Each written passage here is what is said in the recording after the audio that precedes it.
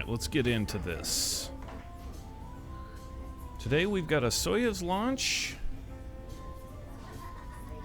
That's right, with prep work for the ELC1&2 missions.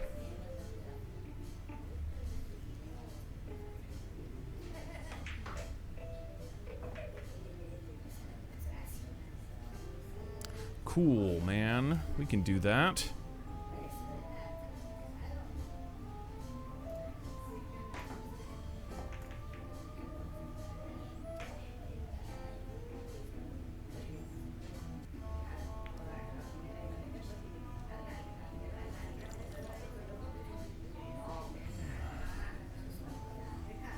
Oh, I don't have my macros up.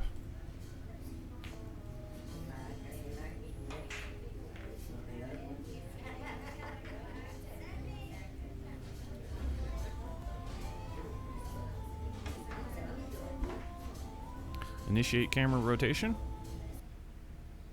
Cool. Cool, man.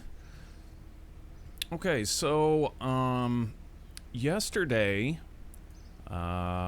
we built ourselves a modified version of the launch tower to accommodate our Soyuz, and we also put a door on our strongback so that we can do a full Kerbal Walk of Fame. And it should be pretty cool.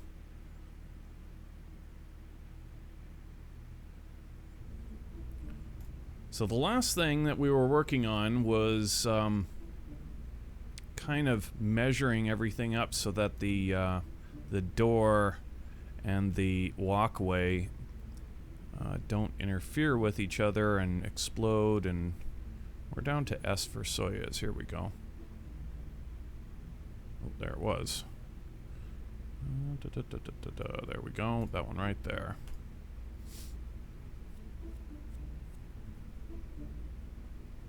So, also another thing that we started doing, and I'm shocked we haven't gone deeper into this, but we've begun decaling our craft. It's pretty cool. It's a lot of fun. Go ahead and get everybody out of there. Let's make sure that all of this is legit, ready to go. Simulator mode on.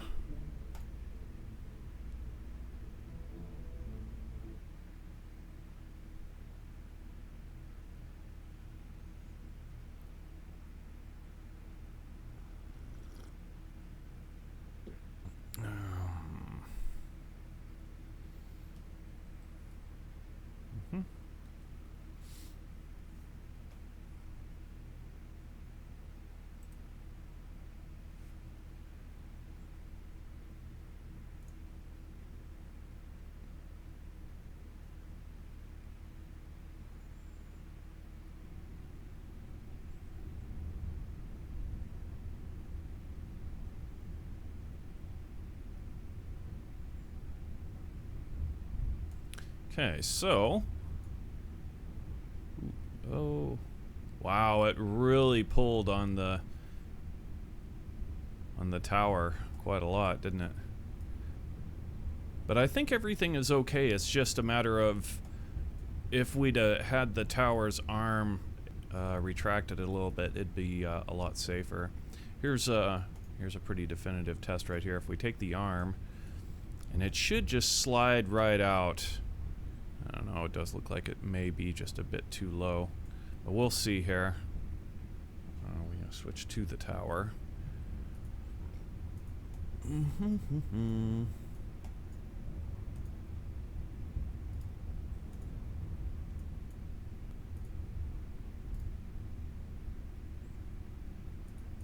Yeah, this doesn't look good. Yeah, we're going to have to raise that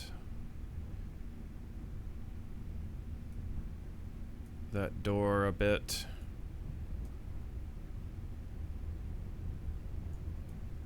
Yeah, it's gonna pull out really violent.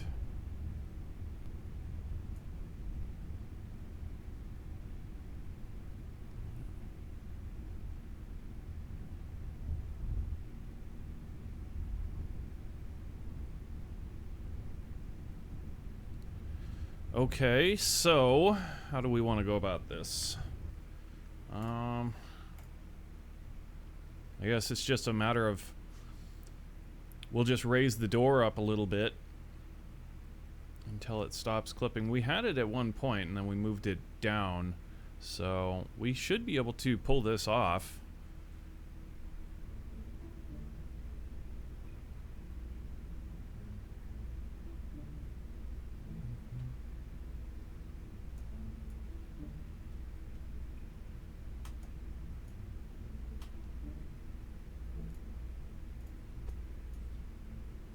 Just a little bit up. Lex Real. Hello, hello. G'day, Cobber. How's it going? Yeah, we'll try that. Save that there, and out we go.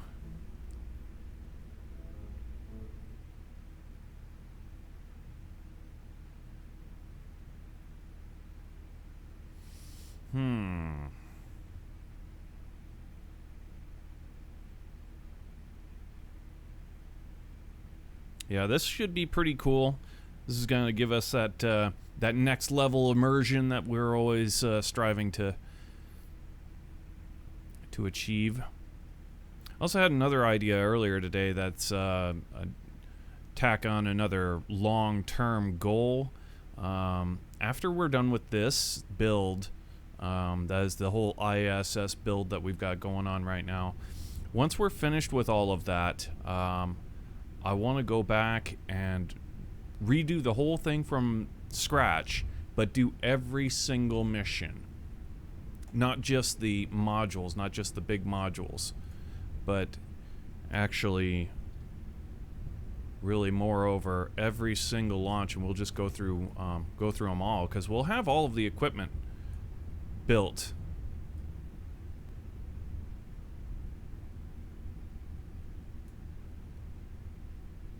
To do it all. Could be good fun.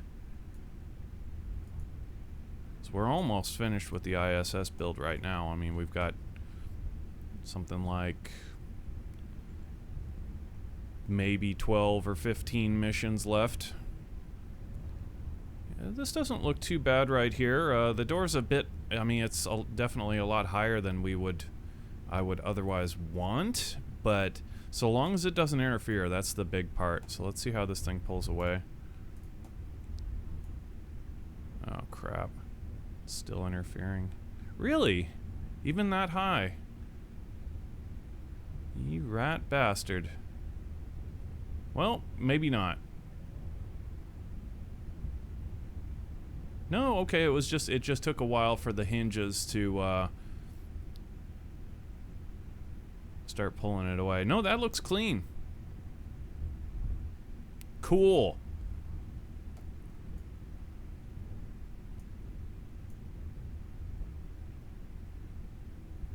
All right. Now we'll no longer have to drive up the ramp. So this was our last rocket that we still had to use Gunter's van and the rockets on the back in order to climb this hill, in order to get our astronauts on board the rocket.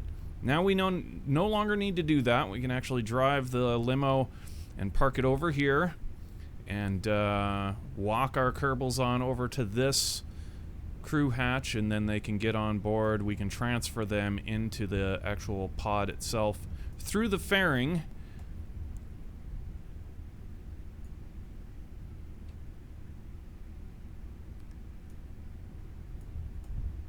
Okay, and then here,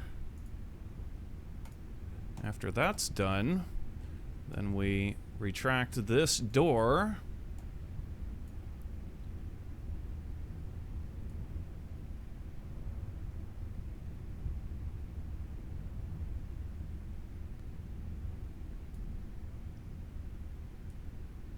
Vehicle's ready to rock and roll. Hell yeah. Yeah, very cool. I really like the decals. You know, I mean, just even this one here, That right there actually means Soyuz, which I believe means. What the hell does that mean? Unity, or what does that mean?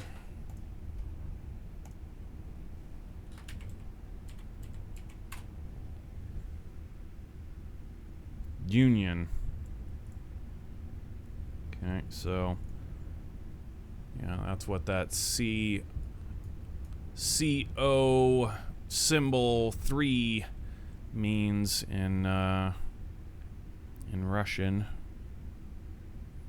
And then we've also got the flag and a couple of other things. Got CCCP written on the inside of the craft and whatever. It's pretty cool. I like it.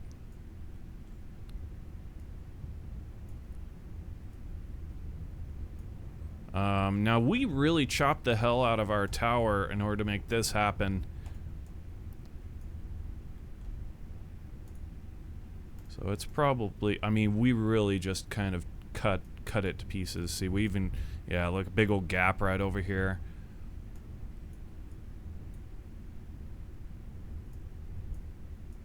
But so long as the thing functions, you know, I really couldn't care less. It doesn't look too bad. It doesn't look, well, actually, nope, I take that back. We've got some strut work in here that's no bueno.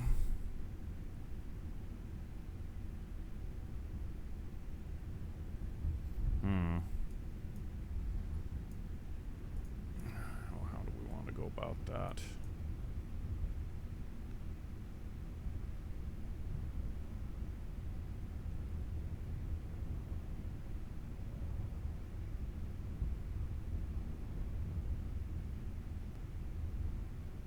It's not a whole lot.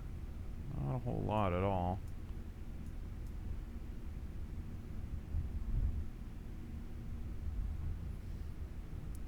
Got walls on walls over here. Again, like I said, we took our current tower and kind of just crushed it down, made it as simple as we possibly could.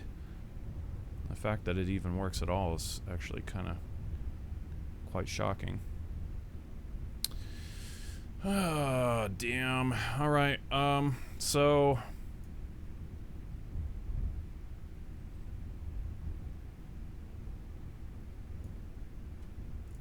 let's go ahead and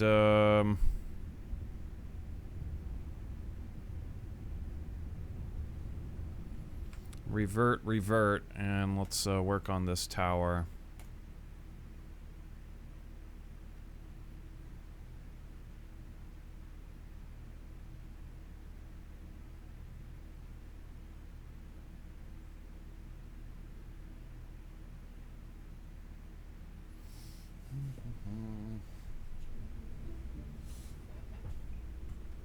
Yeah, we're done in here. This is good. Save that. We need to get out of here, pick up that tower, and then we can come in here and start to work on it.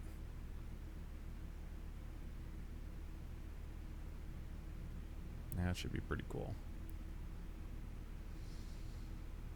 Yeah, just a little quick trim up on it. It shouldn't be too difficult, to be honest. I mean, it's just a pain in the ass because once you have it situated, then like you have to use the reticle system in order to put it back, and just kind of can be a pain in the butt.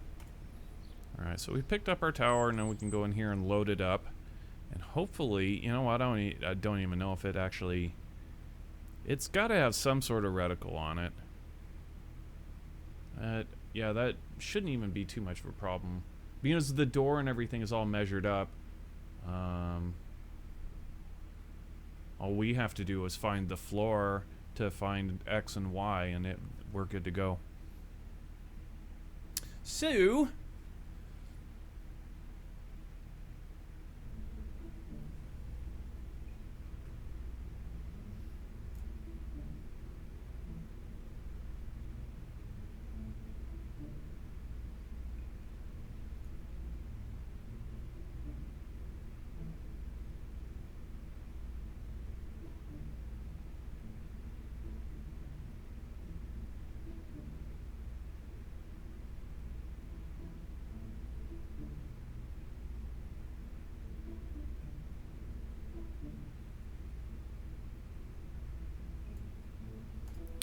launch tower Soyuz.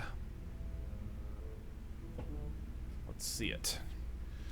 Alright, so... Oh, damn, there is no...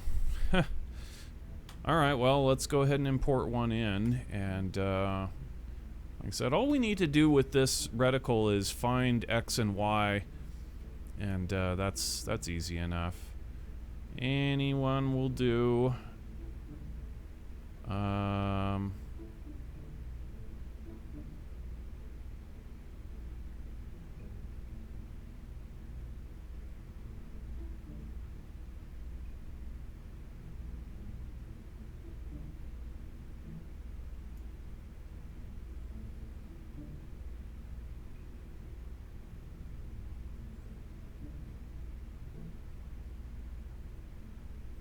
I'd rather grab the Soyuz one, because that makes sense. Okay, so Soyuz,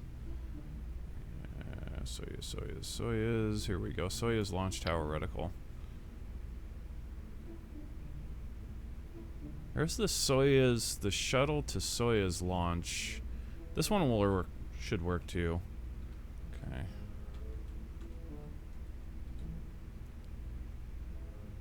So we just pop this on here.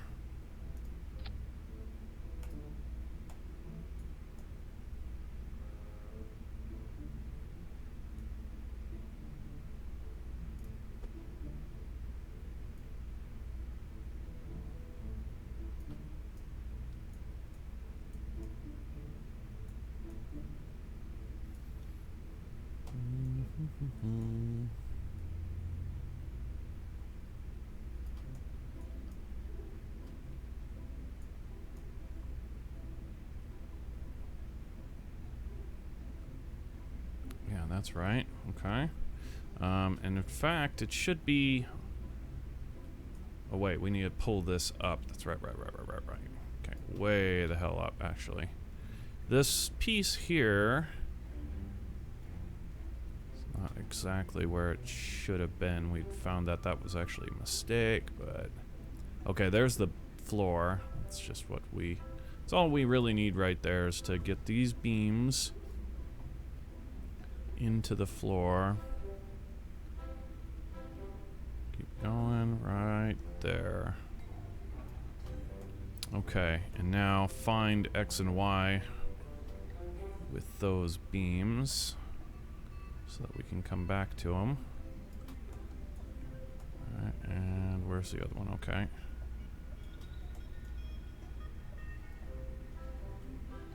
Like that. Okay, so... launch tower Soyuz. Yeah, let's go ahead and save this here. Now that we've got the reticle on it. And now we can move this sucker in and we can actually work on it properly.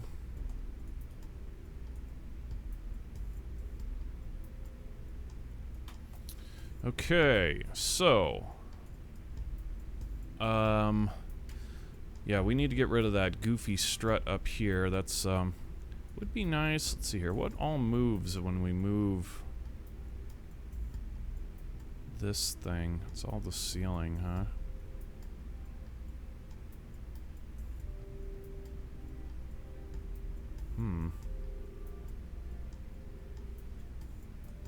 Okay, well, I don't want to do that. How about we just attack the problem issue itself, and that's that strut specifically. Just bring that up completely out of the road.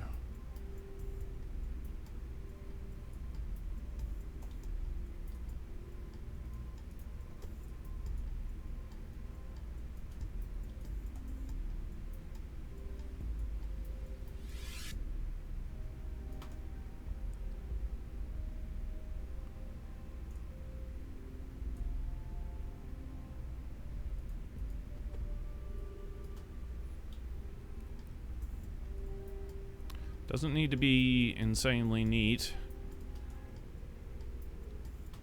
In fact, the strut work on the bottom now is like it's a horror show. It's quite the horror show indeed.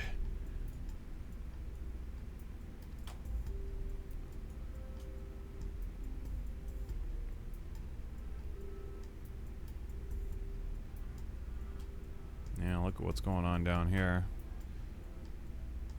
Absolute and utter madness.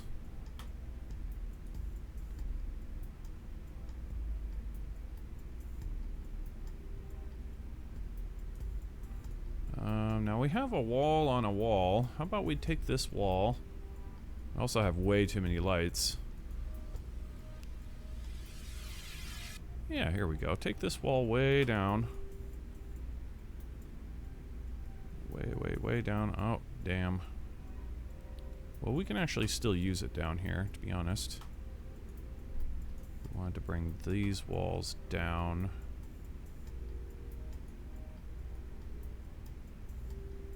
Bring this wall to right there. Okay, and then grab this wall, bring it down. What? Oh, crap. It's the same thing, huh? Alright, well. Son of a bitch. Might as well just get rid of that wall then. Or yeah, go ahead and put it back on. There you go. Take it off, put it back on. There you go.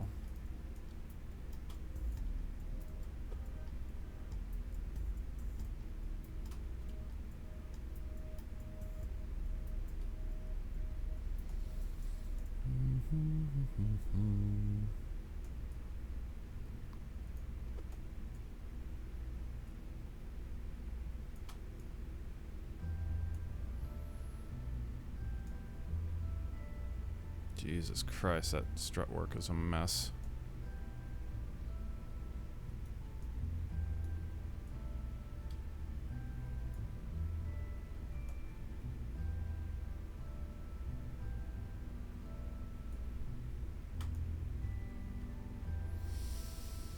What do you want to do, man?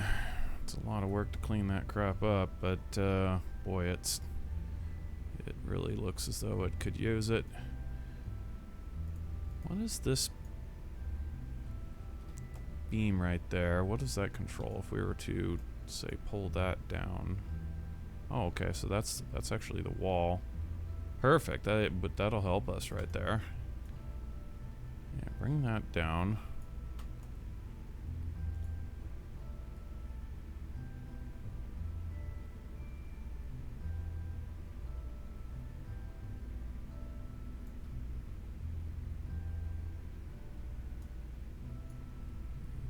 See why it's okay. Actually, that top piece does not interfere with it. Okay. All right, fine. Let's get into some of this strutting. Okay. Doesn't look too terribly bad. This guy right here.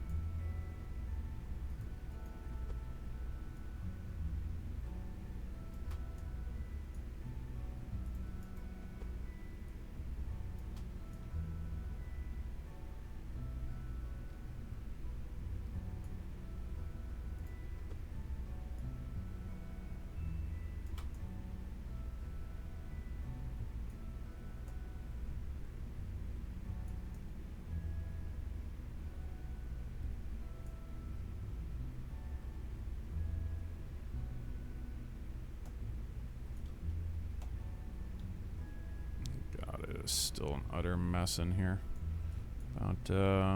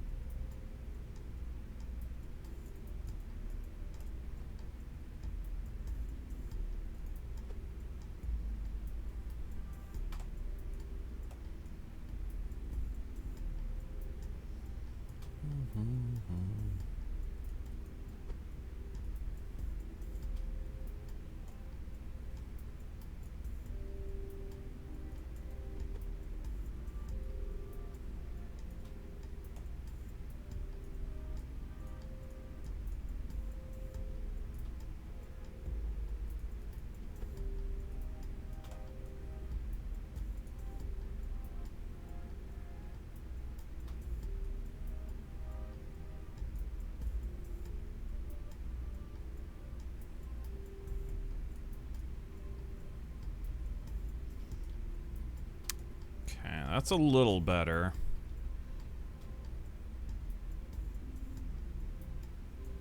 I was gonna spend all day redoing all of this strutting.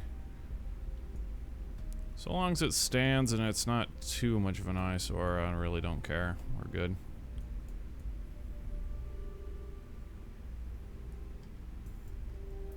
I put the hole over here.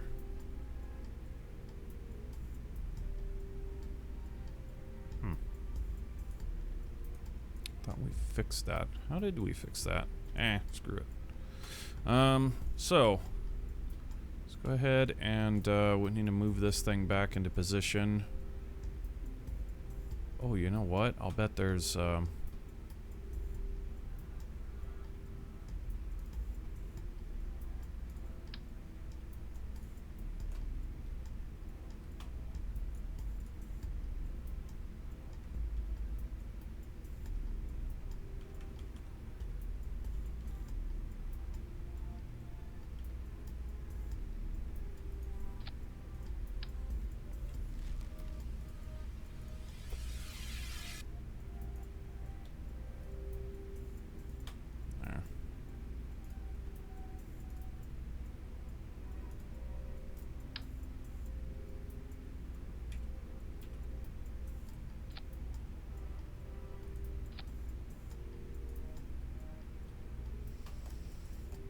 Okay, and push it back into place.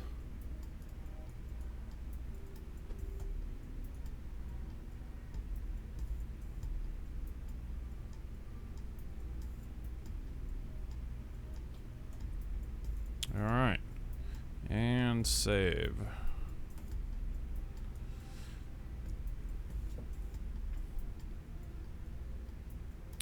Oh wait, you know, so hold on. Bring it back in. We've got a whole bunch of, like, way too many lights. Way too many.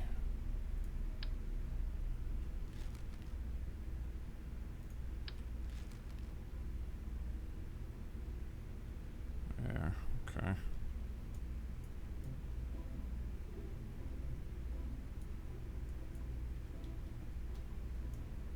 Now bring it back out.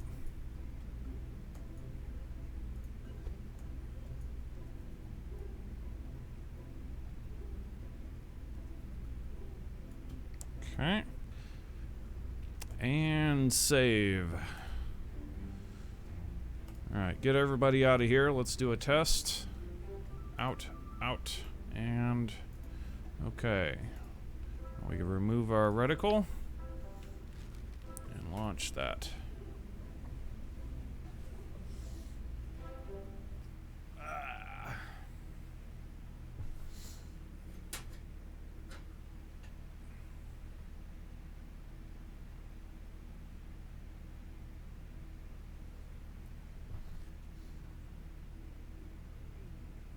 How's the camera looking? We increased or found out that I could increase the resolution of our camera. Like, it was set actually really low. This camera here was actually set at 720p previously. We bumped it up to 1080, but then it's also still, you know, cropped down, or not cropped down. Well, it's also cropped down, but I mean, like, scaled down. But it should look pretty decent. It looked foggy to me before, like even at 720p it looked foggy. But our other camera was actually quite a shock. That thing was set up at like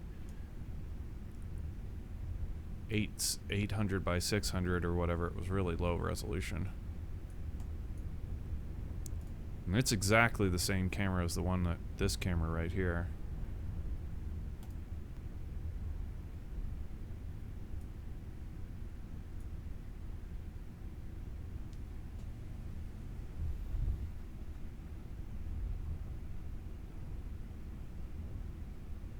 Yeah, it could just be a lot of the lighting. Like, the lighting in this room is god-awful. Okay, go ahead and pause that orbiter access arm retracting there, and we can get back into the VAB and bring a Soyuz out here. Let's see how it all stacks up now.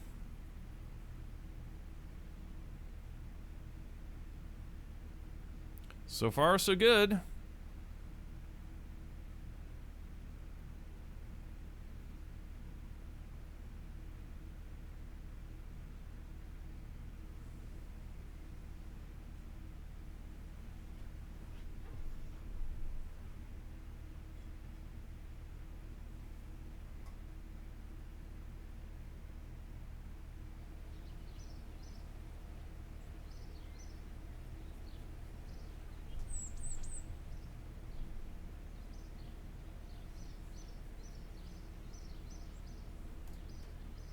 Yeah, lighting is kind of a thing because I'm personally, I like nice dark rooms, indirect lighting, and to show up well on camera, you really need like a spotlight like directly on your face.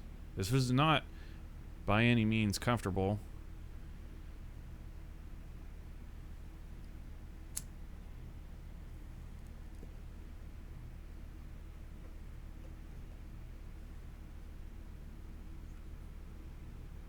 But we'll do something. We'll redo our lights a little bit further, a different fashion to get it better.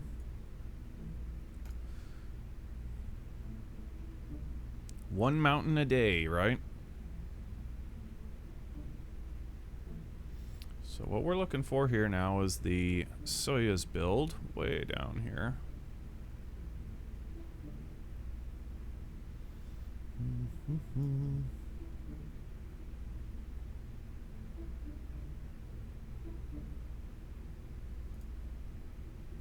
All right.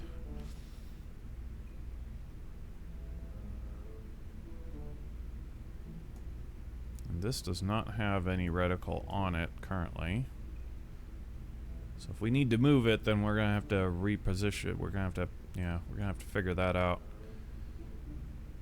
But I think we're all good to go here.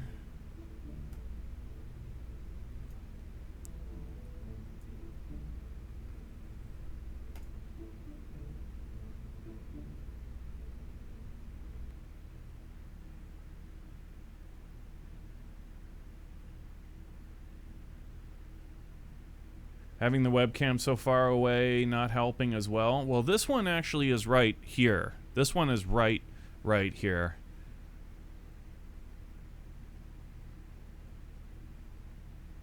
Like I can virtually touch it.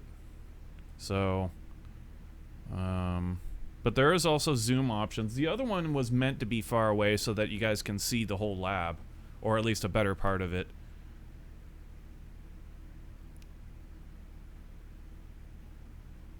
Does look slightly out of focus. This camera right here. Yeah, I know. I've been fighting that. I don't know what the deal is. I increased, like I said, I increased the resolution of it because I was concerned that it looked foggy.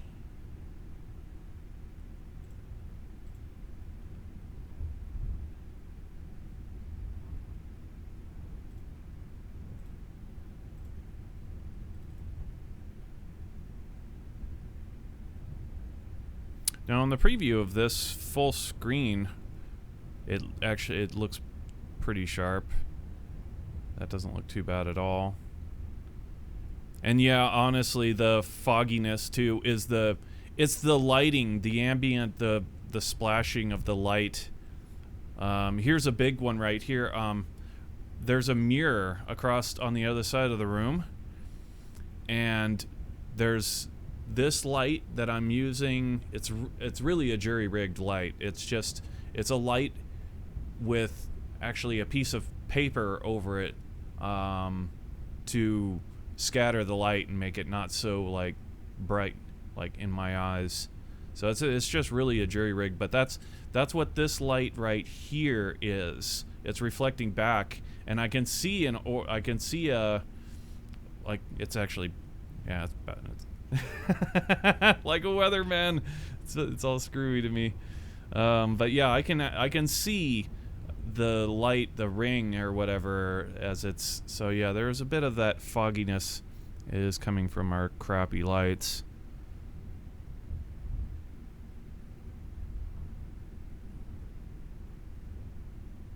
Yeah, that camera doesn't look too bad anymore.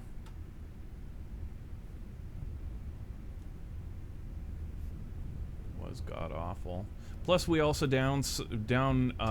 sampled our stream from 1080p to 720 because Twitch will often remove the transcoding. This is a problem that we've had for a long time, that one day we'll have transcoding and the next day Twitch will be like, oh no, you have to stream, anybody who wants to watch your stream has to watch it at the source quality. And so a lot of people actually their equipment isn't good enough to watch a stream at 1080p. So we would lose viewers. So it was like, well, I would rather stream at 720p and have everybody be able to actually watch when they remove the transcoding. So that's another thing. Transcoding is based on load. I just restart my stream 3 to 5 times.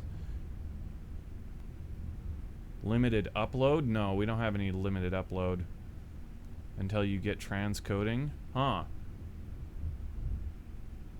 I was quite sure it was based on the time of day and how many people see. Like if you're a partner, you get transcoding. If you're not a partner, then they only give you transcoding when two things. You have to have a decent view count, or a view average will unlock it, and or there has to, it can't be prime time.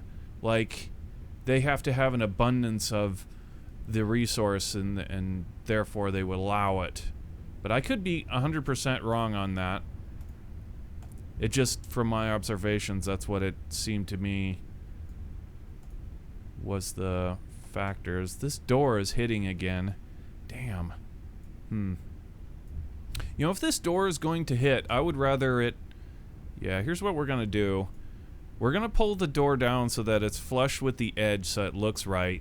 And instead of trying to make it so that it kind of one piece can fit inside the other, we're just going to have it like be the edge. So we'll move the whole rocket over just the tiniest bit, because this isn't working. So bring the tower, go ahead and extend that access arm, or retract that access arm just a little bit.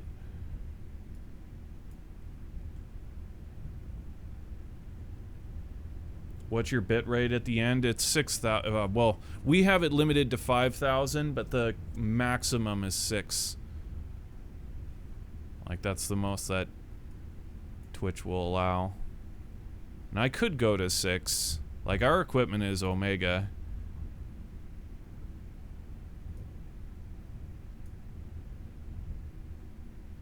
Unofficial is 8,000. Yeah, you wouldn't even want to do that. Like that's way too high.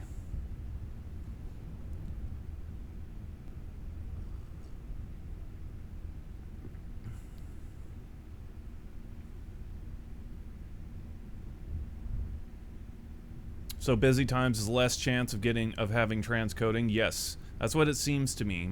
In my experience, that's what the deal. A part of the deal is.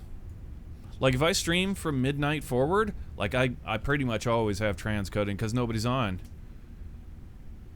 So they're like, yeah, sure, why not?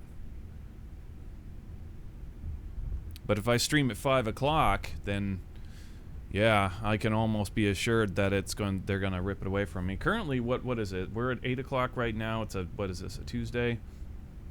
Yeah, we're graced with it right now. But that's why we're at 720p right now. Yeah, that camera looks pretty okay. I mean, it's still foggy. Could that be? Yeah, if I upgraded to 1080p, I think the camera right here, the face cam, would look really, really crispy. It's definitely a billion times better than what it was yesterday. But yeah, it's that light. Or whatever. Yeah. Reflecting back.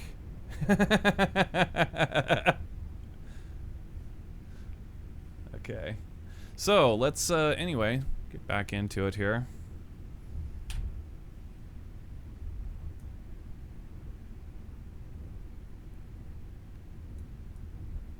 So, yeah, let's bring that down, move the rocket over.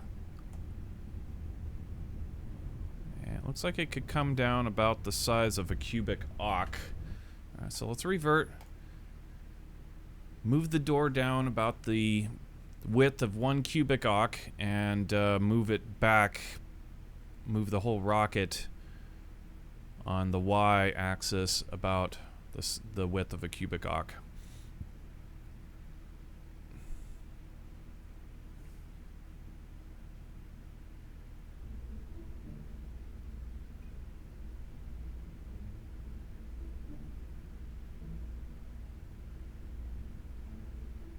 Yeah, see, that's just the thing, you know.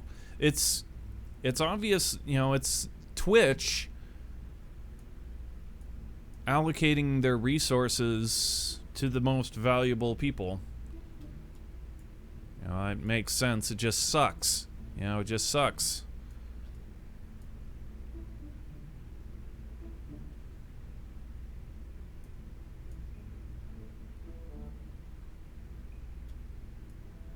It's not very fair.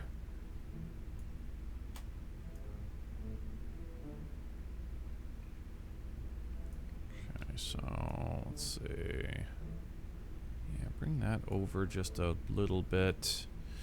And the door. Okay, we need to get our root part, which is this probe core.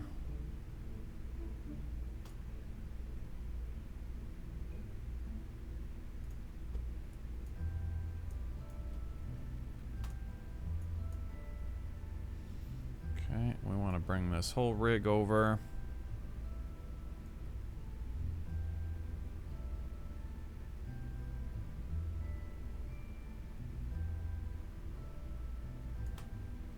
Okay, and then bring the door down about the width of a cubic arc. I see it about like,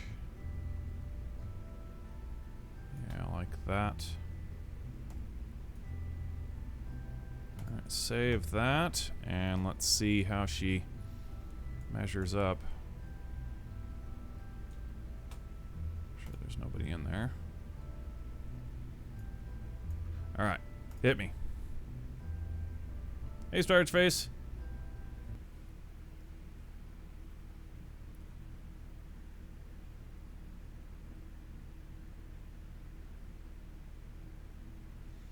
Supposedly based on available capacity, that will be CPU.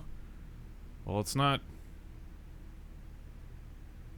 quite certain it's not us. Like, it's not a local thing. It would be their CPU or whatever.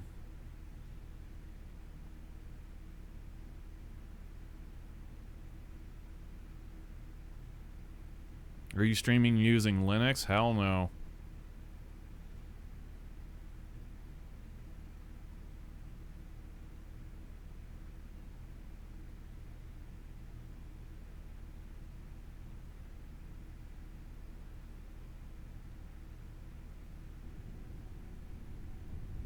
Sure looks like you're using VBR. I am. It is a variable bit rate. You get shit streams if you don't like the quality is so trash if you don't have a varying bit rate. Like, it utterly looks like trash. So yeah, I am using a varying bit rate. And yeah, it can jump. It'll jump.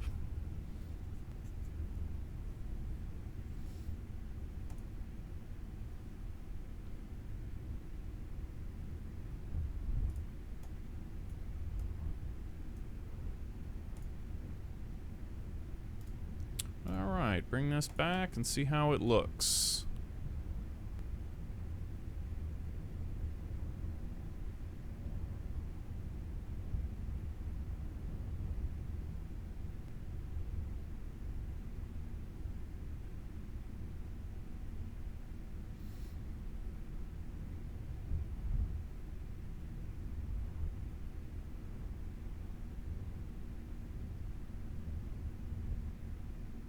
Yeah, it sometimes pushes up to the 10K mark. Yeah, I can see that. I've seen that. This looks pretty good right here. I like this. It's still pushing. We need to move the rocket just a little bit back, and the door could come down just a little bit. But I really like this.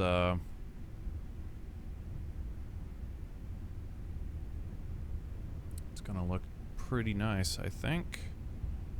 Yeah, let's keep it coming. Let's revert this, bring the door down just a little bit further and the rocket a little bit back. Yeah, into the assembly. Okay. But we got transcoding tonight. Yeah, I think it's also the time. We were just talking about that too, that since it's a Tuesday, you know, it's a slow day in the, you know, it's about 8:30 our time. There's quite a few people of the larger streamers have packed it in for the night. So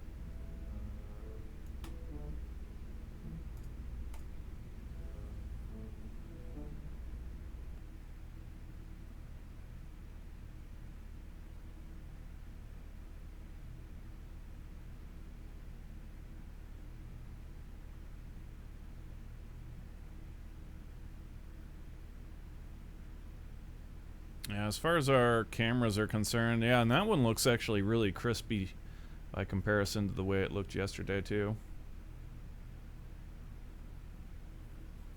It's just dark. It's like crazy dark. Yeah, that looks really good.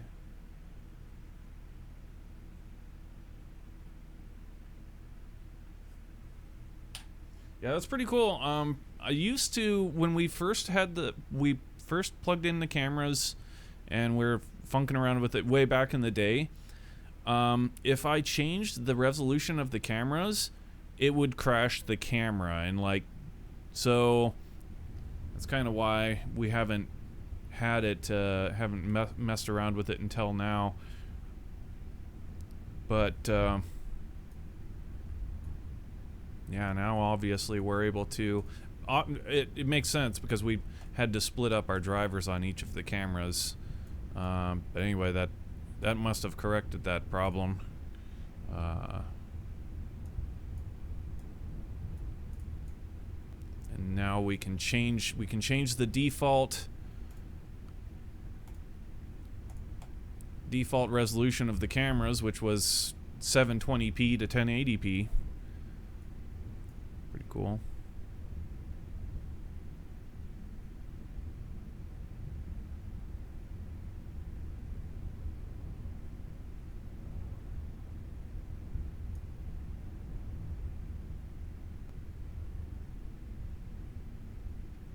Oh, Dude, now we're talking. That looks great.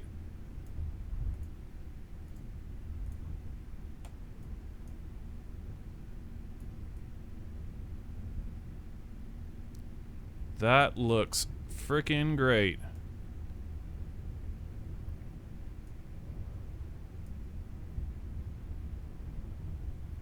Yeah, tiniest bit down, but other than that...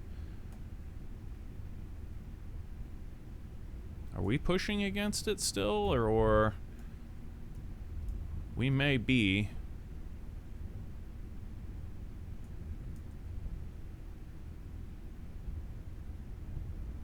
Just the tiniest bit.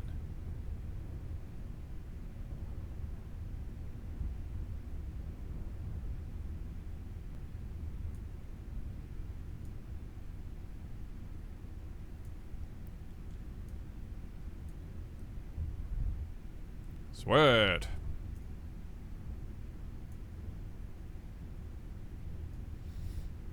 Now let's bring that door down just the tiniest bit.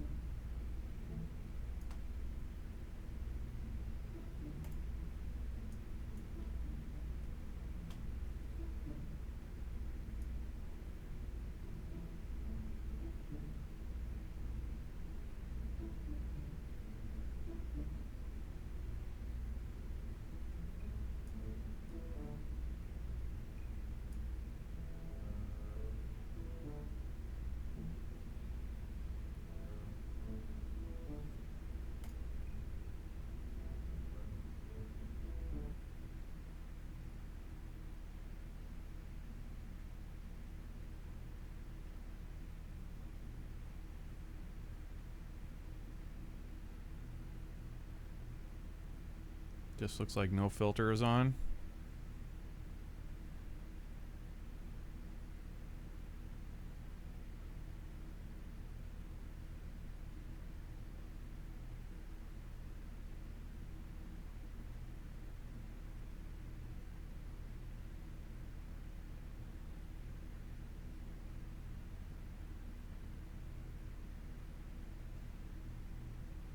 If you're using a low bit rate when using 720p, I would just stick with 1080p on the next stream up.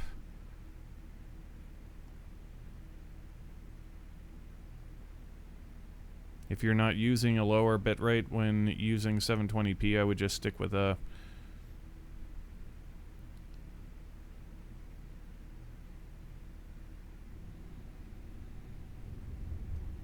Yeah.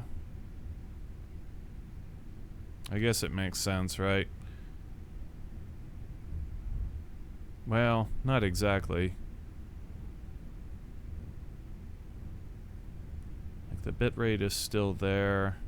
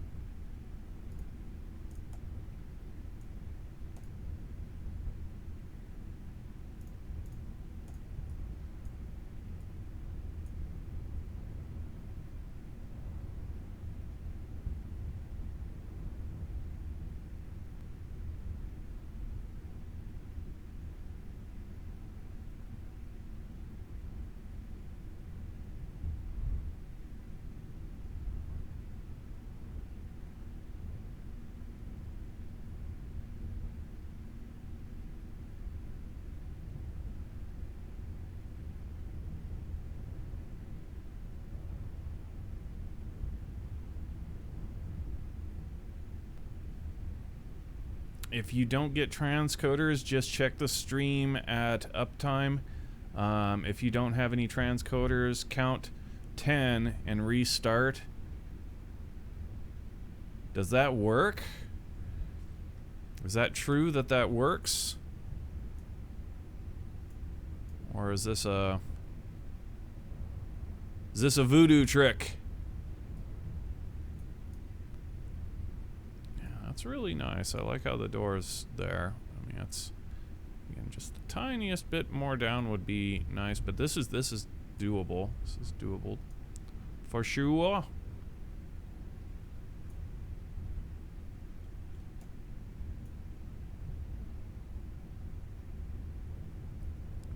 Sounds like voodoo to me. I mean, like, if there's a... If Twitch is, in fact, throttling people based on their average views and the amount of computing power that is on their their servers, then it would make no difference.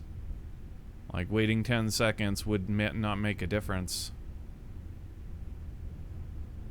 But you could be absolutely right. Like, if it tricks out their system and it makes it work, then I'm down to test it, you know?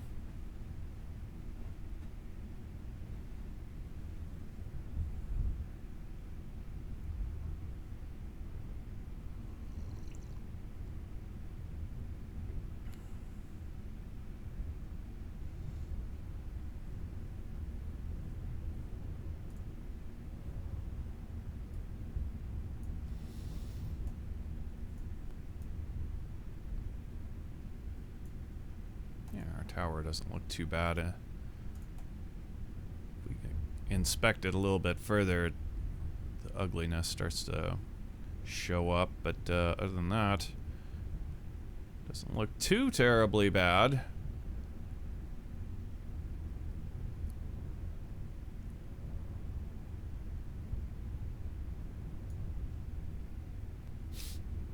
Alright, well, let's go ahead and do a test with it.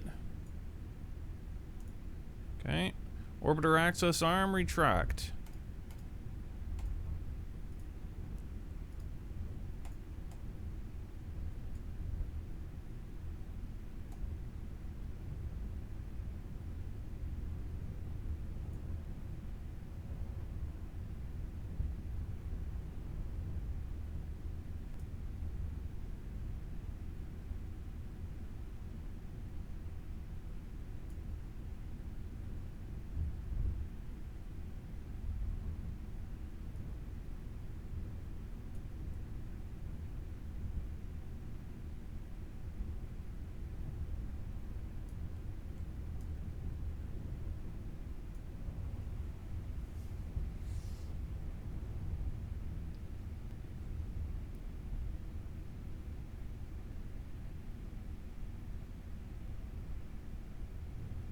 No, there's an observation that I can concur with.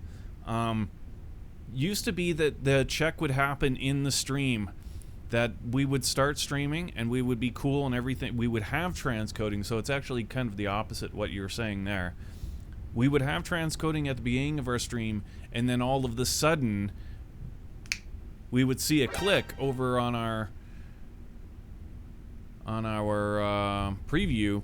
And it essentially would have shut off the stream and restarted it right at that point. As far as our stream is concerned, there's nothing there. Like, we don't drop a frame or any of it. They just remove the transcoding. And that's always how we've seen it, is that we start with transcoding and then, like, a little bit into the stream, bang, and they shut me off. I believe it might work both ways, yeah. I can absolutely attest for them shutting you off like that. I've seen it several times.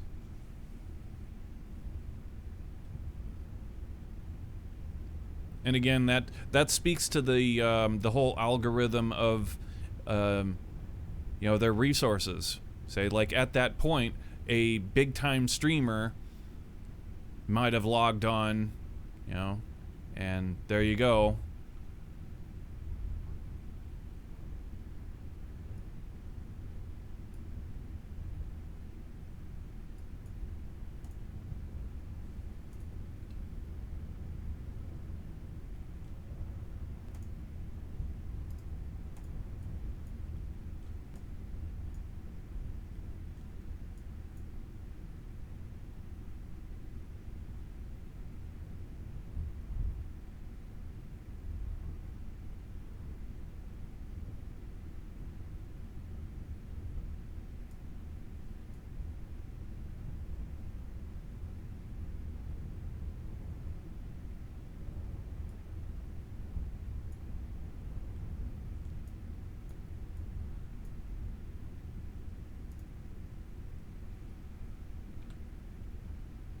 Okay, pre-launch checks complete. Launch window checked. And let's do it. Okay, so show me. We need the ascent guidance up here. And the strong back retraction cowl. Which this is wrong. This needs to be at 0. Or does it? Yeah, it should have been at 0. Huh. No, 0s actually gives us an angle tapering in. Weird. Okay.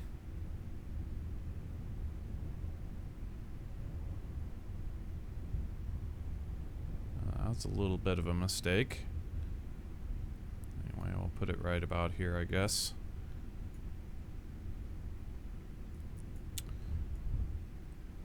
All right, well, let's try this. Guidance is internal. Ignition sequence start. 6, 5, 4, 3, 2, 1.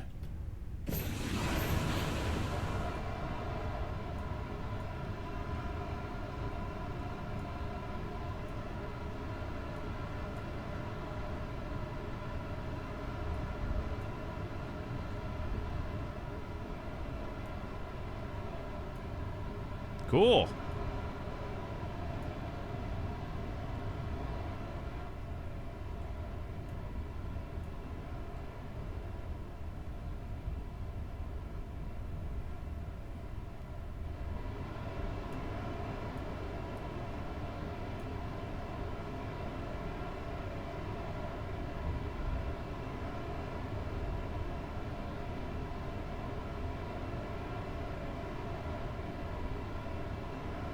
Be interesting if they had fixed VBR on the Twitch side, as in the past it was unreliable on the client end.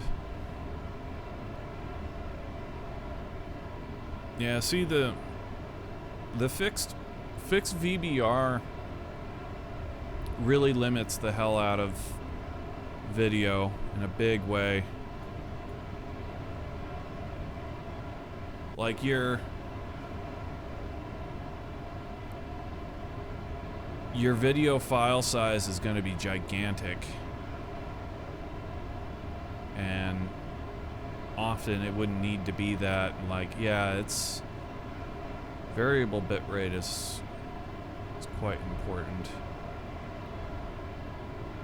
I remember when we were fiddling around with like the fixed bit rate versus variable, and what bit rate we should use for streaming and whatever.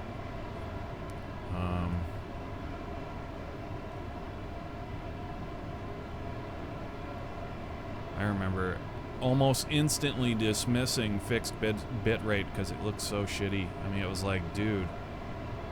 I mean, it was like, yeah, like either it looked really shitty and it worked, or it was just like the file size was absurd. So, I don't know. It didn't work for us at all.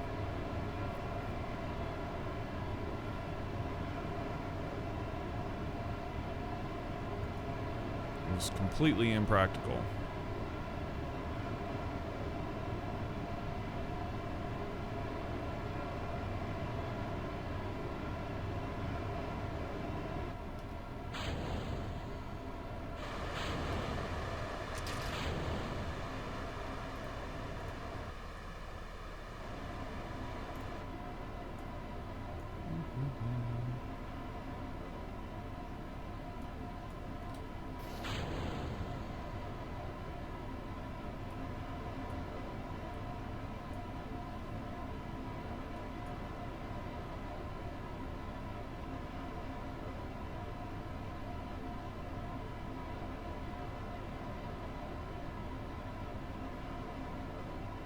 The side effect is usually a crashing player. I've never had an issue. Well, every stream that I watch eventually does that. Every single stream I watch, if I watch it long enough, I will have to refresh my browser at least once. It will it will eventually say, you know, network error and blank it out. It's just, that will happen. Even the S-tier streamers, man.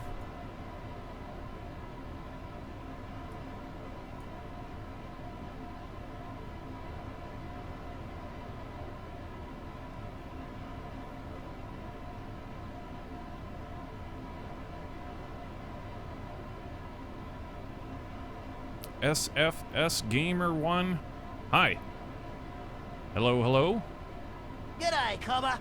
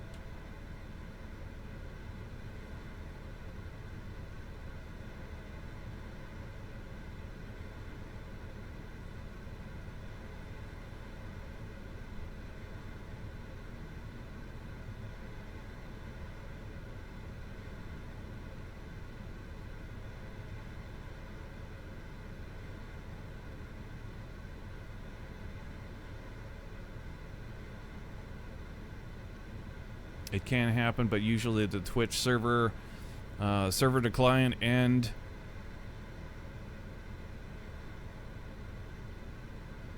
server to client and problem, just something that caused the player to not be able to automatically resume.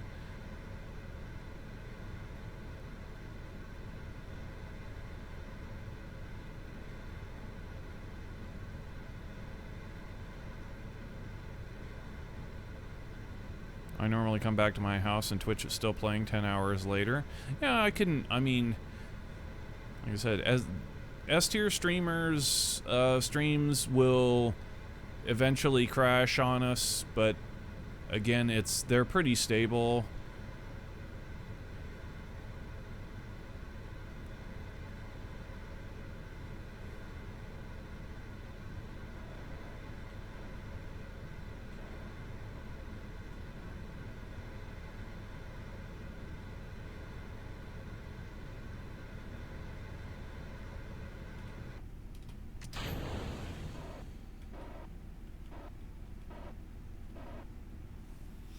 Alright, everything worked there. Let's go ahead and take a look at the separation with this thing. Turn retrograde.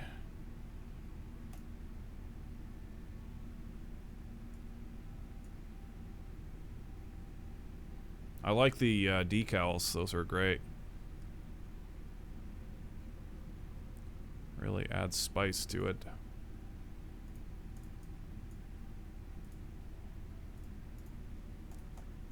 Spicy. Okay. Orbiter separation. Hit it. Very nice.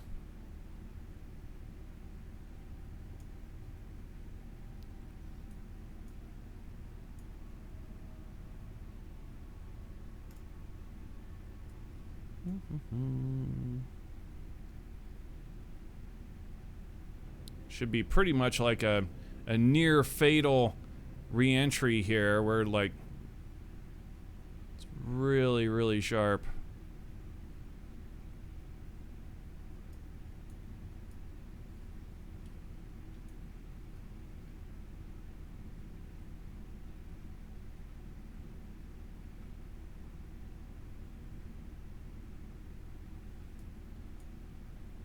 It's insanely sharp.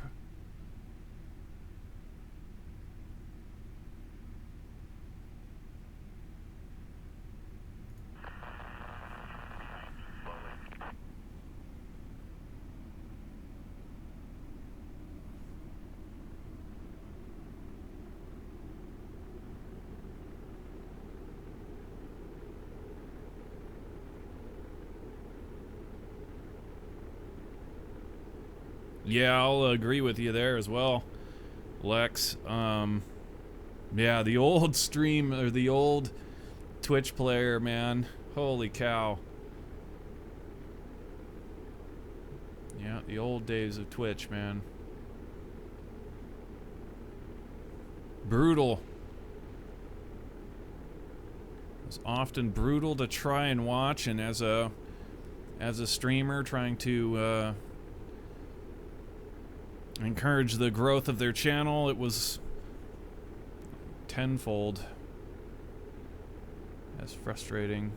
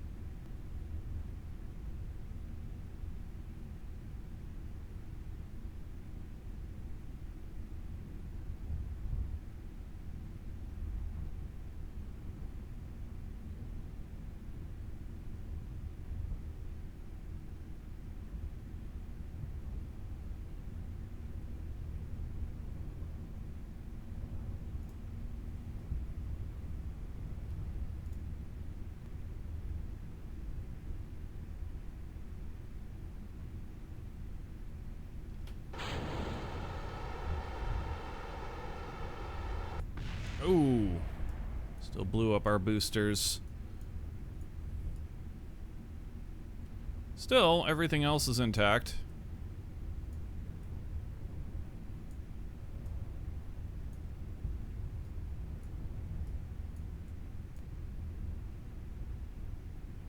Hell yeah, the decals are sweet.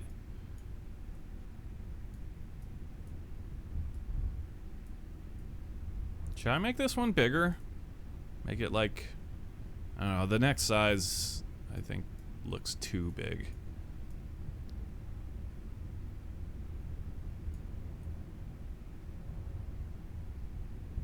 These up here though are perfect, as looks really sweet. Okay, so I think we're good to do a live launch here. How do we want to go about this? Just revert back to launch. Yeah, soft landing boosters, that's what those are. It's far from soft.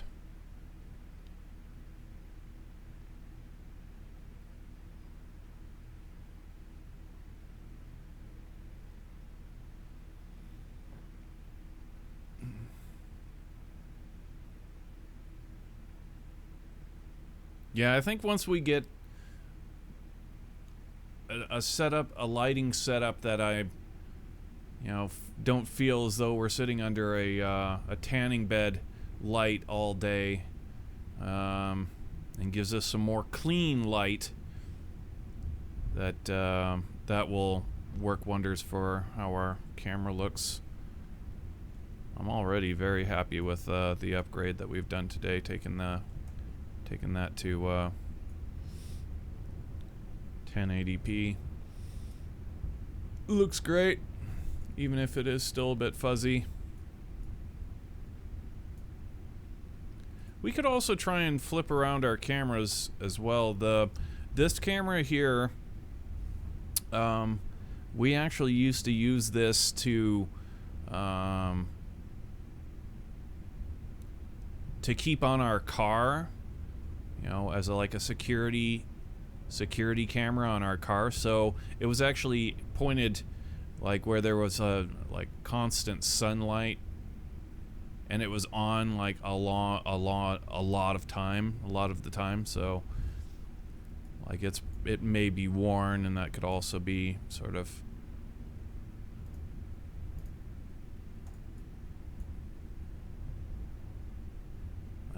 a thing.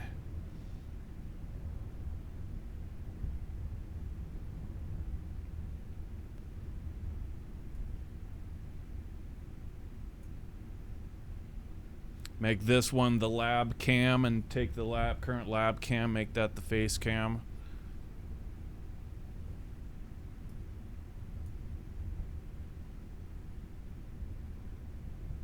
Do you switch cameras manually or is it timed? It's on a macro, so yeah, it does it automatically. All of our commands are done automatically with the exception of our scene switches. We do the scene switches, but everything else is done with voice commands or macro.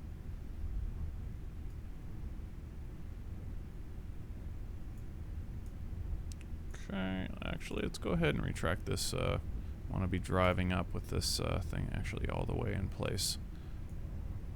Physics sleazing would possibly look bad. Bring it back just a little bit.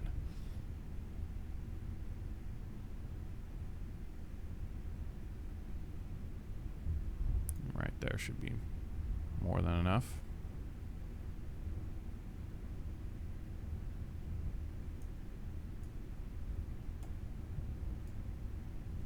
All right, cool. And we have all of the equipment that we need for this mission is in here. I'm pretty sure. So all we need now are the Kerbals. Let's go ahead and go get them. Let's go get some Kerbals and bring them on over here.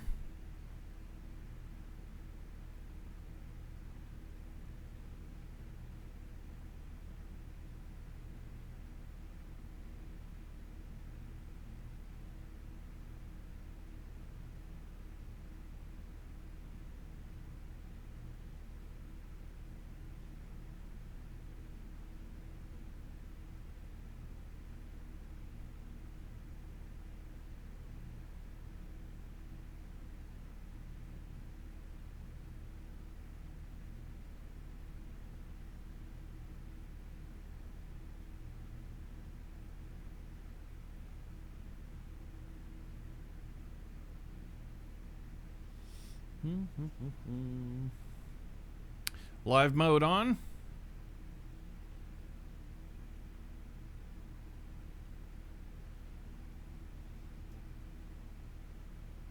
Might, could, or should.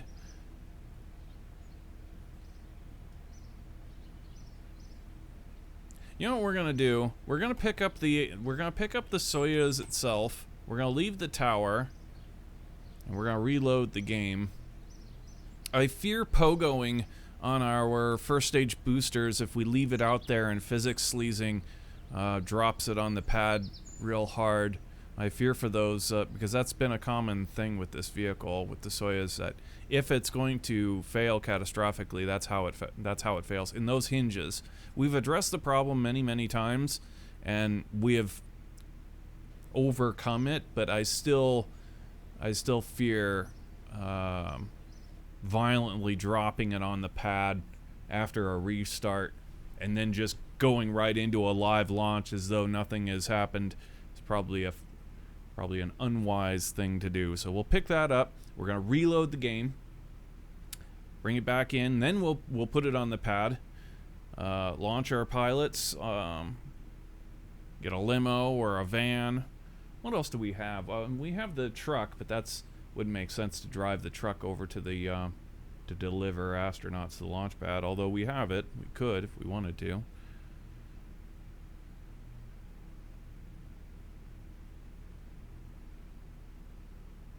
We'll take the limo. The limo's fun. We like the limo hype.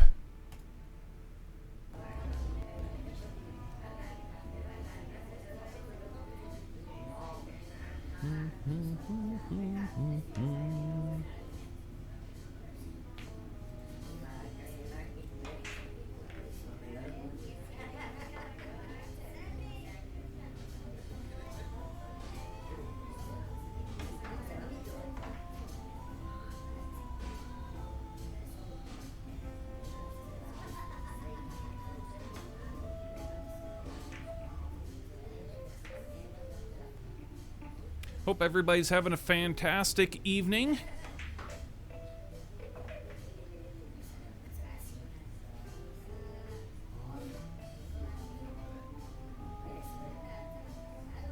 Guys, remember, if you're new to the channel, make sure you hit the follow button. Follow us on Twitter and subscribe to us on YouTube. The links are down below. We appreciate all of the support.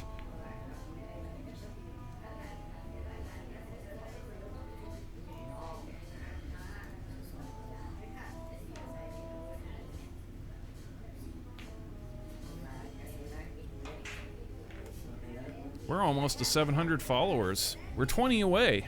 20 away from 700. Dude, that's insane.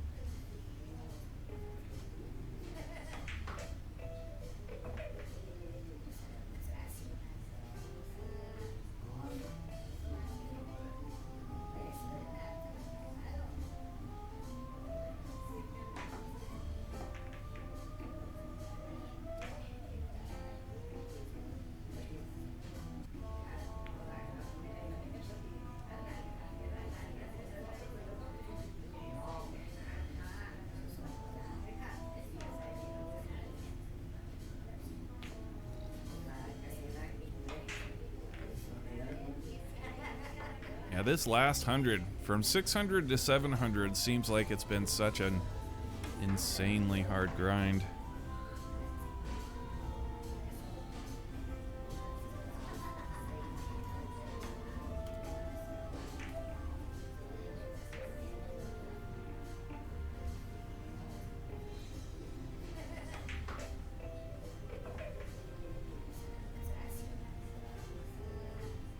Brutal!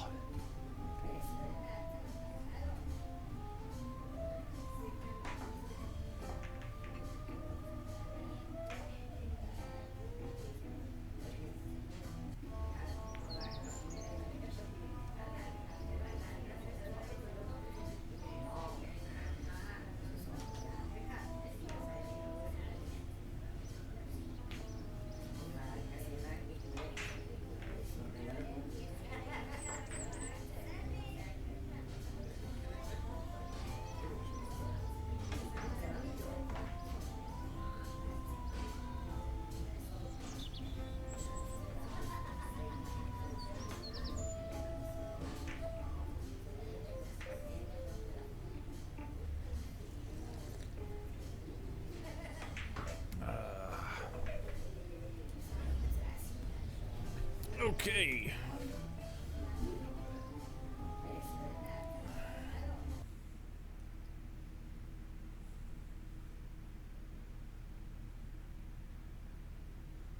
One thing I would stay away from, which does affect mobile devices, is 60 frames per second. Yeah, yeah, we've always kept it in 30. I can't even watch streams on like my TVs, my entertainment devices at 60 frames a second, let alone expect that somebody's mobile device is going to be able to pull it off. Like, you don't need to be that crispy, honestly. Now, our games, like a first-person shooter, when you're playing a first-person shooter, the difference between a person playing on a console at 30 frames a second and a person playing on a computer at 60 to 90 frames a second is a massive difference. Like, there is no comparison, quite frankly.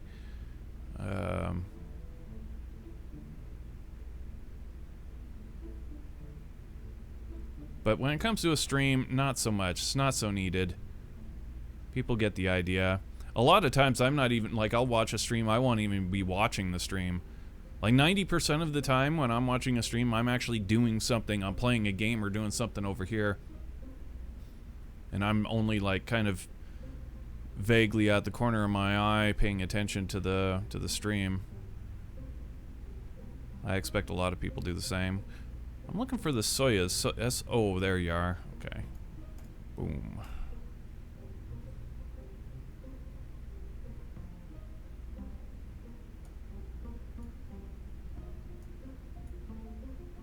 Alright, make sure everybody's out of there. Out you go. Sweat.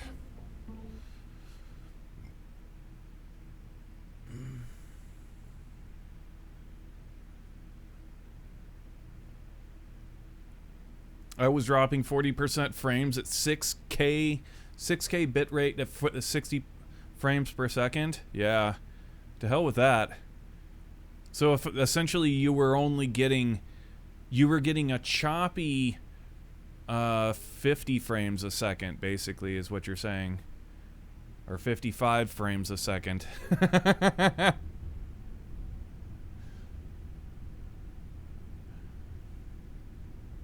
While streaming KSP. Yeah. Yeah, why bother? Alright, this looks pretty good. Let's get back to the Space Center now and get our crew.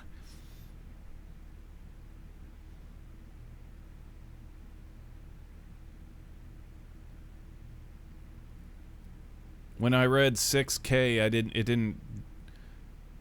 didn't pop into my head 6K bit rate when I laughed because I thought you were saying like 6K resolution. Like, how absurd would that be? It's not even a thing yet. I mean, it is a thing, but it's not like for your normal consumer. Ever get the resolution that high. Ridiculous.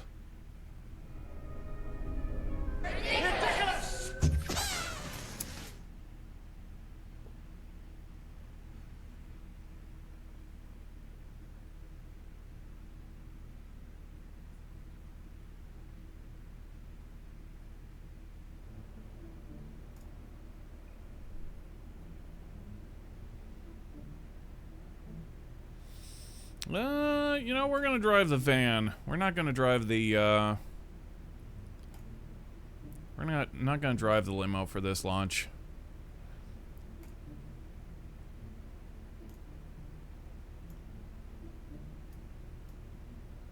Okay, Gunter, get you in there. Fast Eddie. Where's Fast Eddie? He's usually towards the top.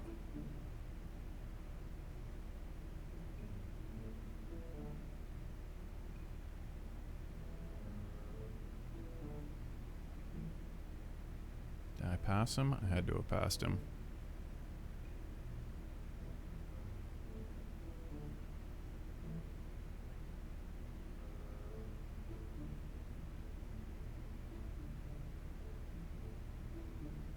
There you are. Okay, and who are we getting in this flight today?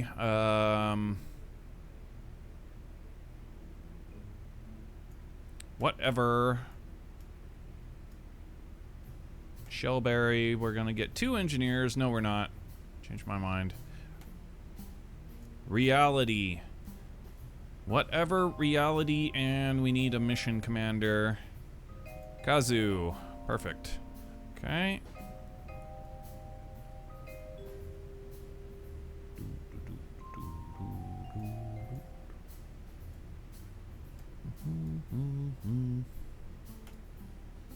There's our crew. Whatever, reality, and Kazu.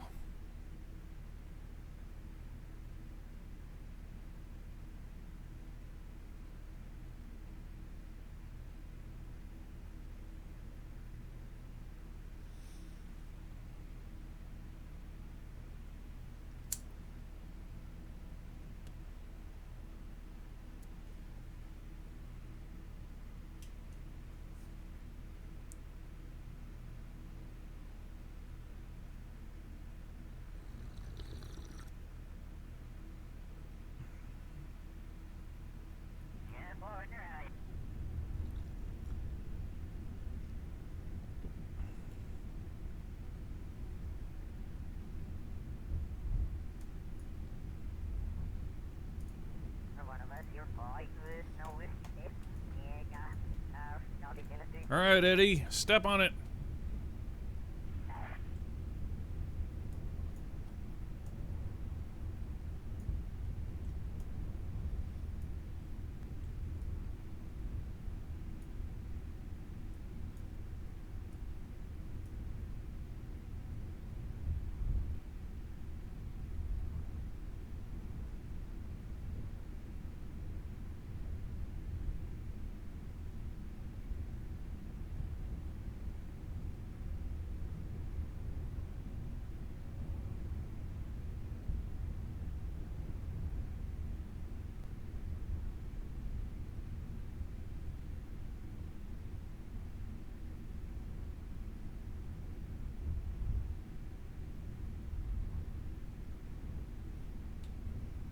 If you can do a X264 on medium or slow CPU preset, 6000 to 8000 on native 1080p canvas and no output scaling, sure, 1080p 60 is possible as long as there's no grass.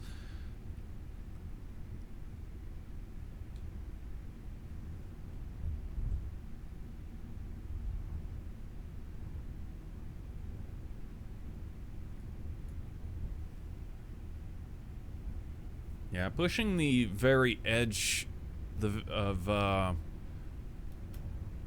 like today's standard of bit rates and all of that is kind of like, I think we've hit that point where, you know, trying to go to the next level of resolution for entertainment is kind of, it's not so much of an issue anymore. Like, no, I don't think everybody's really chomping at the bit to go to even 4K resolution, to be honest. I know a lot of like television manufacturers and screen manufacturers or whatever, they've had for a while a pretty strong push to market 4K TVs and stuff like that, but I'm really not all that interested in it. Like, you know, 1080p is more than enough. I'm more than happy with just 1080p, and even like watching streams online, 720p is cool. You know, I can get into what people would consider to be like a visually stunning movie, like say a Marvel movie. I can watch one of those and be happy at 720p. I mean, sure, it would be much cooler to have like 4K or whatever for that kind of experience, but not absolutely needed. I think a lot of people feel the same way.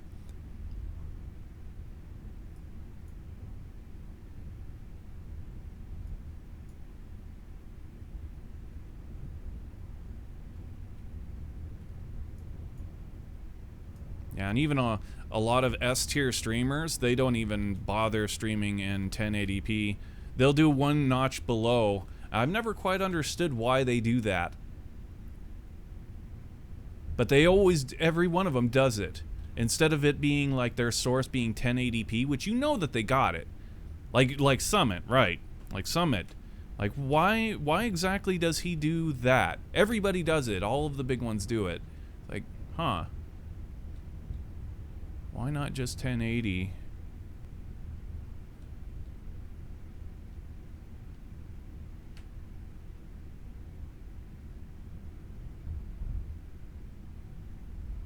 Less pixels to encode? Yeah, but why? Like, do you think that Summit 1 Gaming, his PCs are like, they're $10,000 pieces of equipment? You know, he's not using Dell.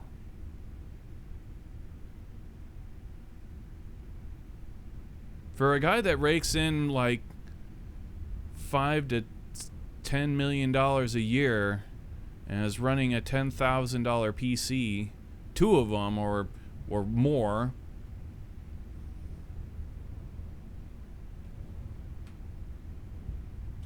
there's a reason besides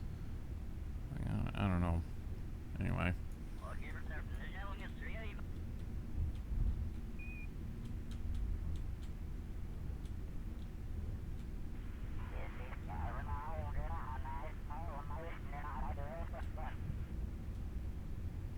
Negotiates their contracts.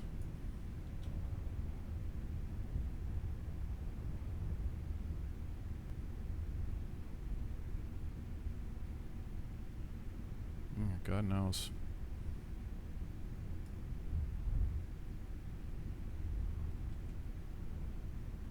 But that right there speaks volumes to like just what I was saying, that people really don't care about the next level of high definition. It's not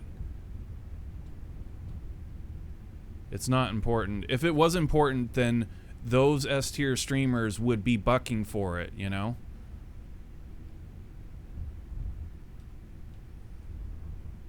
But nobody does. Nobody cares. It's far more trouble than it's worth right now to try and make the next leap when it's all about it's all about the content and not about the what's the word I'm looking for?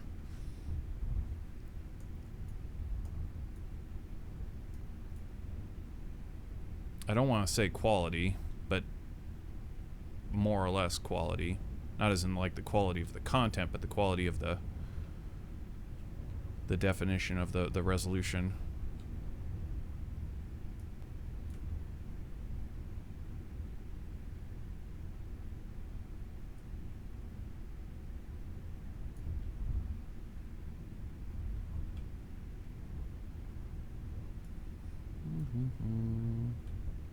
Actually, just realized the doors are on the other side here, so we gotta really flip a U-ey.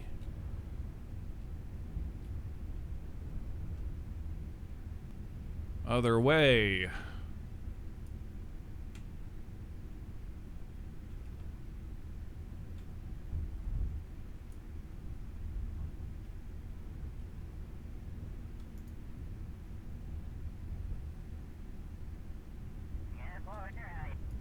Got a little bit too far.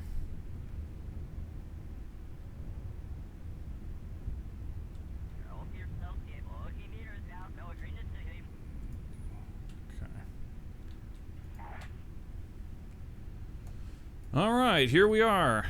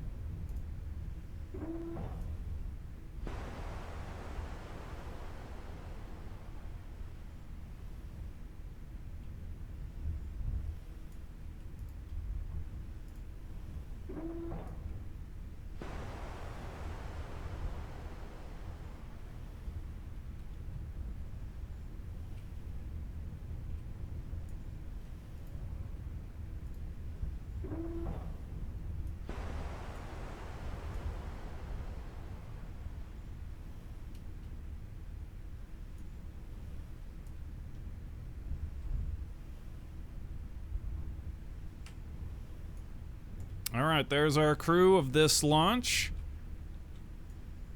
Going up to prep for the next shuttle mission, which is gonna be carrying the ELC1 and the ELC2, two external stowage platform things with a bunch of science and some other doohickeys on them.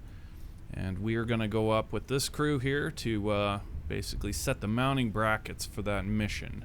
So essentially what we are into here.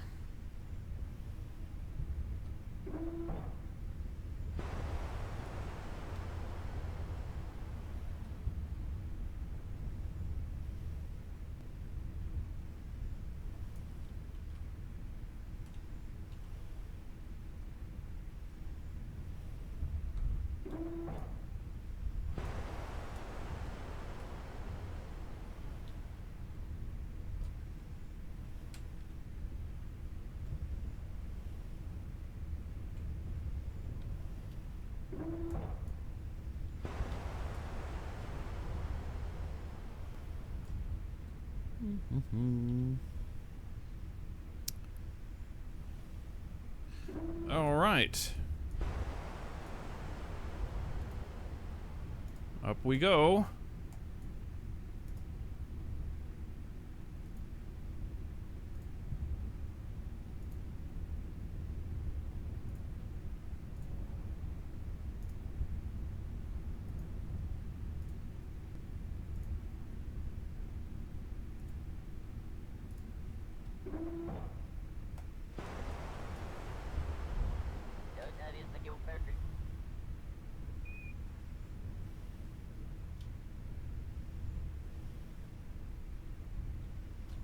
Oh, yeah, we need to extend that. Kind of unsafe to do what we're gonna do, but we're gonna ask Gunter to jump over the gap and go out to the edge and then sit in the seat in order to... Alright, cool. He made the jump.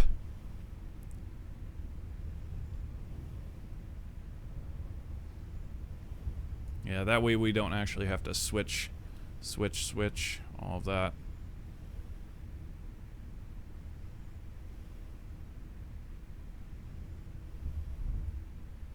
Yeah, this is sweet. This is the first use of the launch tower on a Soyuz.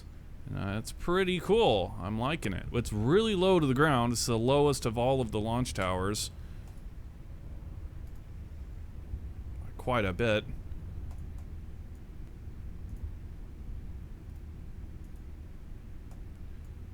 Okay, go ahead and extend.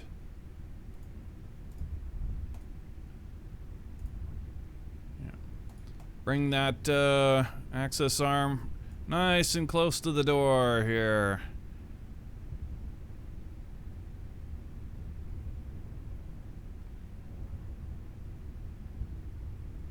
Now that really does feel as though we were on the end of the hinges and not the access arm actually pushing against the door,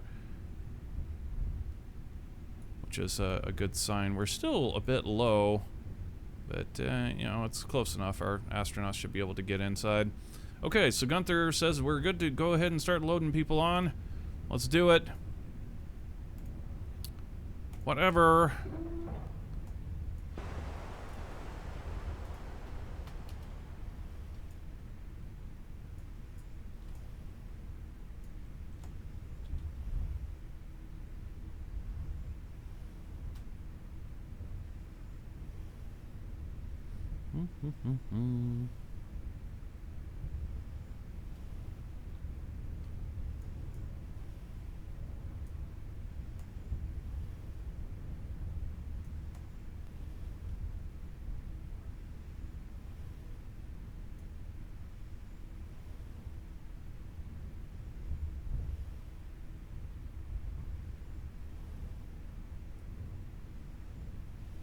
Now, honestly, we never even tested this, but we shouldn't have to. But we'll see. Watch everything go wrong here. Well, that worked. Oh. Come back to me, game. Okay. Oh.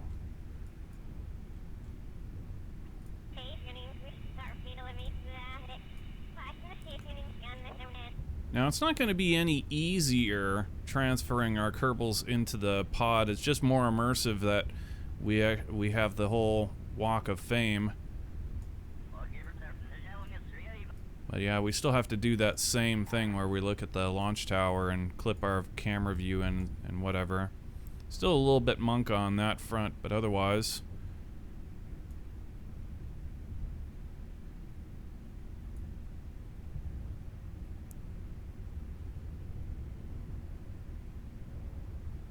do we want to go forward? No, we want to go back. Okay, backwards. Alright, and then into here we can go ahead and get our next Kerbal.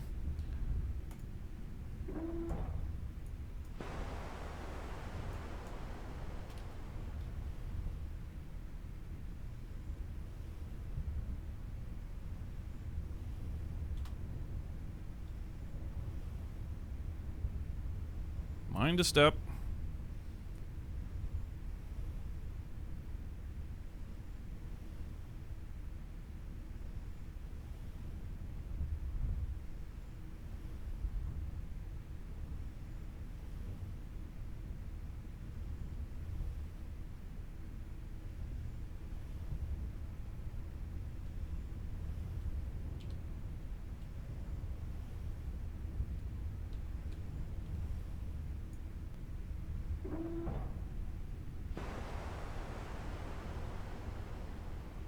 Oh crap, we need to transfer our Kerbal first.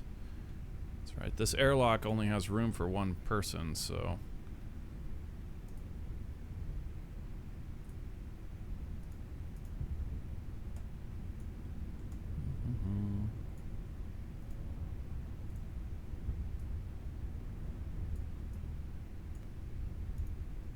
Okay, there we go. Now back. Last one.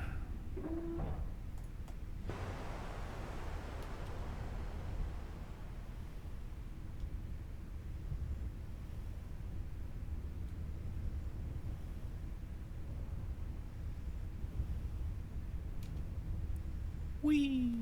Oof.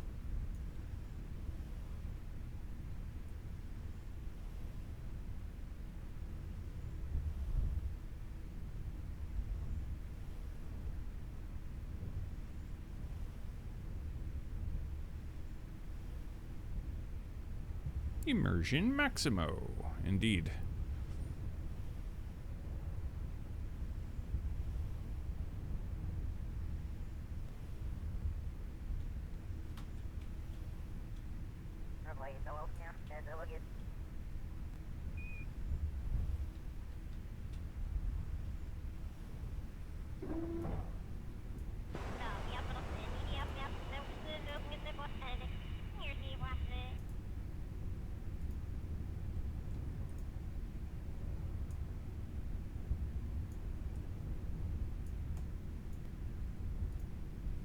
All right, there we go. There's all three Kerbals on board.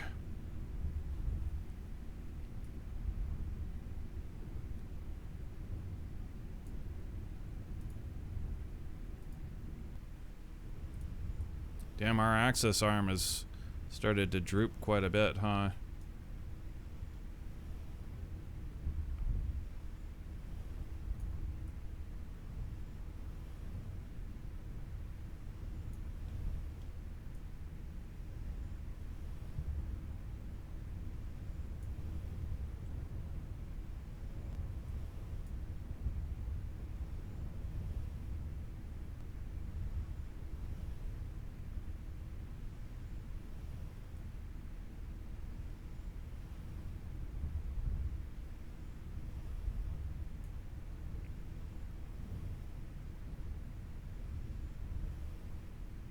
Yeah, I used to stream to Twitch and YouTube at the same time, and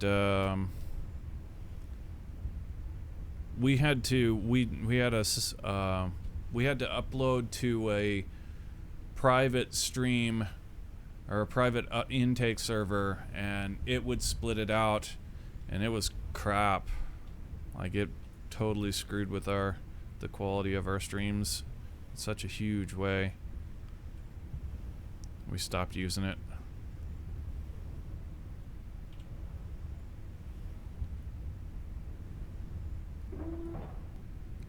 Just because nobody watches on YouTube, nobody watches streams on YouTube for starters, and secondly, it's not hard to sideload a video once it's on Twitch, so.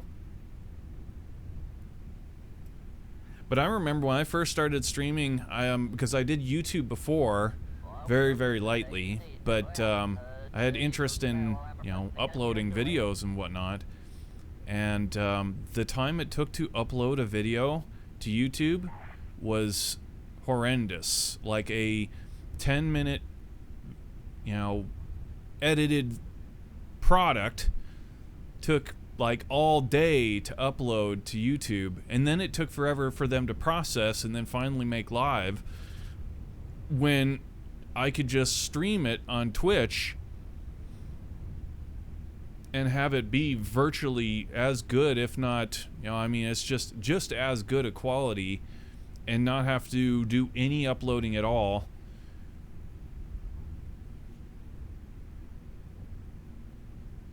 It's like, well, why the hell would I even bother uploading to YouTube when I could just stream on Twitch and then sideload, because the sideloads are like instant. Practically, you can do a 10-hour-long video and have it sideloaded to YouTube in like an hour. It's absurdly fast.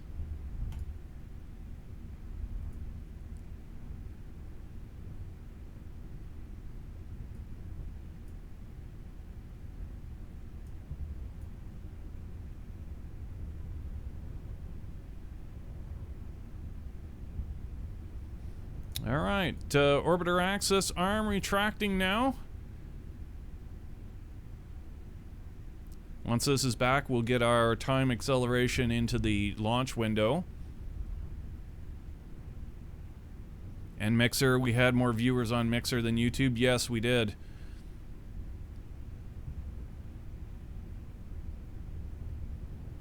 I never really took Mixer seriously. I mean, their emote system was actually, in my opinion, superior to Twitch, but like just the feeling of the community on Mixer was just like they were the people who couldn't stream on Twitch. They were the people who got banned from Twitch. That's the feeling, even if people, some of them had never streamed to Twitch. Although I'll bet a lot of them probably did stream to Twitch, and I know the bigger names streamed to Twitch and were like, either got offered contracts by Microsoft to go over to publicize their, their platform, like Ninja or Shroud. Got paid big bucks in order to switch, or they were the people who got banned from Twitch.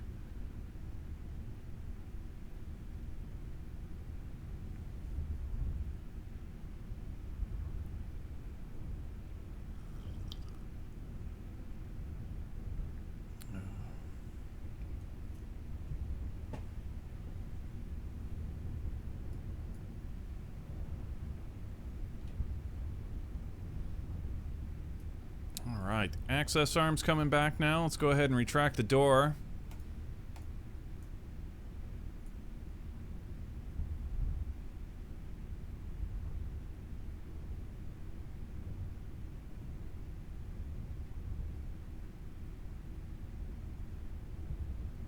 Now, like I was saying, for somebody to cut a hole in our fairing, well, we did it. There, we found a way to cut a hole in our fairing.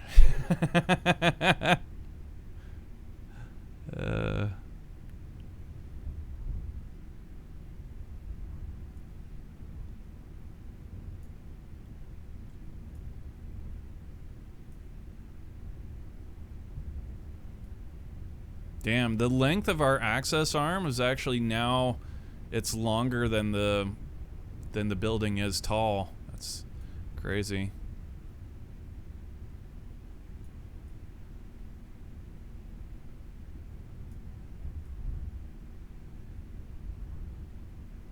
Alright, anyway, we are ready to go ahead and click on the lights. Boom. Amber lights are lit. Crew's in the capsule, the door's back, and the access arm is already safely away.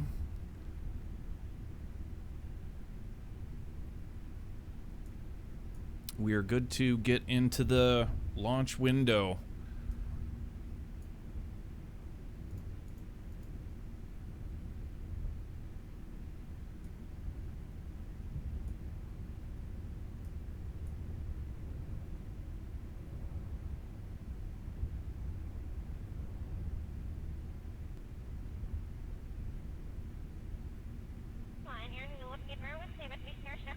I'm new here, so I'm impressed with how everyone is. You mean on Twitch?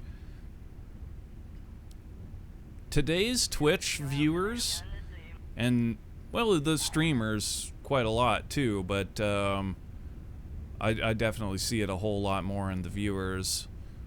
It used to be a place of trolls, like that's what Twitch was, just a toxic place for people to come and spew toxic shit at people, you know, on the people that were on camera. And that has all but completely ceased.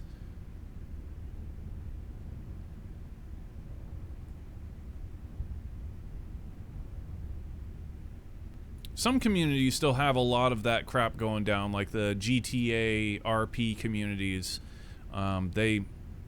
There's still a fair amount of papega shit going on in their chat rooms that's really quite toxic, but that's a very, very extreme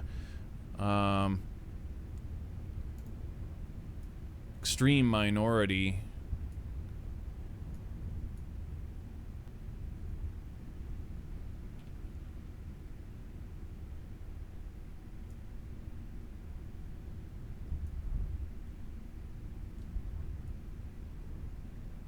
And as far as the streamers too, like at one time YouTube and Twitch was all about like criticizing, like the people, the S tier streamers, what they were doing was picking on little streamers and making them look like shit. And that's what their content was to basically, you know, troll and bully people who were less popular, had less view count as them, and that was their content. And their chats would spill over into the other chats and wreak havoc on them, and that is gone too. That is absolutely and utterly gone. Thank God.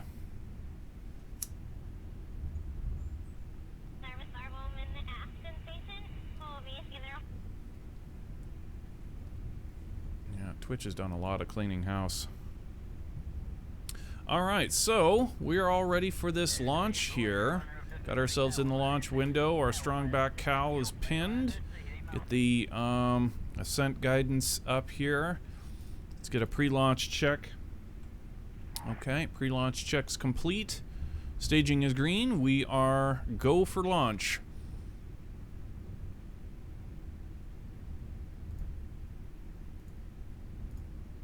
Initiate launch poll. Confirm launch window. Yes.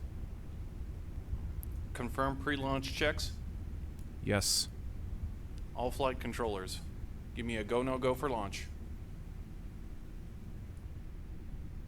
All stations, go, no go for terminal count, beginning with mission assurance. Mission assurance is go. DC. DC is go for terminal count. GC. GC is go. SIS-1. SIS-1 is go. SIS-2. SIS-2 is go. CC. CC go. NAV. NAV is go. Flight software. Flight software go. Mission software. Mission software is go. IT. IT is go. Recovery. Recovery go. RC. RC go. OSM. OSM go. ROC. ROC is go. LC is go. DC, you are go to enable the terminal count auto sequence. All stations, terminal count auto sequence is enabled.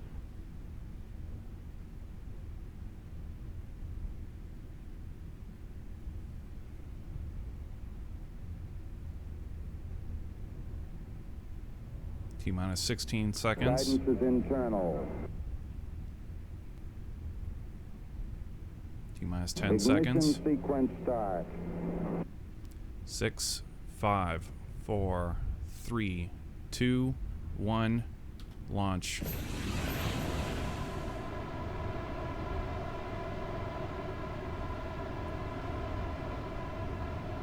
Strong back is retracted.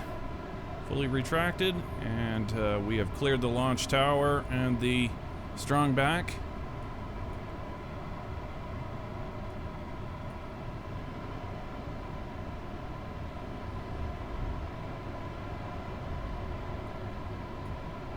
Vehicle is doing the roll now.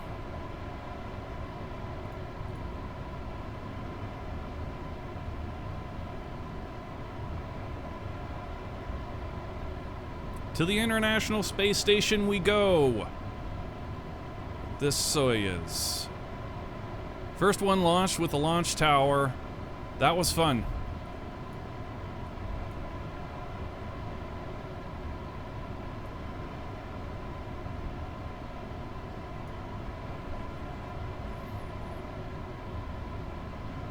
Okay, we're 110 meters a second now. 2 kilometers altitude. All systems are nominal. We're starting to get into our gravity turn.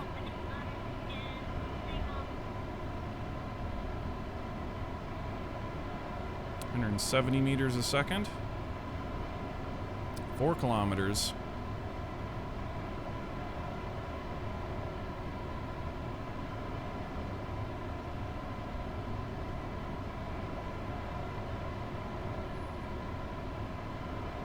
.250 meters a second.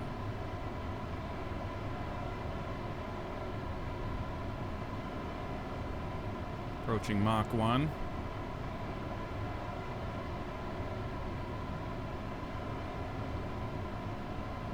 Vehicle's transonic. Nice. Very good timing on that. Approaching first stage booster flame out separation and main computer override.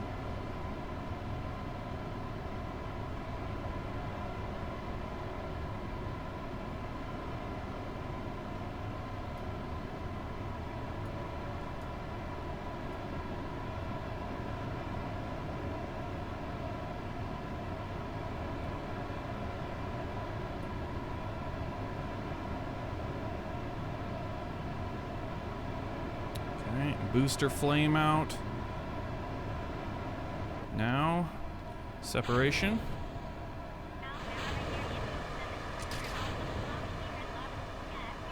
Okay, main computer override. Override complete.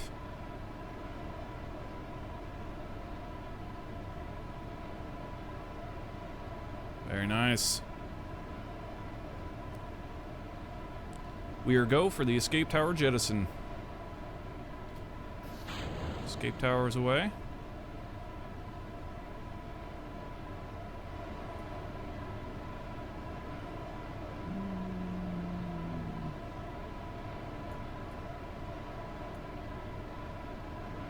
We're still pulling north, and we'll be pulling north much more as we dip towards the horizon. So, steady as she goes. Vehicle's now over Mach 2. We're at 50 kilometers. And we are approaching fairing separation.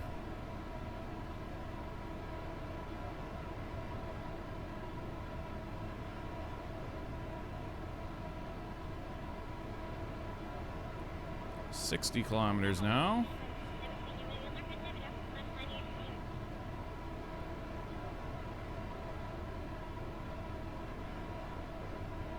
Vehicle's traveling over 1 kilometer a second now.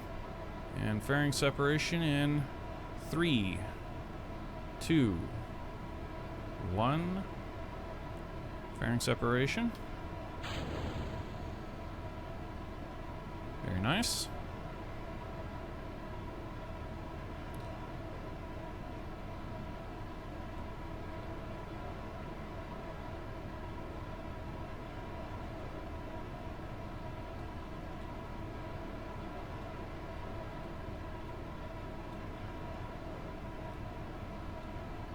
We are go to extend the antennas and the solar panels.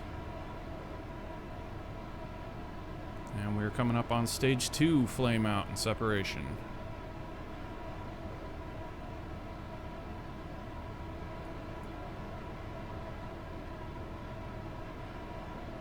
Okay, straighten it out, straighten it out. Okay. Comes flame out. Alright, separation complete.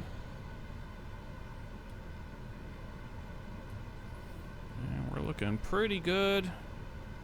Yeah, the tiniest bit north should be bring us right on.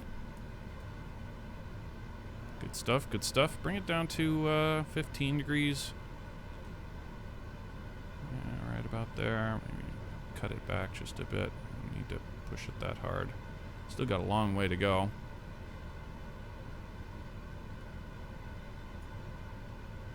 Yeah, go ahead and cut it back all the way.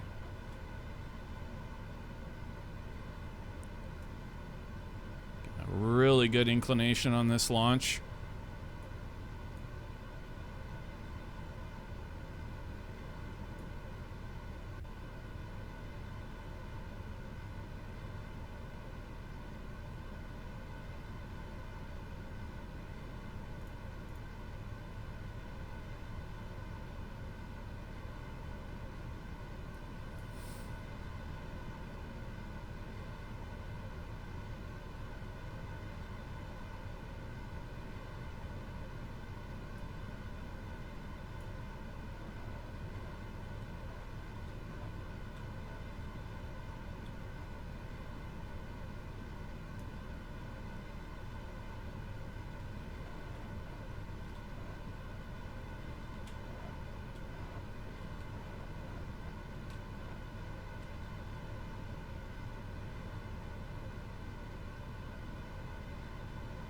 Okay, approaching orbital velocity now.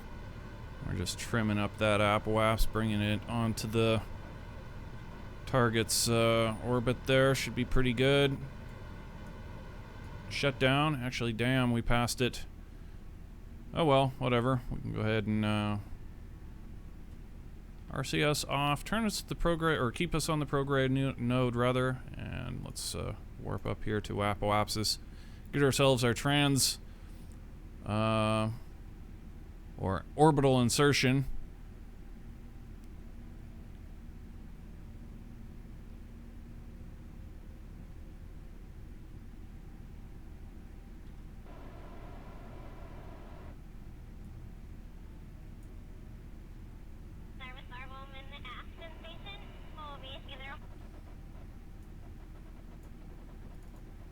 Okay, we are go for the orbital insertion.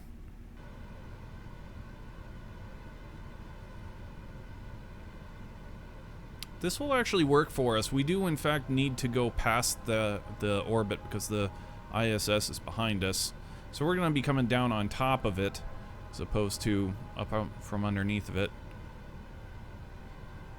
Okay, go ahead and get an orbit like that. That works pretty nicely. And go ahead and target that ISS. And let's see how close we got on the inclination for this launch. So match planes. 14 meters. It's not a personal best, but it's not bad.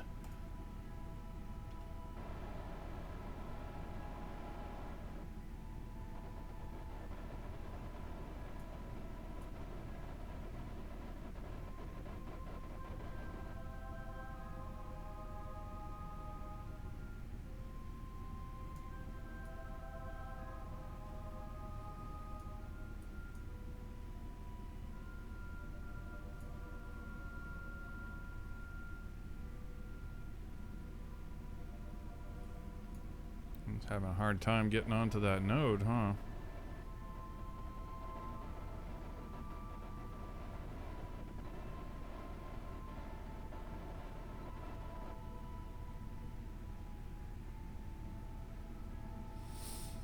All right, go ahead and burn the inclination change. Something is going wrong with this vehicle at the moment. I'm not sure. But it's having a real hard time getting onto that node. So instead what we're going to do, we're not going to burn it with this this booster. I mean, we really don't need this booster anymore. So since it seems to be causing us some grief, we're going to go ahead and put this on the prograde node. And we're going to say goodbye to this booster.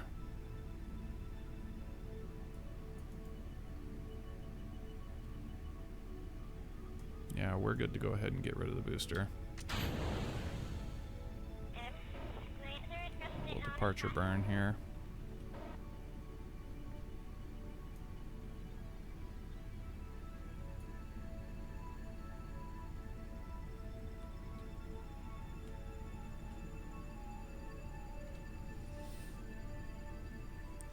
Alright, spin this booster around and get ready for the deorbit burn.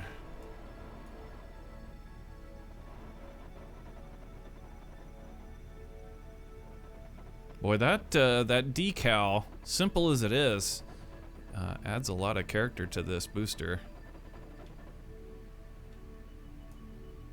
It's pretty cool.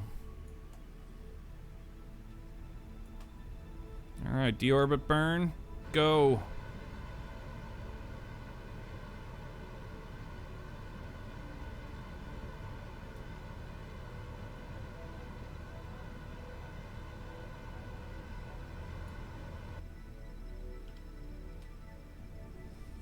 Okay, leaving us with our Soyuz in orbit. Remove all of these nodes. Yeah, we were looking to, okay, ISS, yeah, that looks right. Go ahead and plot it again. And SAS, turn us that node this time. See if it has any trouble. This time. We've also got one more antenna back here that we need to deploy.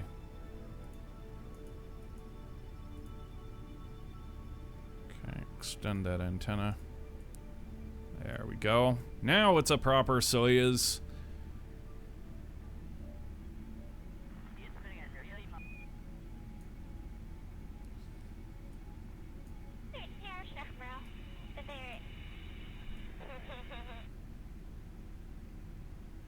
Looks good. We're on the node, ready for the inclination change.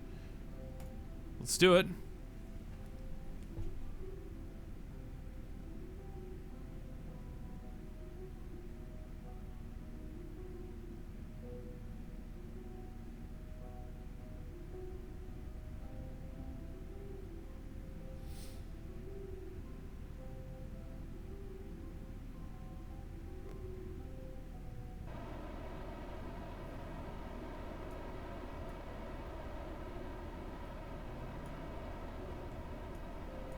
So there's our inclination correction burn.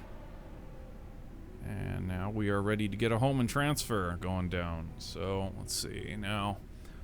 It's behind us quite a bit. We're here, it's here, so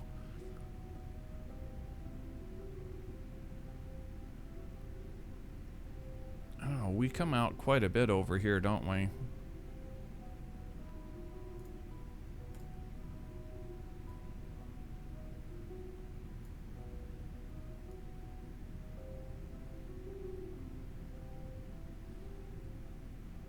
So we're talking next orbit after that. Okay, remove all of the nodes. Let's get a burn. Let's get a burn over here.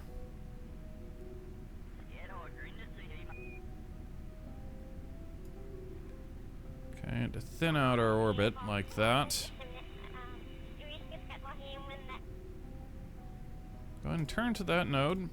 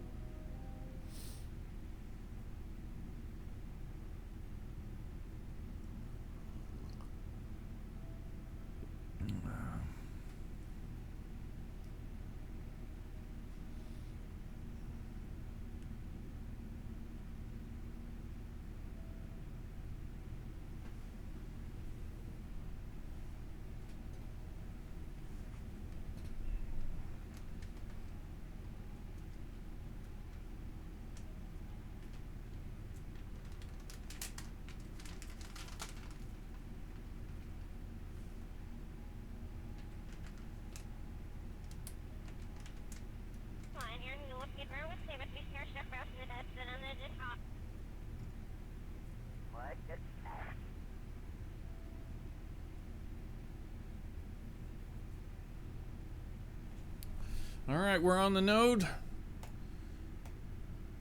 Hold on. What burn are we doing here? Oh, right. Okay, that's the... Okay, we're just thinning out our orbit here, so this is no This is not a really crucial thing, not a crucial burn.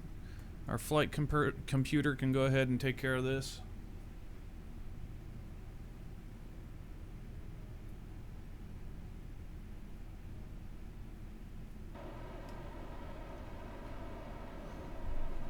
Gene Kerman was loading a bowl.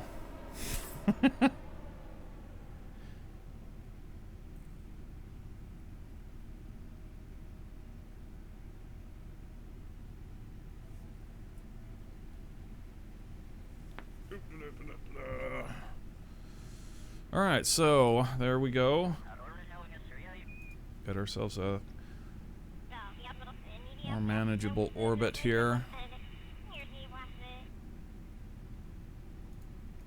ISS is still behind us, so let's alright, get them one more after this.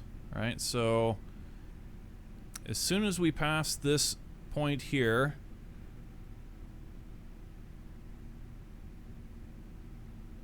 okay, we're past it. Go ahead and plot next orbit right there. Yeah, we need to retrograde burn.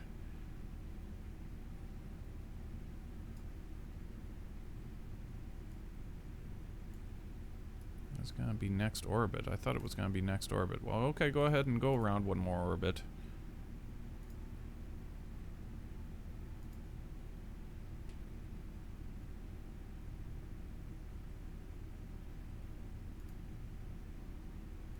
Would have been right, the first one. Retrograde, retrograde.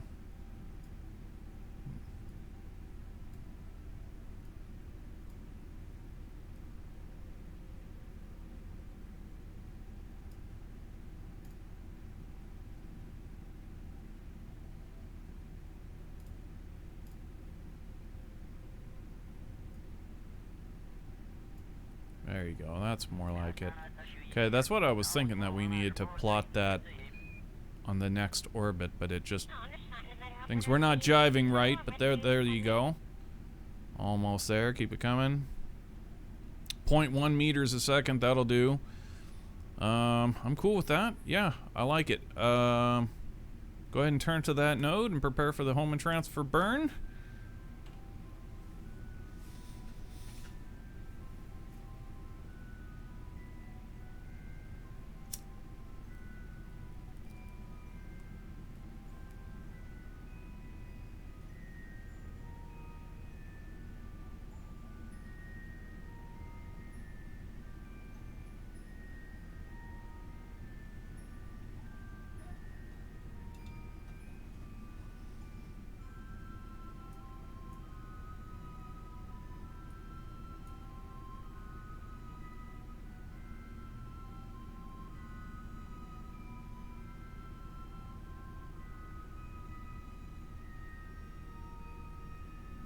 Alright, we're on the node. Go ahead and burn it. We get one more orbit here.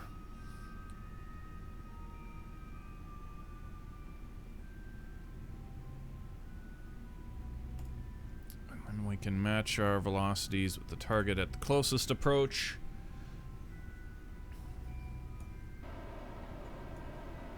Go ahead and get the oh, whoa, whoa, don't revert. No, no, no, we don't want to do that. I was looking to increase the volume here.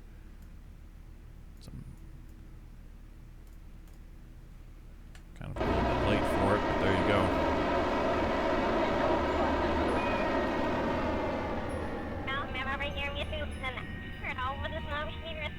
Alright, now plot the closest approach. Turn to that node. T-minus 15 minutes, 50 seconds until we get to our closest approach.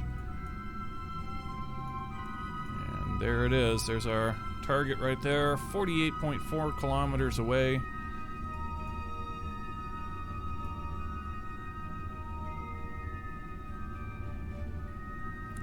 We're going to be docking to the Zenith side port, the Zenith port on Zarya, I do believe, is our target.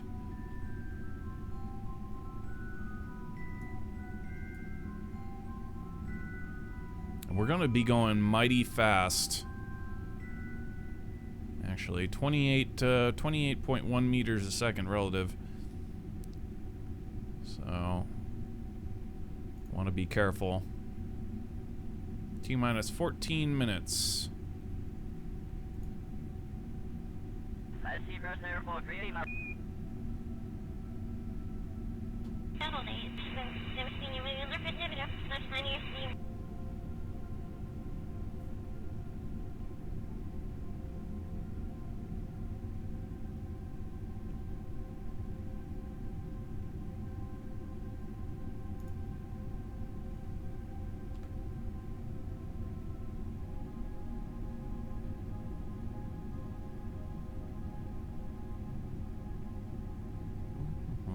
Okay.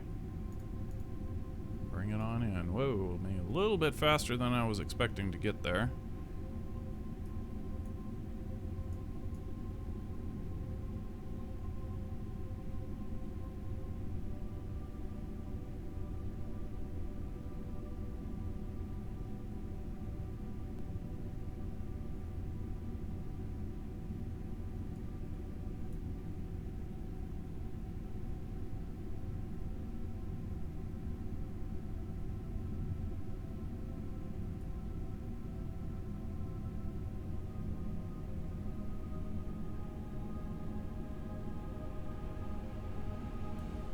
Five kilometers away now. Still 28 meters a second. Okay, we're gonna go ahead and burn just a little bit here.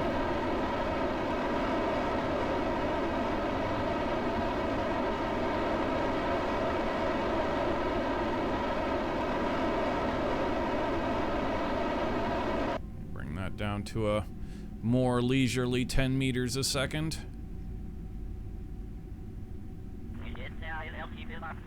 Coming into render distance now.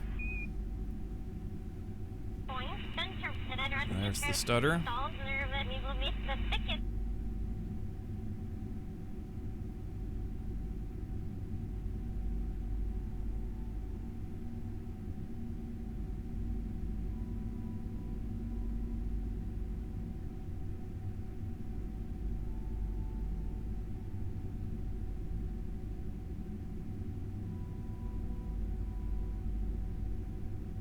This is actually good for us if we can maintain, don't drift away. But we're coming down on top of the ISS here. And that's where we need to be. We wouldn't need to be on the zenith port of Zarya, so it still needs to do its turn. We've got the next grueling thing coming at us here, and that's waiting for the ISS to turn. We may be on a collision course with it. Got to be careful there. So 10 meters a second.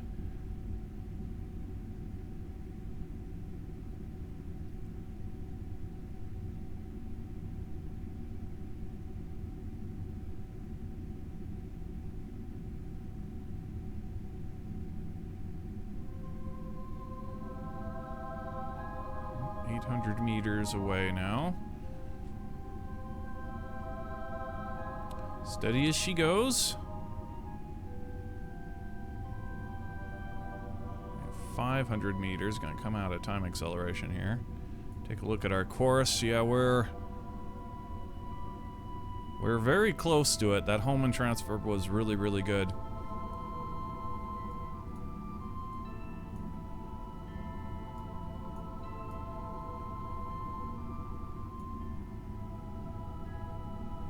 Go ahead and switch over to the ISS now, and get it on its way to the prograde marker and rolling to 0.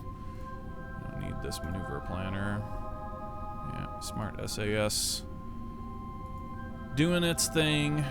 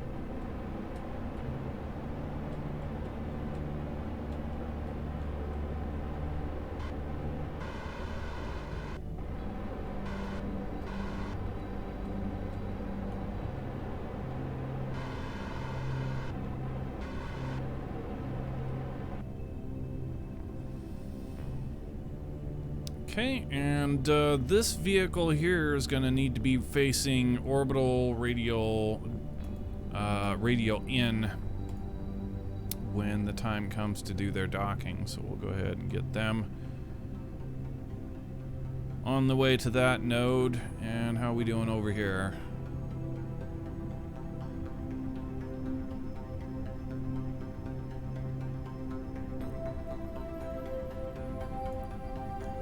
These guys still turning.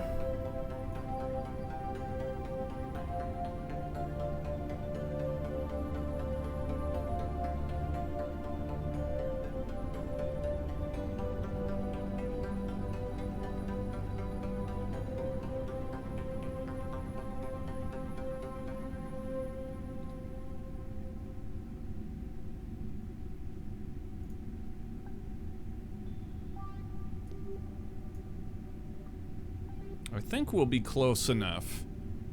It's hard to say. I think it's somewhere around like this range of about 100 meters. You got to be damn close for the smart SAS of the ISS to maintain doing its turn and its attitude control while you're controlling a different vehicle.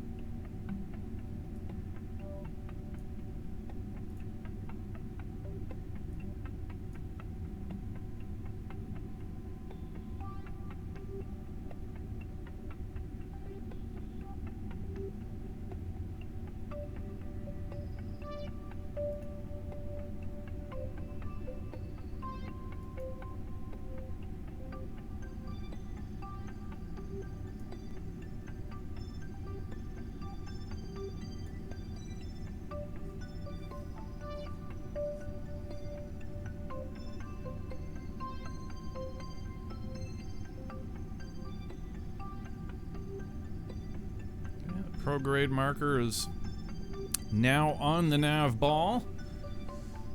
Still got a long way to go though. Our Soyuz out there just waiting, chillaxing.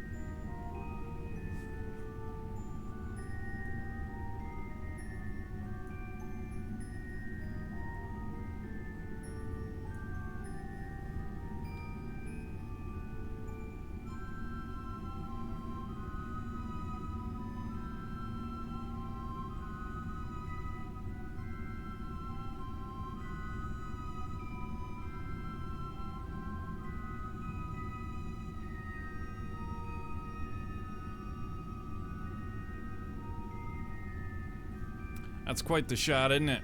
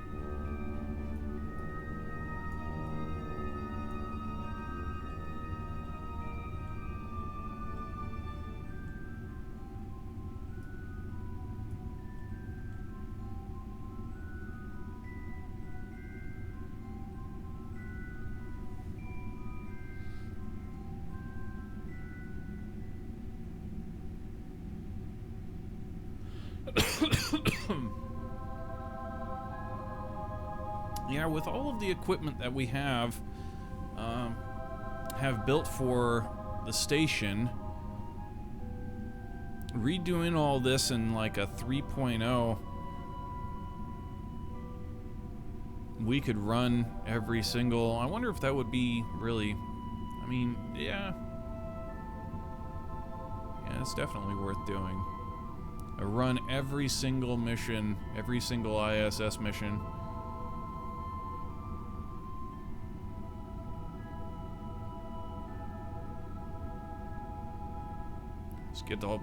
Just get the whole list and just boom, boom, boom, go right through every single one of them.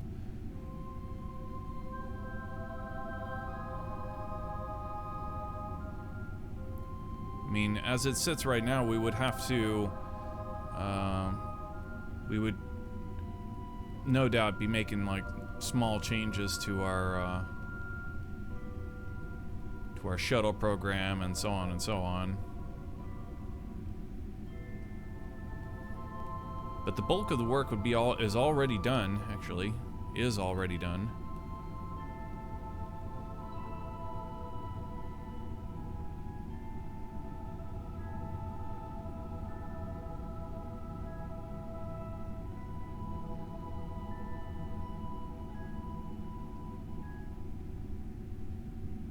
Yeah, yesterday we were going to stream, actually, Starchface. We were going to stream yesterday. I was all ready to stream, and we started... I was thinking about the building of the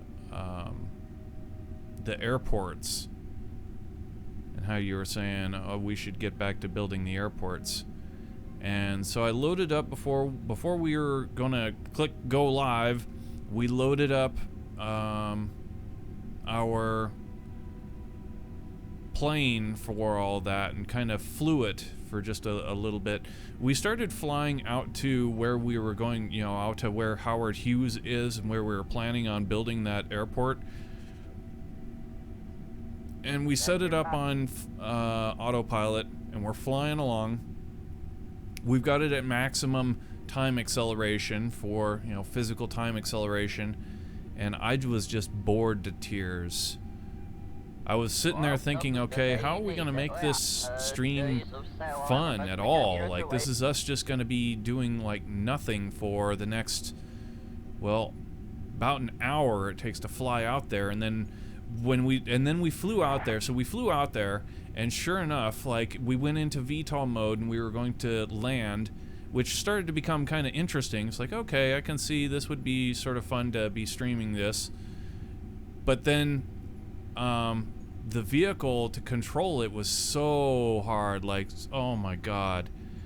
It was so hard to try and VTOL land that thing, and in the end we crashed, and I was like, dude, there's no way. Like, I would be absolutely rage quitting at this point if I were streaming this. So I was really glad that we didn't decide to try and stream that. Man, The building of those airports is so tedious, and it takes so long. Not good streaming stuff at all. Whoa, one of our Kerbals escaped. Did you guys see that? Boom!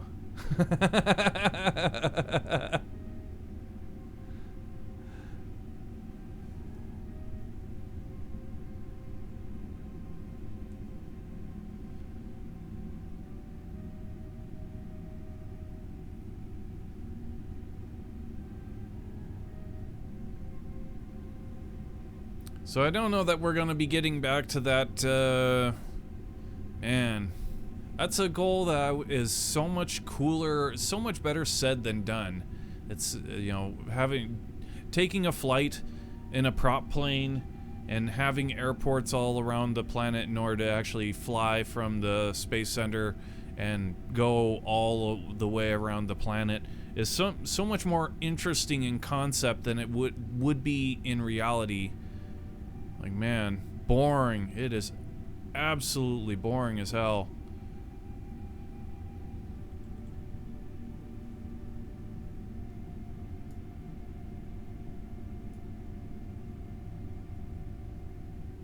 Utterly.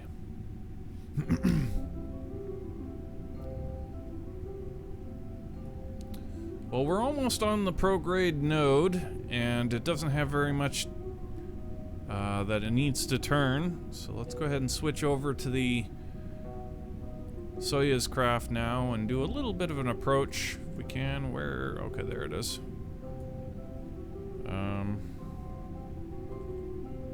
Yeah, take it out of that aspect and RCS on, docking mode on.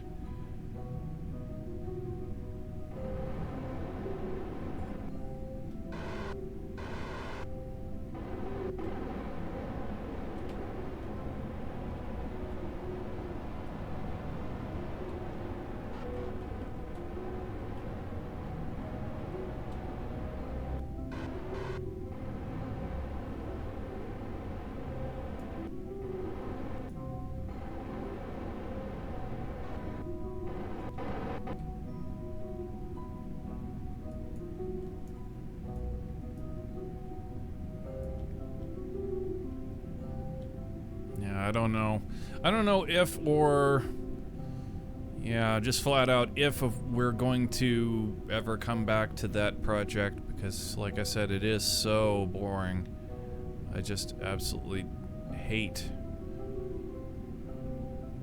trying to fly that massive thing, and the idea of trying to dock on the ground and build the structure is just takes all of our energy away.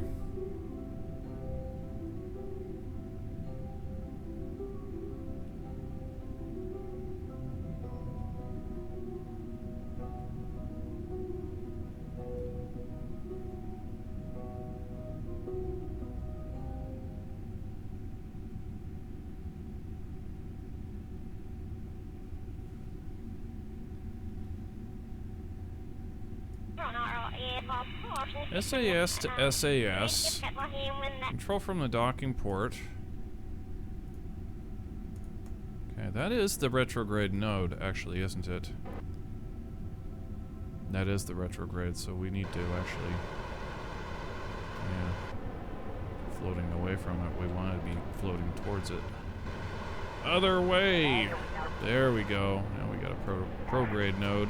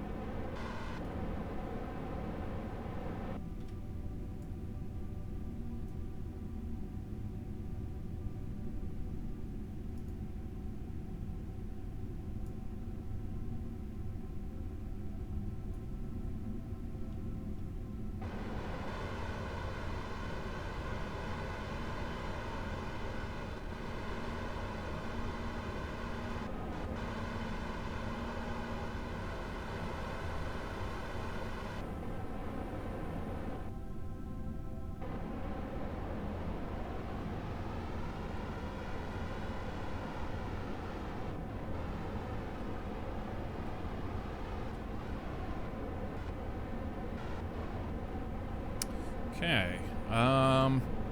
Now, where are we gonna dock this thing?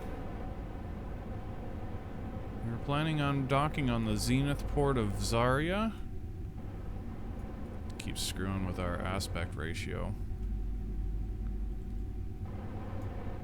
Crap, our aspect ratio is all whack.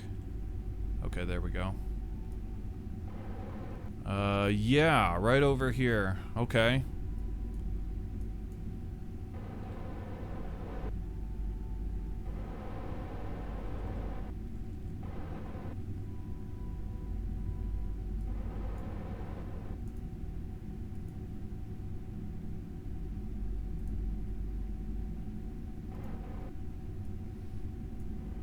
So we're gonna be docking right here.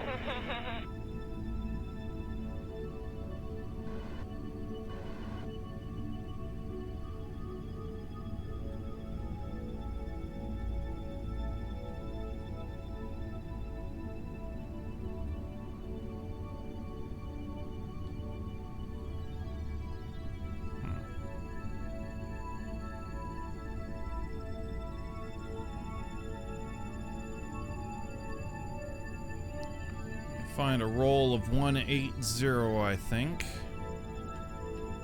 That's gonna square us up properly.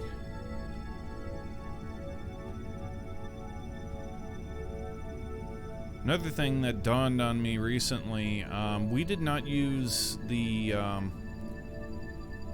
Smart SAS to hold our roll when we installed the new airlock, so we should probably do that. We should probably remove it at some point and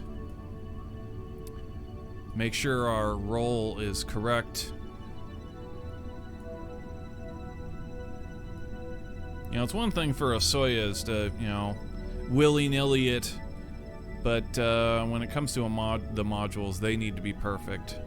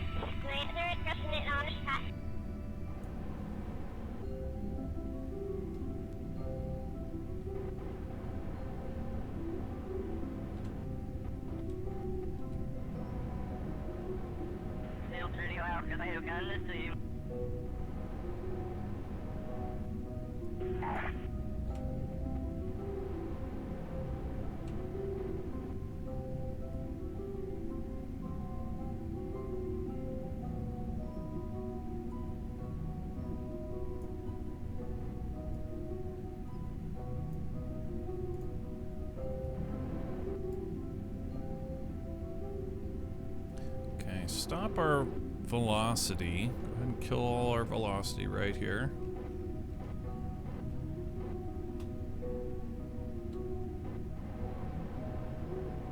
RCS off. And SAS. One more time. Select this. Make sure that's correct. Okay, it does look like it's correct. Target, negative, parallel, force the roll to 0.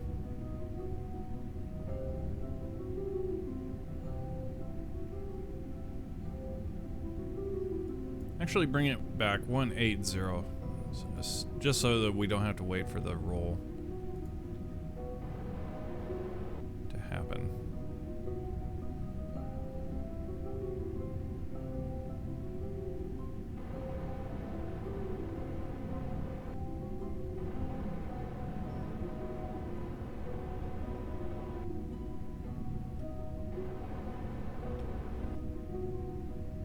All right, so the computer there will hold our attitude, and we are otherwise go for docking.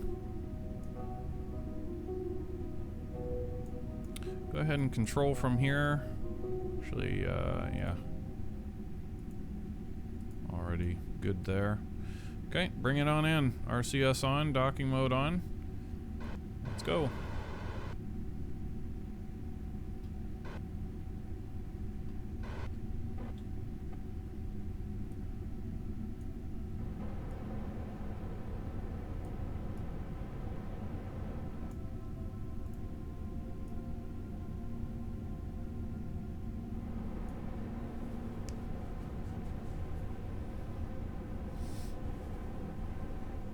Can't feel my toes.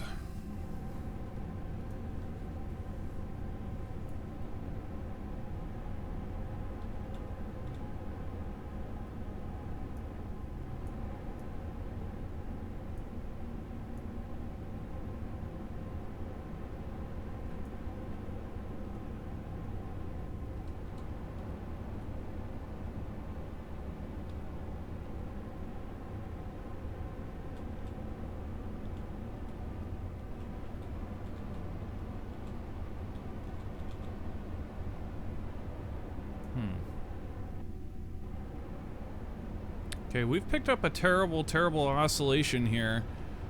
Null our velocity. Since we decided to go over to the SAS, yeah, SAS, hold our position right now. Actually, go ahead and hold us radial in. Yeah, it would seem the smart SAS is doing terrible things. I don't trust it anymore now. Okay, so we have turned it off and gone back to the old flight computer.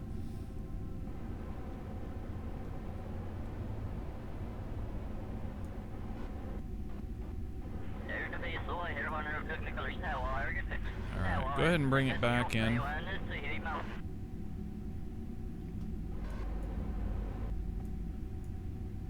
RCS off.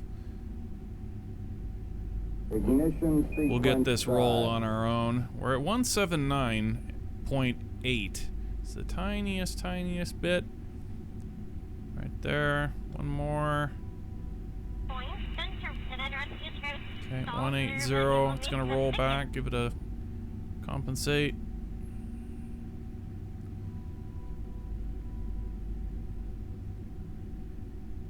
If only you still skated. Thank you for that follow.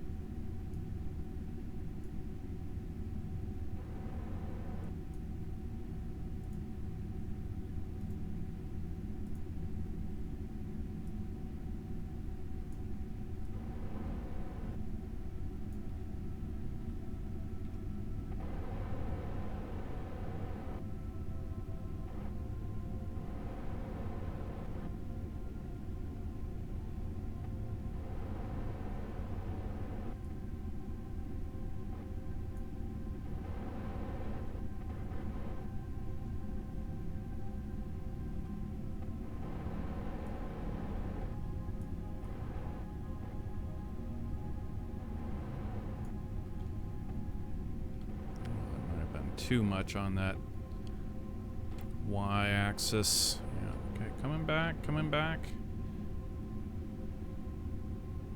Ooh, 4.4 meters away now. Did you just say meow? No. Said meow.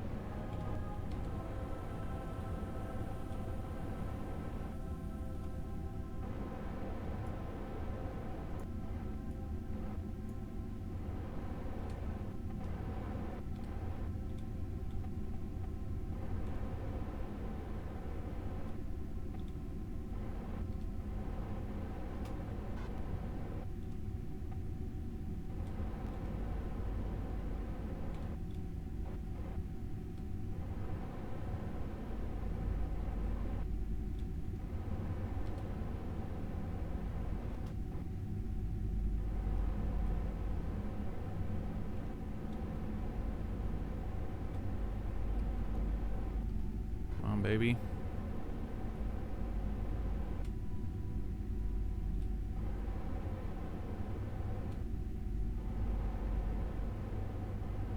And captured.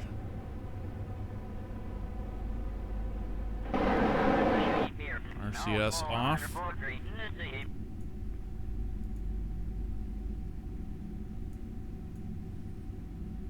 SAS is off.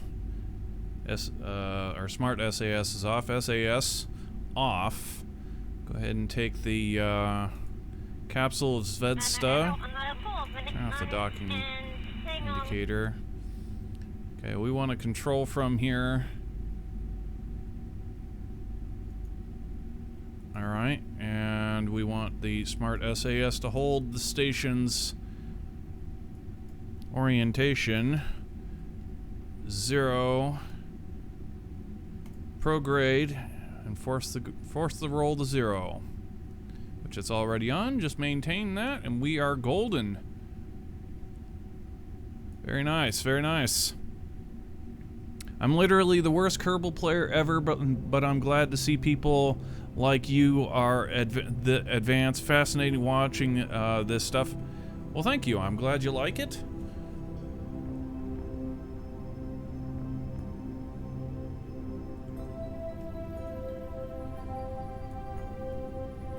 Alright, so we've got ourselves now 2 Soyuz and a Progress on board.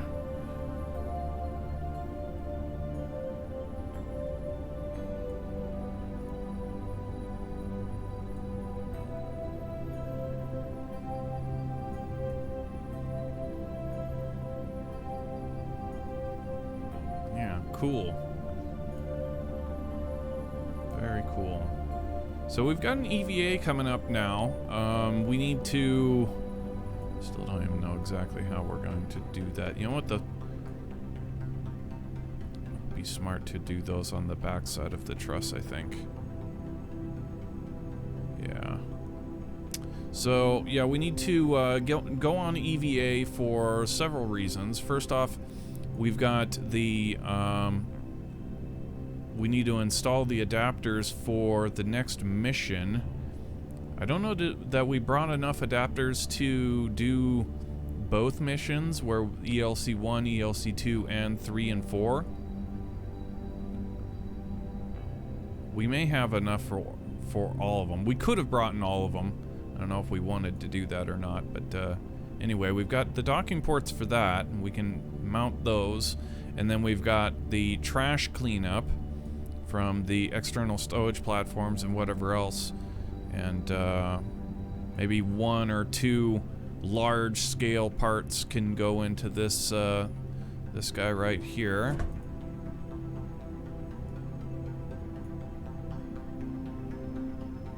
Well, we can do this part right now, actually. Yeah, go ahead and move this cargo.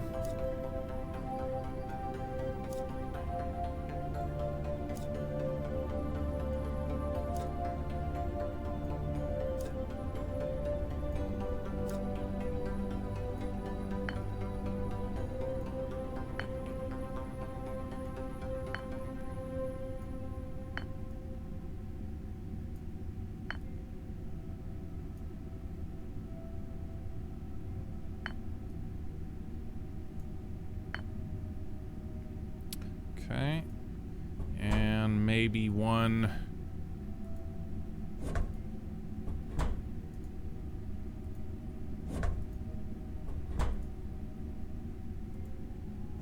There we go. Oh, we actually can't. Really? Really? Okay. Can I get one? Really? I can't even get one. Okay, well.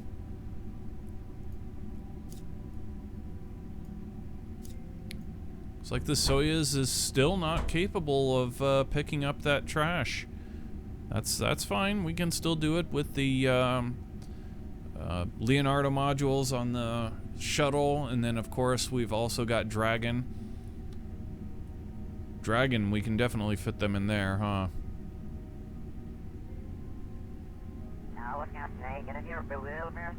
Okay, so there's the internal.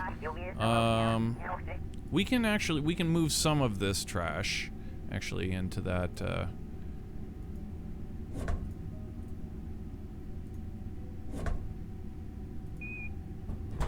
one. Okay.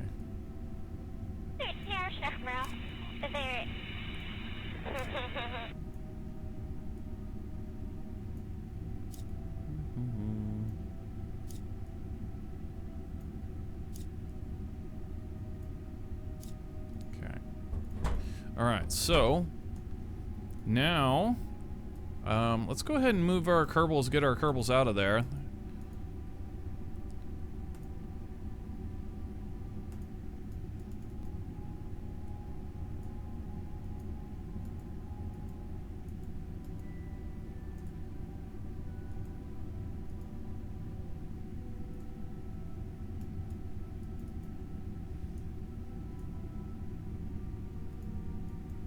Them on board to say hello to everybody and get suited up for this next mission here.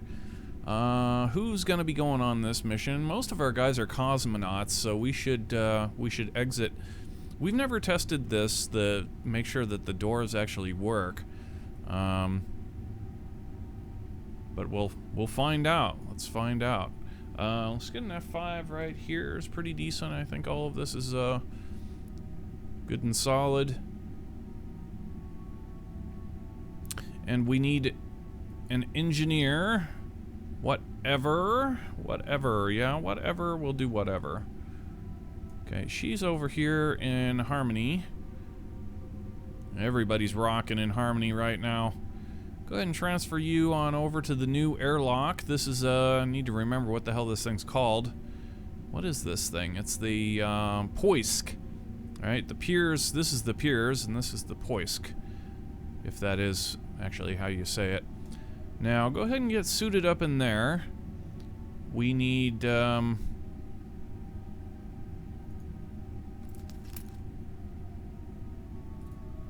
need some equipment for you. Let's see. Yeah. Give her a screwdriver.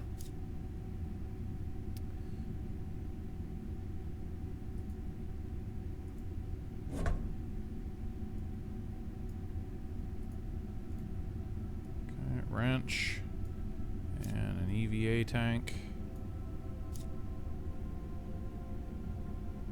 We need to send up more EVA tanks. Unless there's a whole boatload of them back here somewhere. It doesn't look that way. All this beer and chocolate. Starting to run a little low on EVA tanks. Alright, so whatever. She's got her gear and is ready for this EVA. Let's try it. See what happens if it'll let us get out. Nope. See, we never tested this. We just kind of made it along, on the fly. That's okay. We'll transfer her down to the Piers airlock. We would need to clip this out just a little bit further in order to actually have it say hatch. It wouldn't say hatch obstructed. In fact, you can see that one little part of the fairing clipping right there. That's probably what was doing it. But yeah, Yeah, we usually like to use the Quest airlock. This is our favorite airlock by far. But we've still got since we're using cosmonauts or using Soyuz vehicles all over the place, we'll go ahead and use this this Piers airlock down here. Now this one we know does in fact fully work.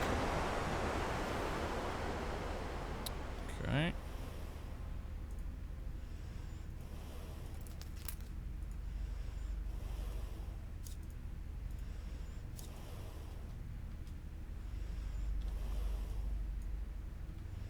Alright, now we are out the door.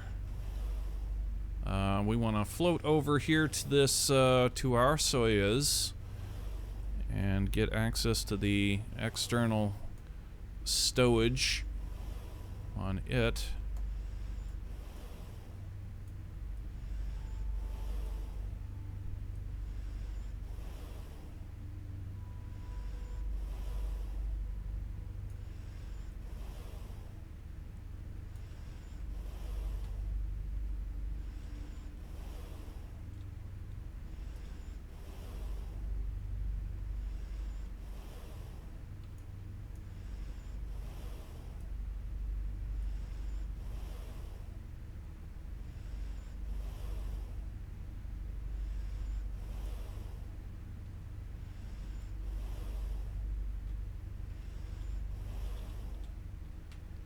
Okay.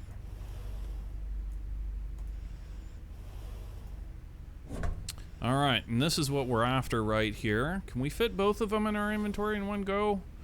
Okay, I'm actually kind of glad that we can't. Can we at least get one? Tell me we can get one. No, we can't. We're gonna have to go and get a... Which I'm actually happy about that as well, to be honest. We'll have to go and get a cabinet in order to move these things.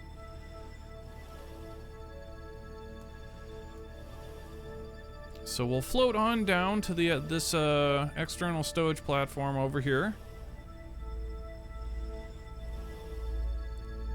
And grab one of these cabinets.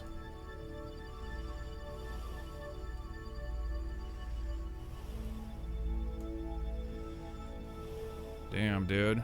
Hella nice time to be doing this EVA.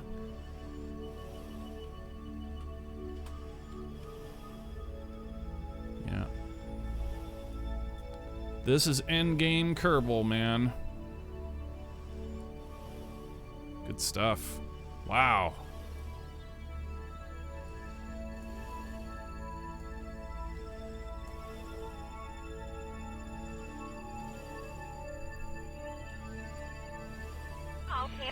Okay, so move over here to this external stowage platform, and we're going to grab...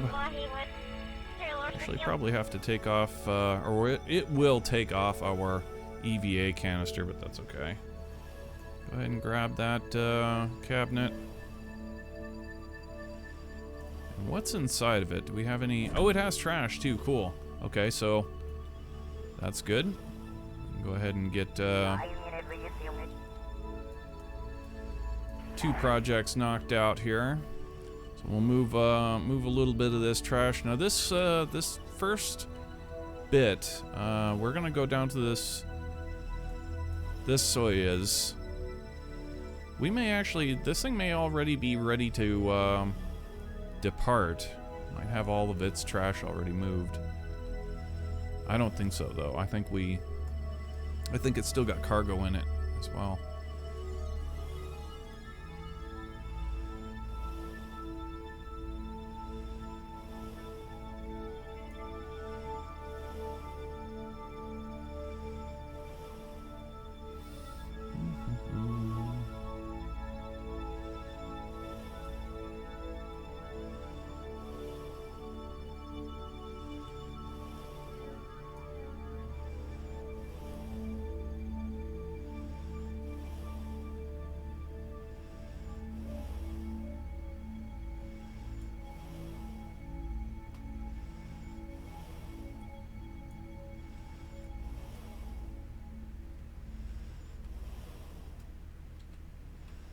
Okay.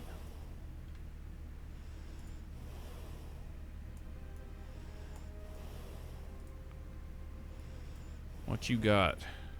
Yeah, there's actually still cargo in this thing.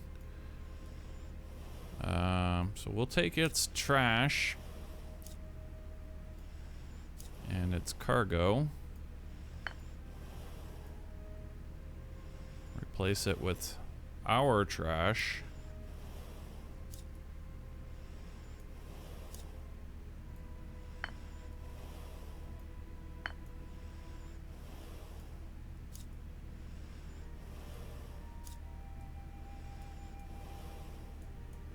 And fly over to the other side.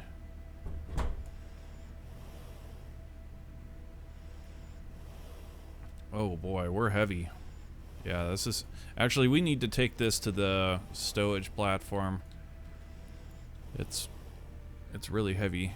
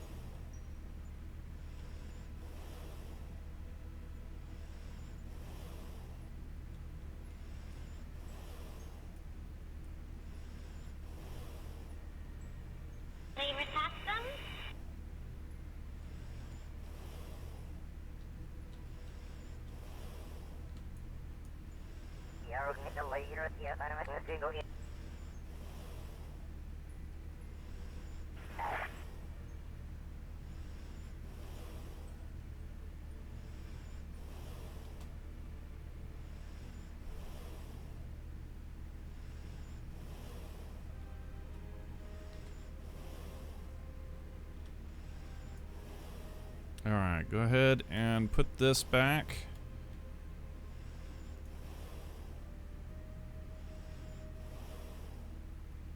And we'll get another one.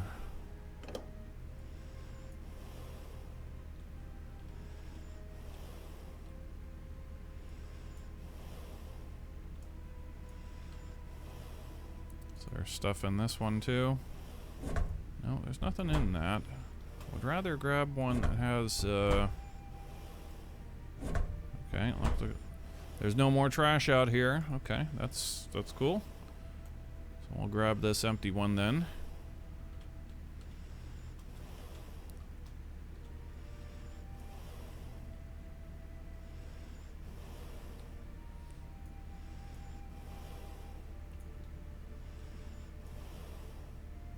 The rest of this cargo out of the other side, and we'll put two. Actually, we don't even, well, yeah, it'd be smart to do that. We'll move two of those strut connectors to the other side here in order to equalize the weight of the trash in the vehicle.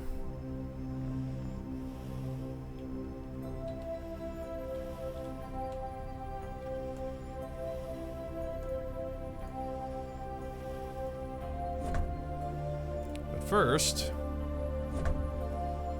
need to take that trash out with this. And all this beer, the chocolates. Can we reach this other one? We can. Okay, go ahead and move two of these into that container. There. Now we're...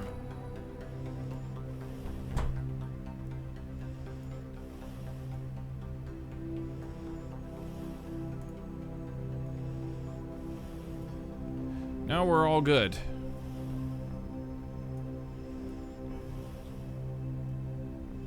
Good on the trash and the cargo.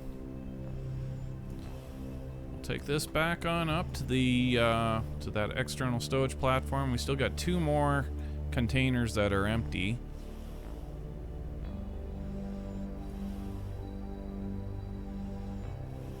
We need to do the same thing with the Progress flight. How are we doing on our consumables over here? 3.55 units of EVA propellant left. And a full tank. Yep.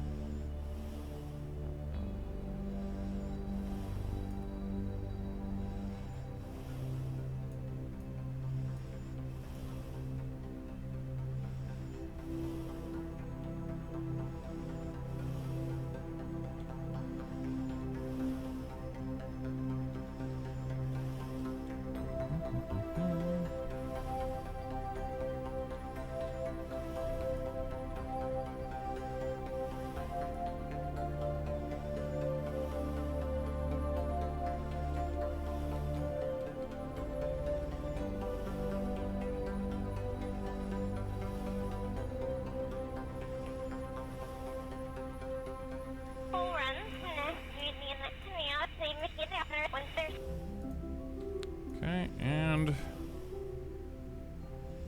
back on there.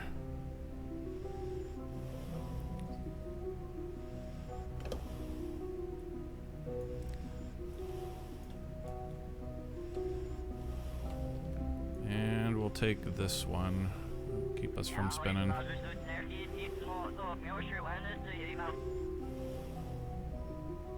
Okay. Grab that one. Okay, and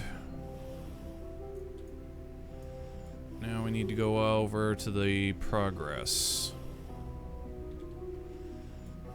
It's kind of a shame that our new airlock actually doesn't work. I like it so much better than the Piers airlock.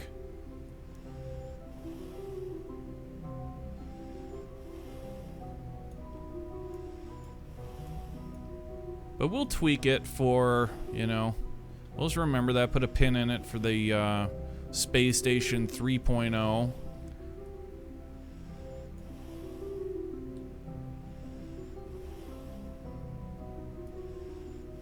We may even run this mission again, say.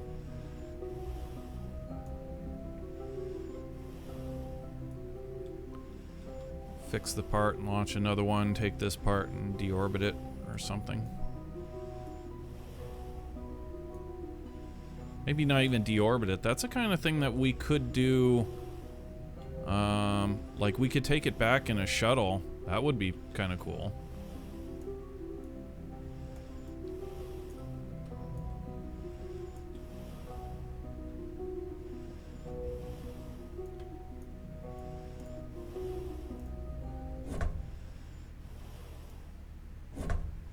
There's nothing in here.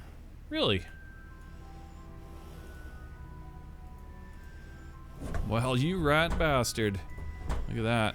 Okay, so I guess the only inventory that we brought up in the progress, and I remembered that like after we launched it and got it halfway here, it was like, oh yeah, we were gonna put docking ports in that thing so that we could prep for the ELC1&2 mission.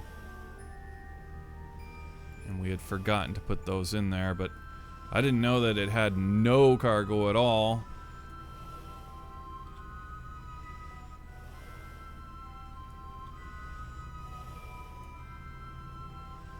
Okay, well, now we can get over to the to our Soyuz, the one we just launched. Get its cargo figured out.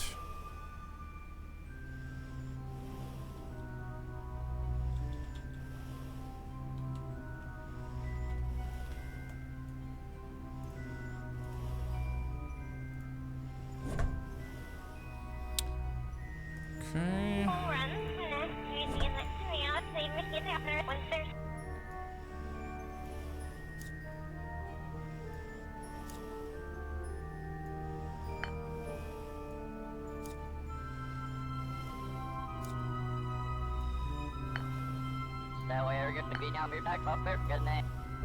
So we're just gonna focus on the cargo for the time being, and the actual mission cargo.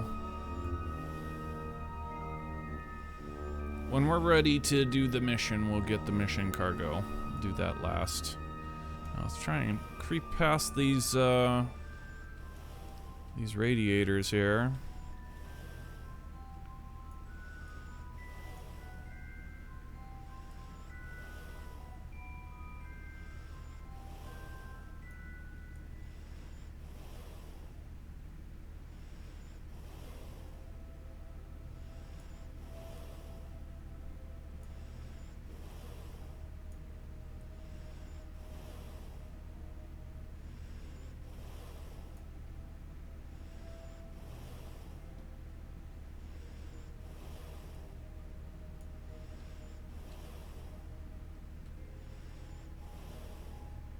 We have almost taken up all of the space on this external stowage platform, which is pretty cool.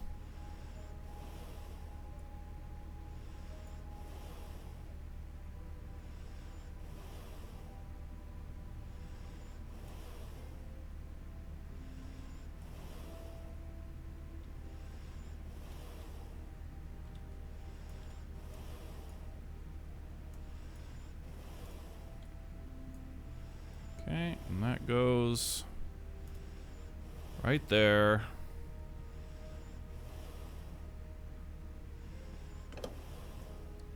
Okay, and we can grab this last container.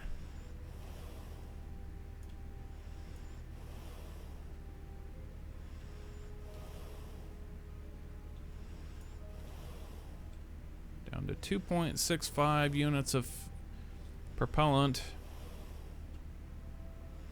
Let's go ahead and refuel right now, why not? There we go. Easy enough. And this thing is empty, yeah, sure it is. Alright, go ahead and grab that.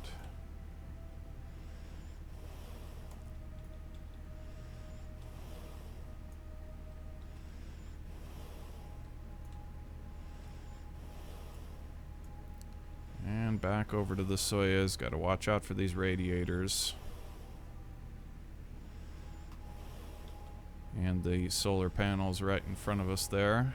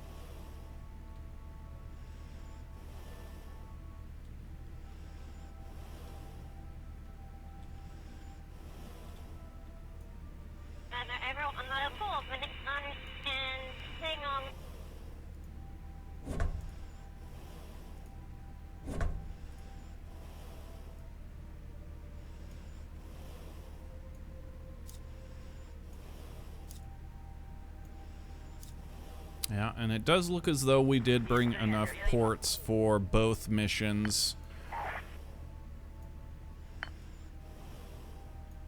Okay, so...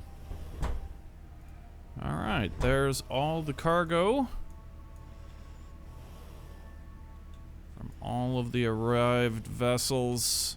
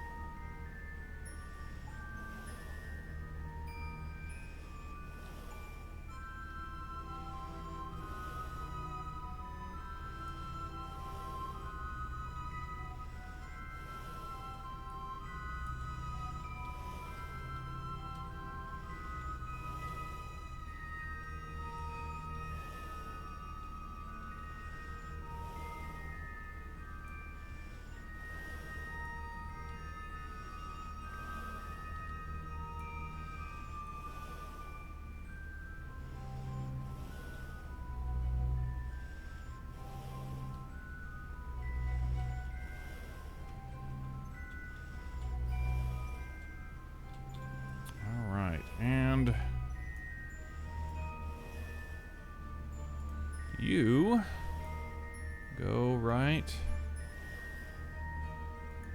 there.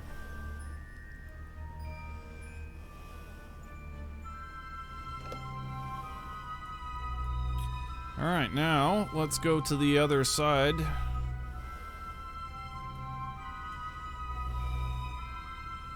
To the other stowage platform.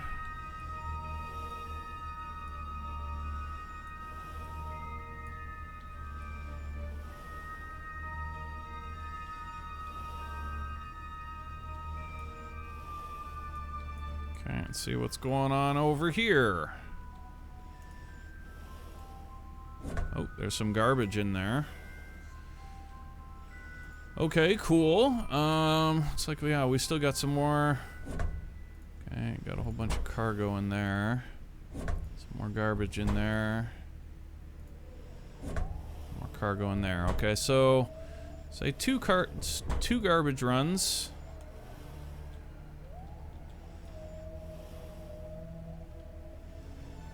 This is the one with the garbage, yeah? Okay. And grab that one.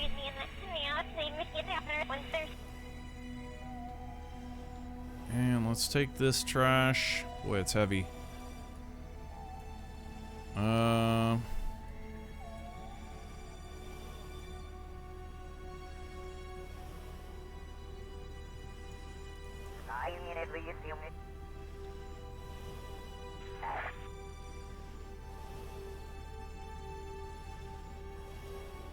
I guess we'll take it down to this one.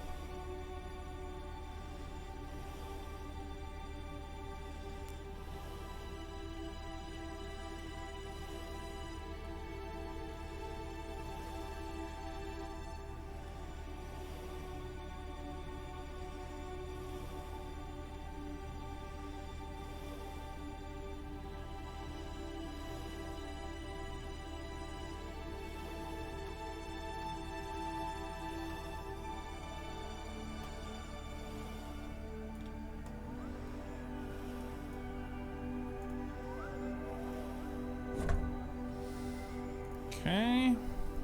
And you get more trash. We'll give you one of those. One of those. We're gonna call it good on that vessel. Go to the other side and put this last little bit in the other side, and we're gonna be done with this Soyuz.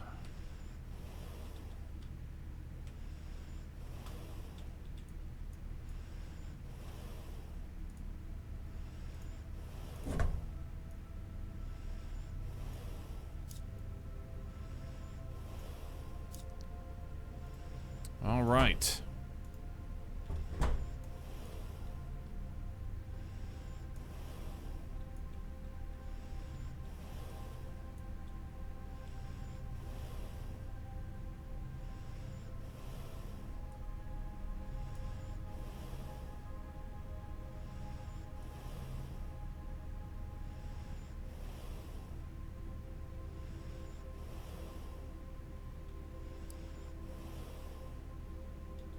Damn. A little bit crazy there. Holy shit.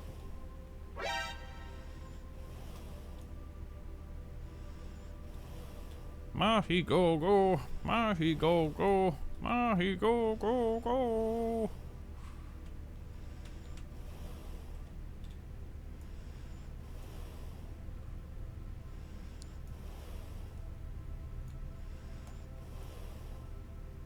Oh, we're too far away.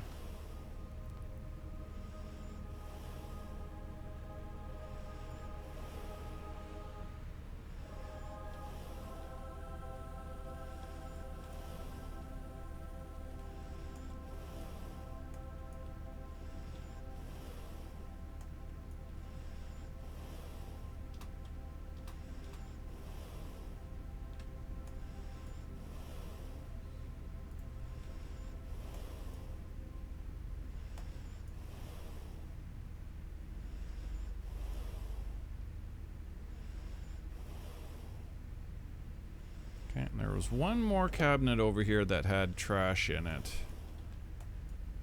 I think it was this one. Nope, this one. There you go. Okay. So let's pick up that.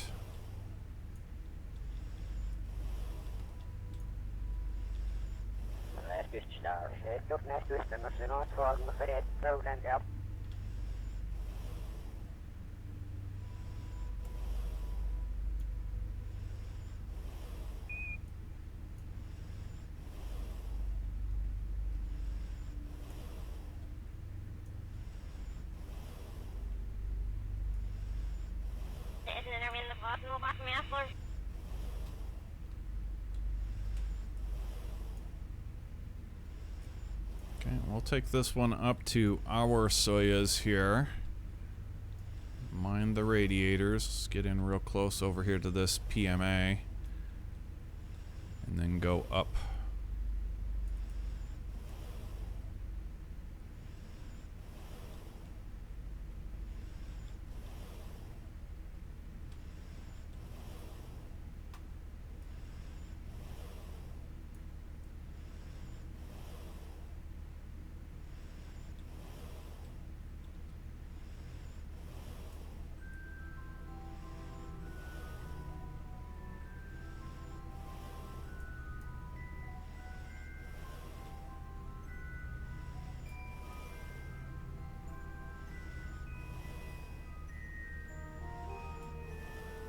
Damn, dude.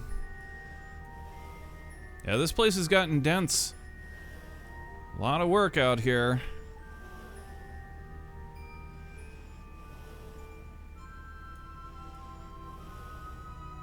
Good stuff, man.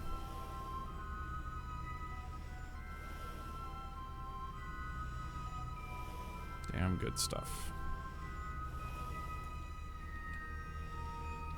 Okay, let's get to about halfway on this ball so that we can get justifiable access to both of the port and starboard containers. Okay, go ahead and stop right there.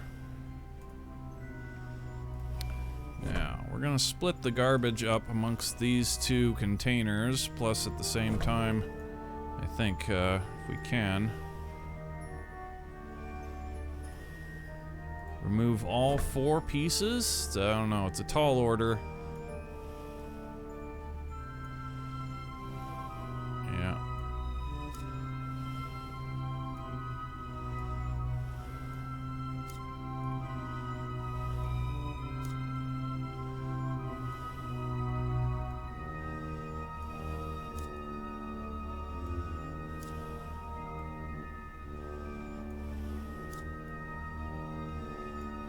Yeah, we can't get all of them.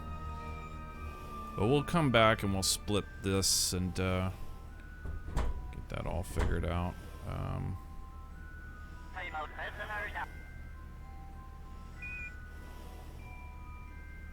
Yeah, let's go ahead and do this now. We've got...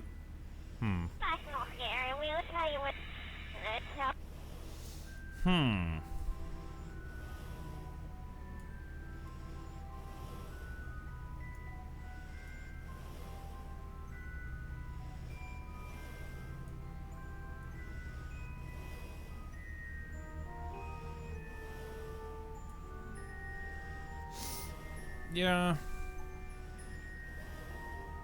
Yeah.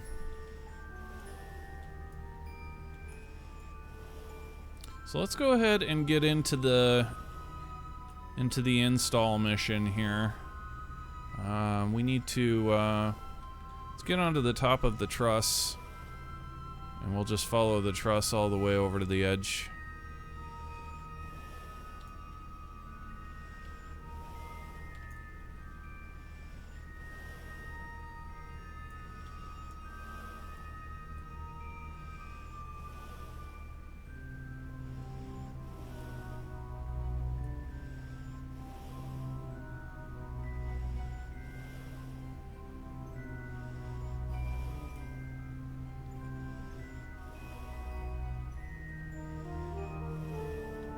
Now, what are we gonna do? We still have not come up with any real game plan as far as the construction of the ELC1&2 and, well, anything, to be honest. You know what we're gonna do? Hold on. Go ahead and crawl back to the center of the station along the truss, and we're gonna put this cabinet back onto the external stowage platform. Grab another cabinet if there is one free. We're gonna come up, grab the last of the cargo, or the last of the install cargo, and we're gonna bring it back out, bring it to that external stowage platform as well. We've got one more external stowage platform if we need to do anything. Should be one more along the truss somewhere. I can't remember. I thought it was over here somewhere. Oh, I see it down there. I think it's on. Yeah, it's right over here. So we can go over to that platform if we need to.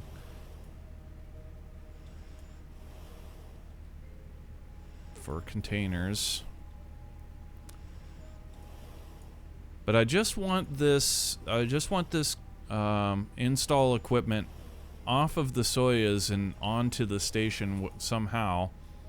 As I say, we've done enough EVA for this. We've got enough activity done for this EVA. I want to call this EVA okay, and we're gonna get our Kerbal back on board for just a brief break. In fact, we might even switch up our Kerbal. Get another Kerbal to go on EVA.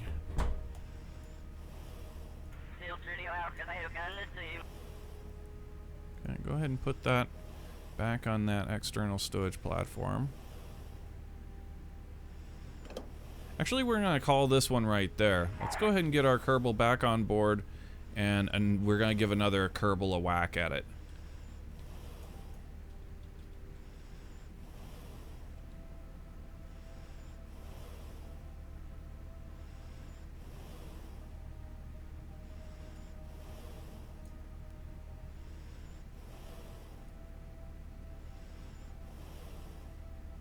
So that was a pretty good EVA. Got a lot of stuff moved. That was fun.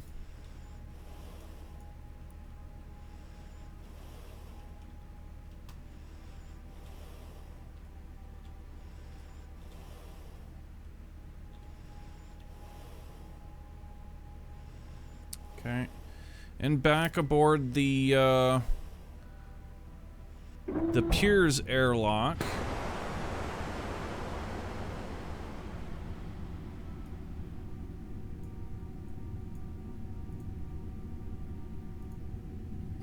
Transfer our Kerbal.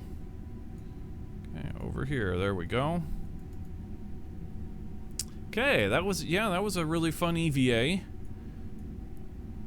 And now we've got one more EVA we need to go on and an install. But before doing that, we don't know where or what configuration we need to put these docking ports.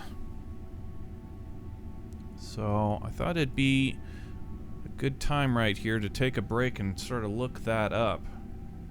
Find out what the skinny is. So let's see here.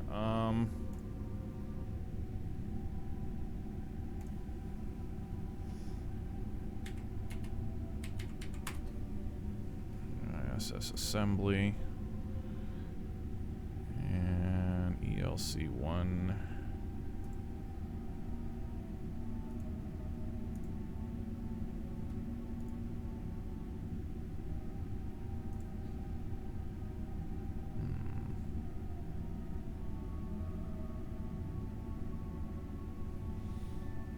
Looks to be about the size of one of those grids on either side.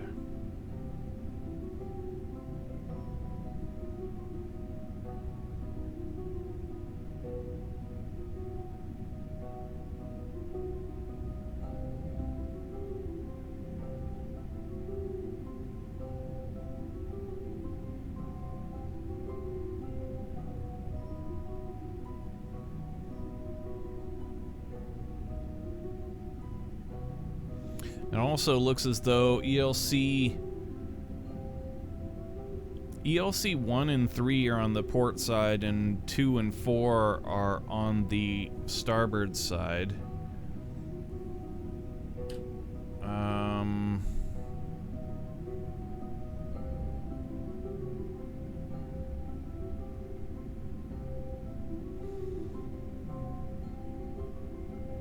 Which means this mission... Yeah, okay. That's actually makes for a more interesting mission now that I'm looking at it. So ELC 1 and 3 are on this side. We want to install 1 and 3 over here and 2 and 4 over here. However, the mission for the install itself is the Space Shuttle Atlantis on STS-129 brings ELC 1 and 2, which means that those are the bottom ones? ELC 1 and 2.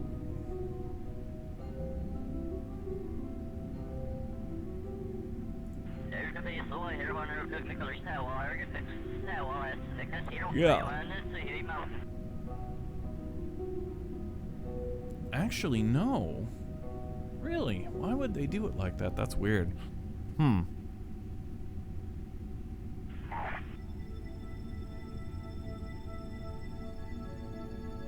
that's the top one, dude. Weird. So, instead of when the Space Shuttle Atlantis delivered ELCs 1 and 2 at the same time, but they were installed, ELC 1 goes down here, and ELC 2 goes up here. So, that's kind of bizarre. I don't know why they did it like that, instead of having ELC 1 and 2 be installed over here in one go, and then 3 and 4 over here, but it's gonna definitely make that install more interesting. So we need, we'll remember that when we go to do those installs, that ELC 1, first one gets installed here, and then the second one gets installed here in that mission, and then the next flight that carries ELC, actually the next flights, ELC 3 and 4 don't arrive in the same flights, so that also breaks it up in a way that's a little bit more interesting.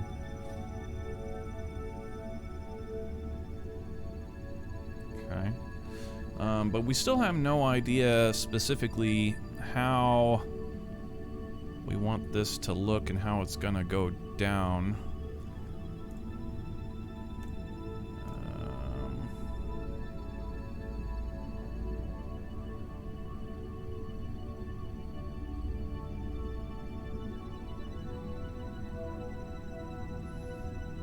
Are they kind of sticking off the top, or kind of sticking out the back?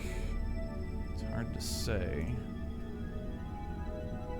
They do look like they're pretty much off the top.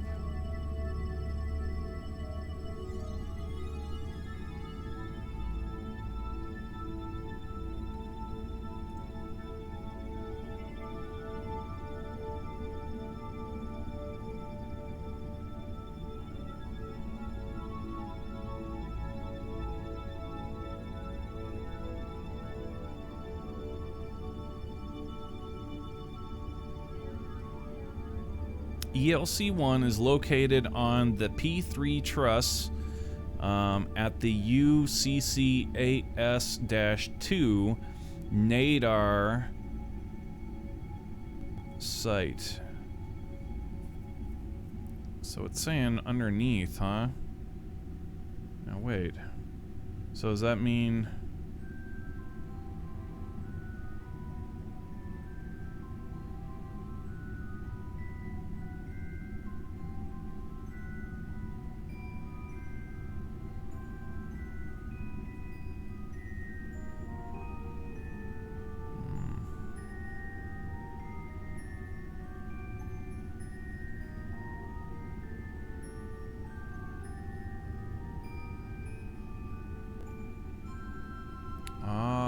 Okay, there we go. So yeah, ELC1 needs to be facing down, and the port to connect to it is actually supposed to be facing down. We're not going to do it like that exactly. Now, is it like right on the truss? My guess is yes.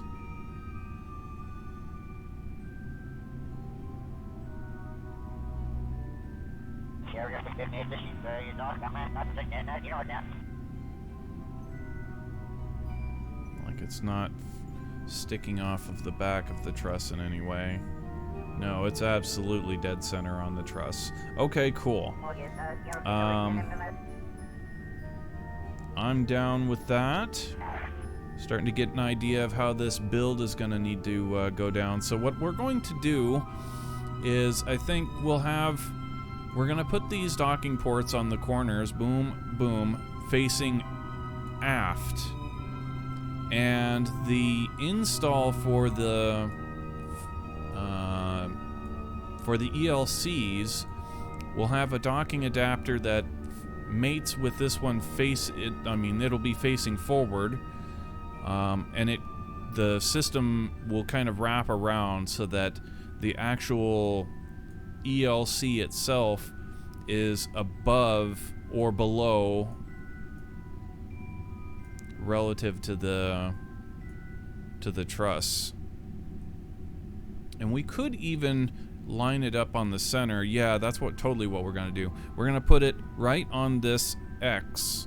So we'll mount one docking port right here, another one right there, and line them up to this this line as best we can on both the port and starboard sides of the truss. Boom, boom. Actually, this side isn't gonna be... Oh, it does have one going out to the outside. Okay. I hope we don't have any kind of Kraken issue when we bolt that, because there are two pieces that the seam is right there. Hopefully there's no issue with that. We'll just play it by ear.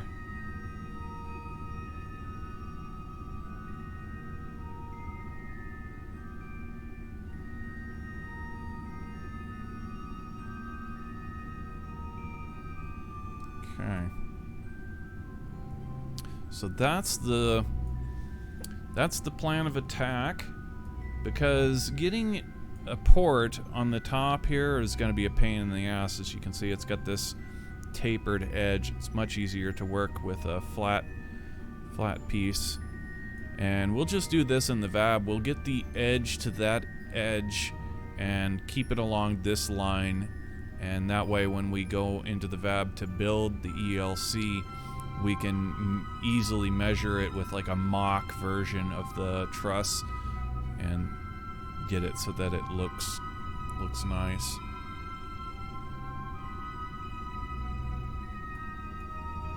Cool. So now with that in mind, we can go ahead and do our next EVA. Who do we have? We've got Dean. Let's go ahead and send Dean on this EVA. Looks like he may be in... Looks like he's in the in here, isn't he? Yeah, there he is. Okay, transfer Dean on over to this Piers airlock. I'm gonna go out the starboard side door this time, and let's get him all suited up for this EVA.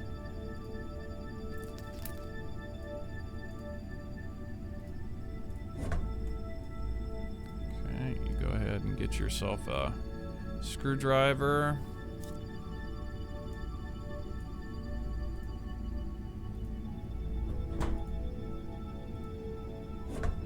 EVA tank and a wrench.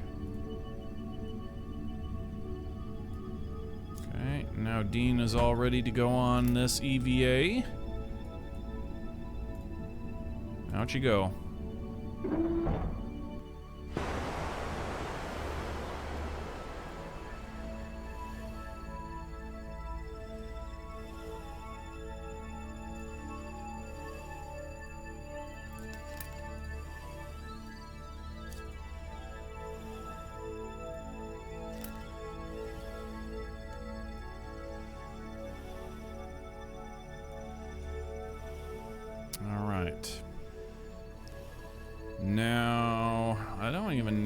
if we have... I don't think we even have any of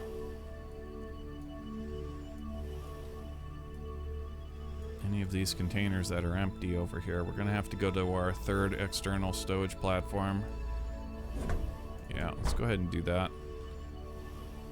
There might be a whole bunch of garbage on this thing for all we know.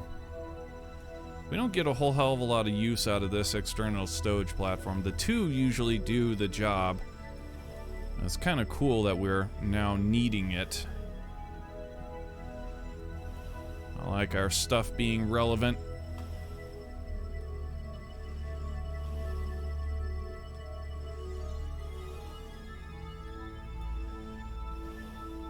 So while we're here, let's take a look at what we've actually got up here. Oh, yep, there's garbage. More garbage. More garbage. Oh my god. Dude, the thing is level full of trash. We're gonna have to go on another trash run.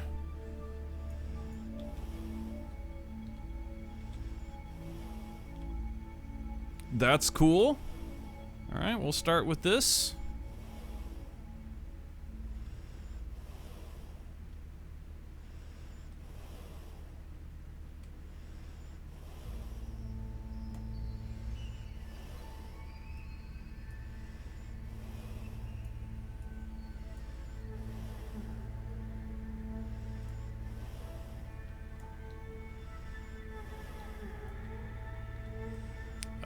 Now that Soyuz we already loaded up with trash.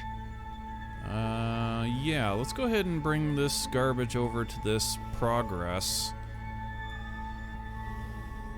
I'll load it up with this trash.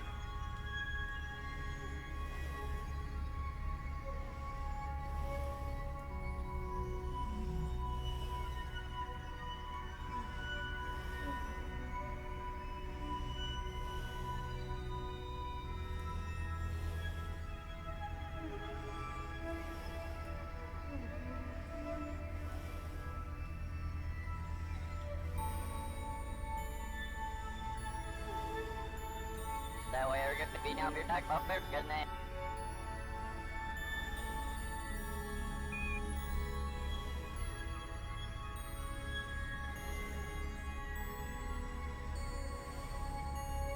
Yeah, I'm fine. Yeah, let's try a little bit of good. Do you believe me? Then you know. Okay.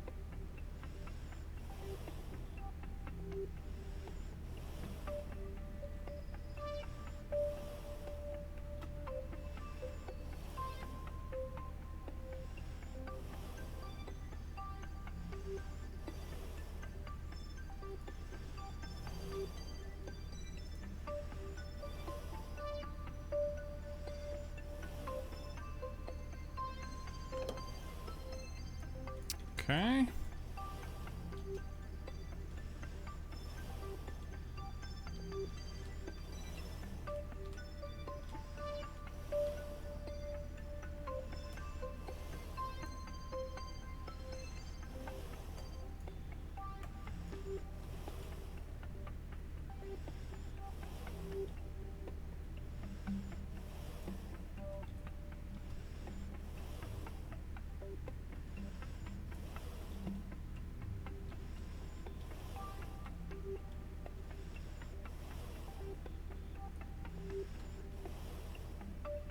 If only we had like bona fide space on the inside of our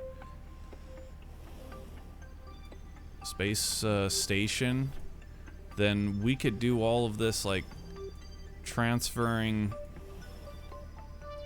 transferring cargo and all of that inside, floating around. Imagine floating around on the inside. How cool would that be?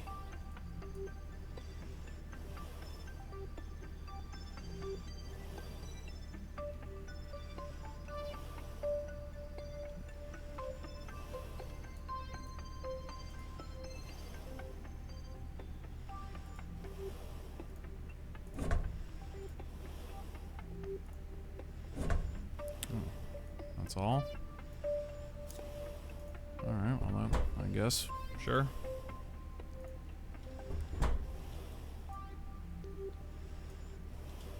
Whoa, almost hit that antenna.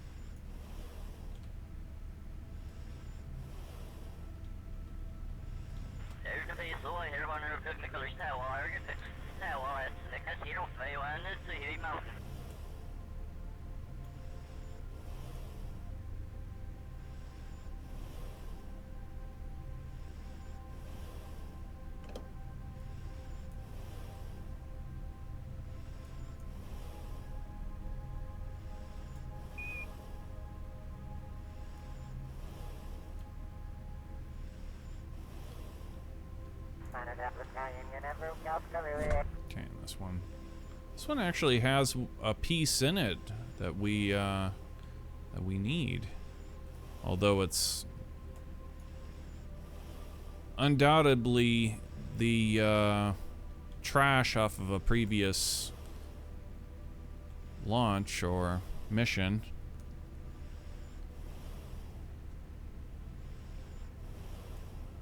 But we were gonna go to our Soyuz with this anyway.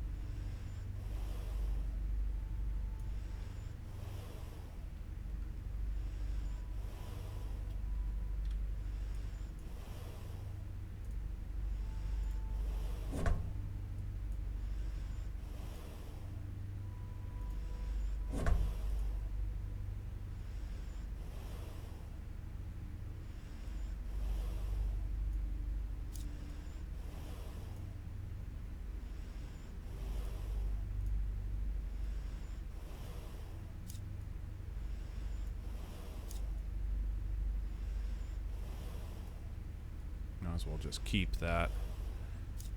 So we'll say this is the flag, this is the garbage one, and it can stay. And this Soyuz is now all cleaned up. Its cargo is completely moved, and all the trash that it's going to ditch into the atmosphere is ready to go. And so that's all of them. That's the progress in both Soyuz.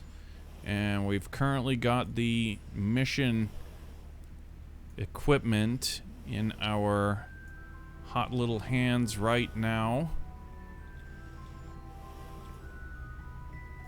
So let's go ahead and actually, since we're on this side, we could go ahead and do the install over here first. And the other side, yeah, the other side has actually, did we put them down there? I don't even know where we put the I think we did, actually. Anyway. Let's go ahead and do this install.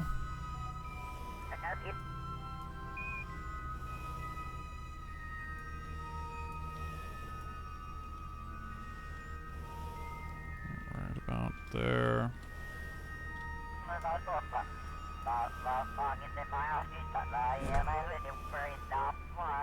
Am I holding yeah, okay.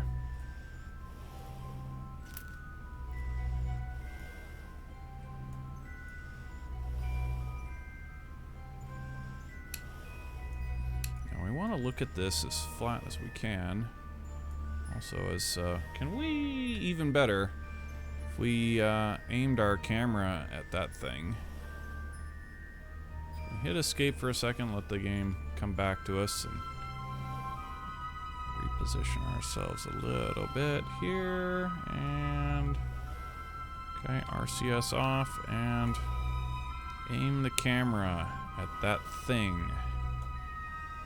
Cool. Now what we're looking for here is this edge. It has to be precise. Okay, like that. H. A little bit more. There. Bolted on like that.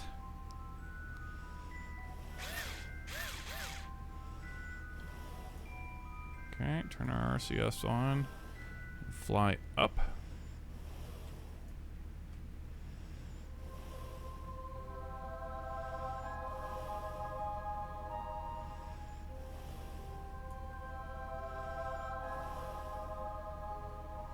Damn cool stuff.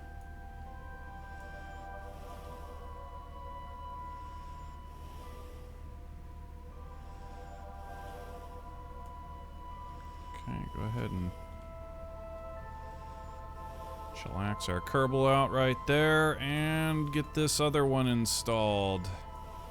We're looking to see this edge as best we can. Okay, like that. And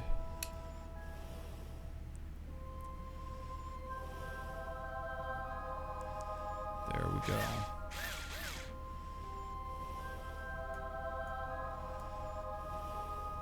All right.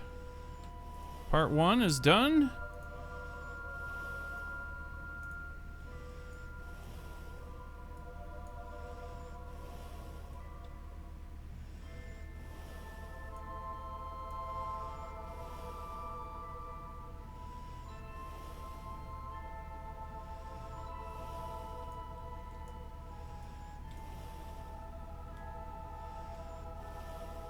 I thought our feet were about to skip on that thing. I was right.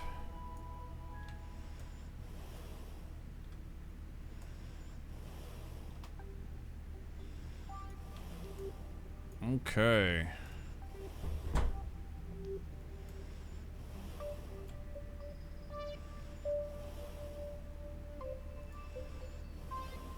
Put that cabinet away. We are done over here.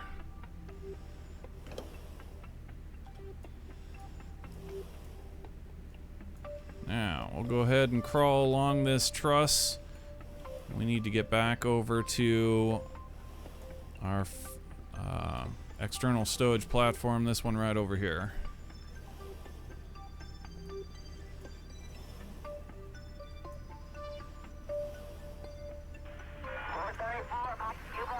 Okay, and our last 2 pieces of equipment are in here somewhere. No. There they are. Okay, so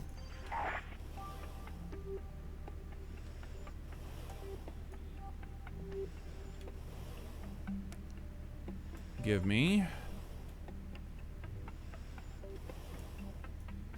Alright, now we can go back onto the truss and follow it over to the port side.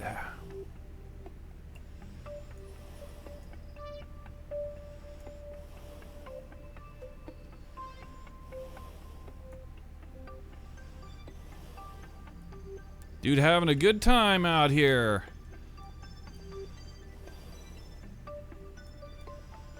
Thumbs up.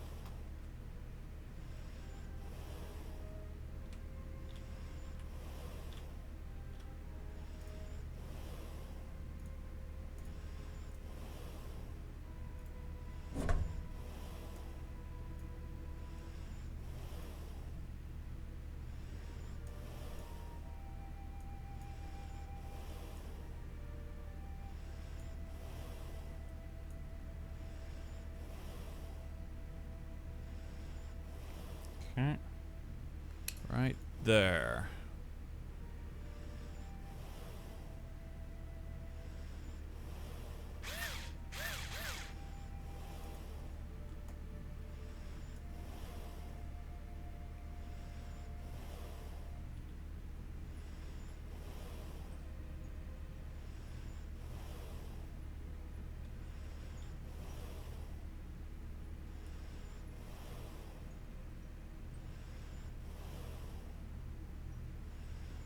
All right, one more to go. This one's a little bit off, but that's okay.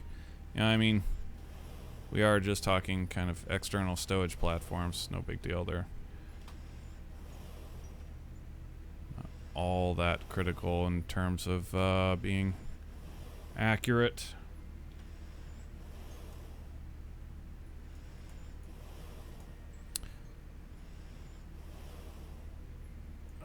Kerbal's kind of getting in the way.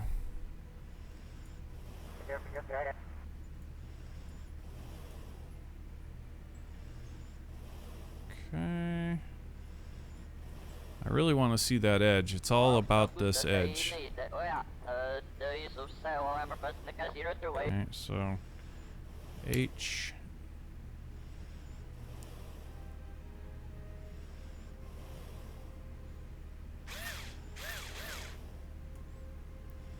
All right, there it is.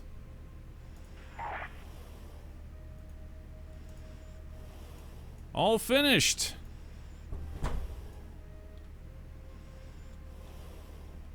Cheers.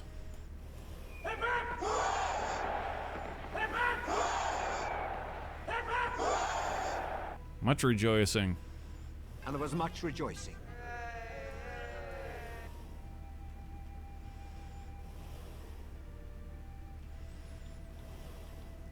Yeah.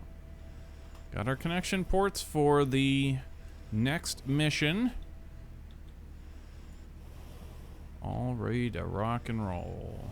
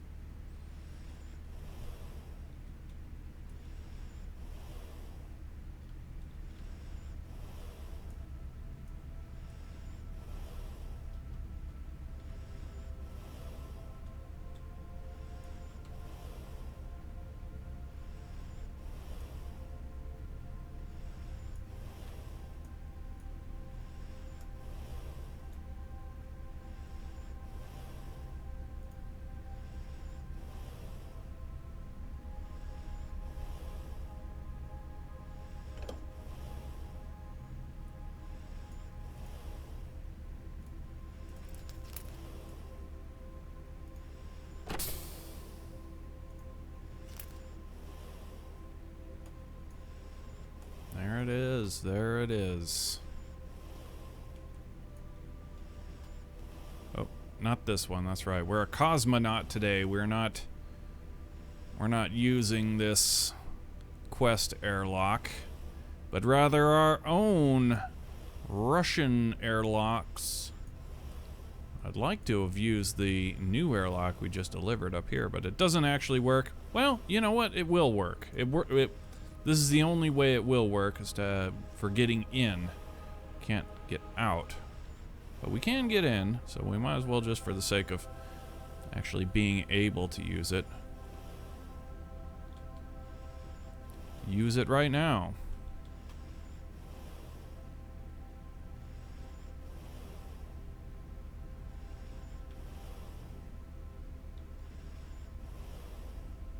Yeah. Actually, it's quite glitched. The fairing was pushing us, like, on the ladder for it. It was pushing us off of it. Alright, to hell with that thing. I mean, it's cool. It's still cool. I still like this module better than its big brother. Shouldn't even call it big brother. Should be sister. It's its sister module down here, the Pures. Even if it doesn't work. But there you go. All our EVAs are complete. Let's go ahead and turn off that docking indicator. I do believe that the station has been reclassified now, probably. So let's go ahead and reclassify it again. We need to see here, rename vessel, right? Here we go, rename vessel. Sure enough, needs to be a station.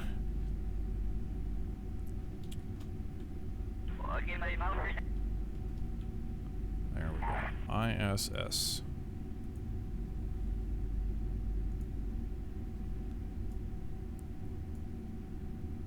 Good stuff, good stuff. Now we're all prepped and ready for the next mission. We still need to build the modules for it, but that should be easy enough, I figure. Let's get ourselves some mating adapters and some kind of thing that's kind of sort of external stowage platform-esque for... we do have to remember that the first mission installs down here and up here. It's not boom boom or whatever. It's this one and then this one. So facing down and then facing up, which is really weird. Really weird that they would do that, in my opinion.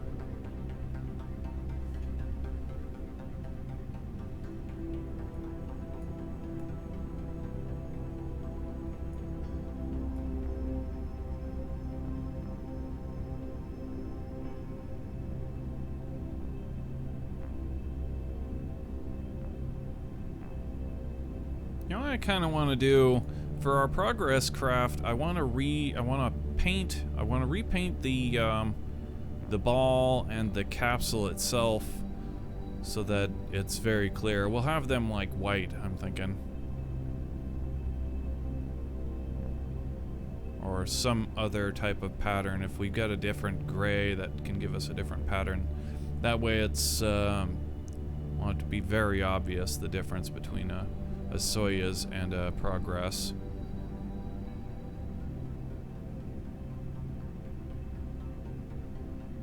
Yeah, it's pretty cool to have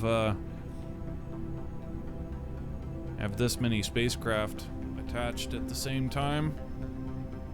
Still have room for the shuttle too, right? Shuttle and a Dragon, that'd be pretty sick.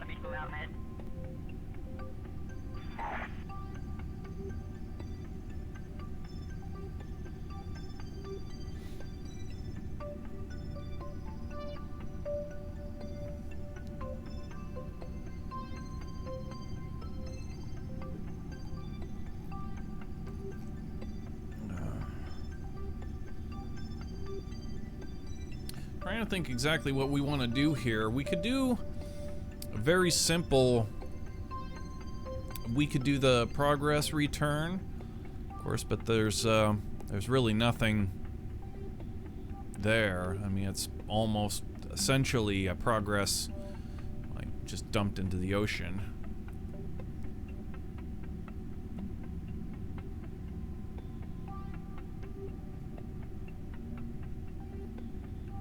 But it needs to be done because there's nothing.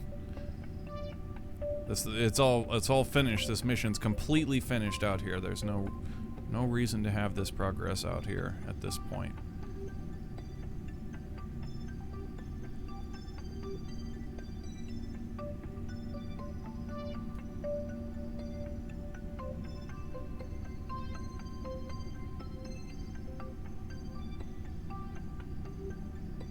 Thinking possibly we could do a progress. We could do this progress return, which, like I said, it's essentially like there's hardly anything that gets saved in this. That's something I kind of want to change, but being as we're so close, this is like the last progress flight we will ever do in our playthrough. I mean, this playthrough specifically. Like, if and when the time comes that we decide to do a 3.0 station, the progress vessel will come back, clearly. So there will be uses for it then. A lot of uses for it, actually. But mainly the thing here is that the capsule that actually survives, there's nothing in it. On the Soyuz, there's lots. I mean, you've got, of course, your whole crew and stuff, but there's like hardly anything there at all. So it's practically not even worth tracking it into orbit at all, because but we could change that. Say, like, see, this is just a structural fuselage part right there. See, there's absolutely no there's no compartments at all for anything. So I mean, we could at least at some point justify the flights of these a bit more if we had, you know, like returning science things or whatever could be a thing. You know what? I don't even see soft landing boosters. There aren't any. Really? Okay. Damn, dude. Yeah, our progress flights are meh. Kinda meh.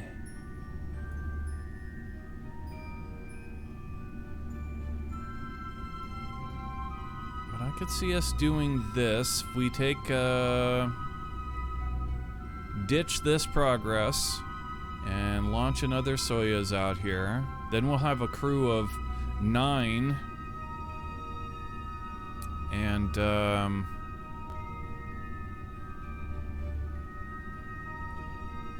and then the next mission to come up will be the shuttle. Then we'd have 3 Soyuz and a shuttle at the station at the same time. Like, damn. That's a full house right there.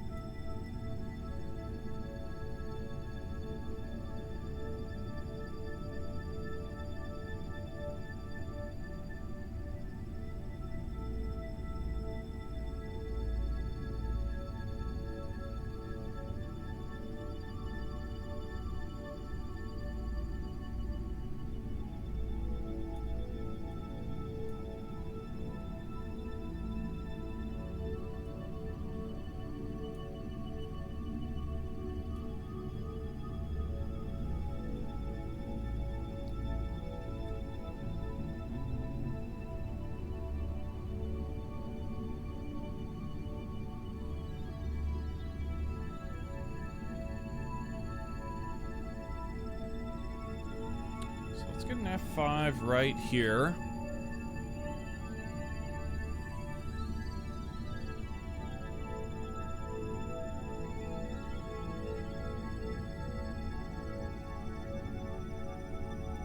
And let's send this progress flight along with the trash we've loaded it down with. Send it to its demise. Christ, it doesn't even have... Seriously? Wow. Okay. Doesn't even have internal stowage at all. What a piece of shit. This thing is, like, so cheap. But I guess that's kind of the whole point of Progress, right? Is that it's a cheap, unmanned version of the Soyuz. And boy, we really made it cheap. That thing sucks.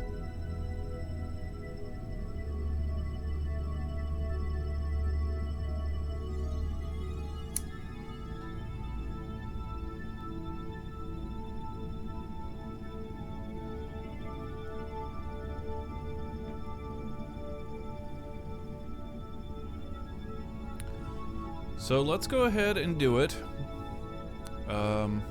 We need Smart SAS pinned. Alright, and we are go for the Progress undocking.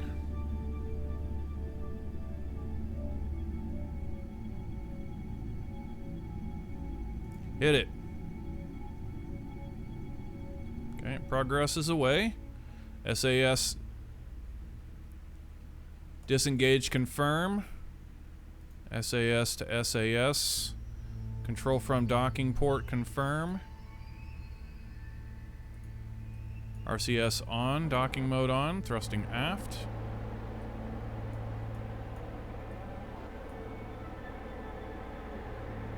RCS off.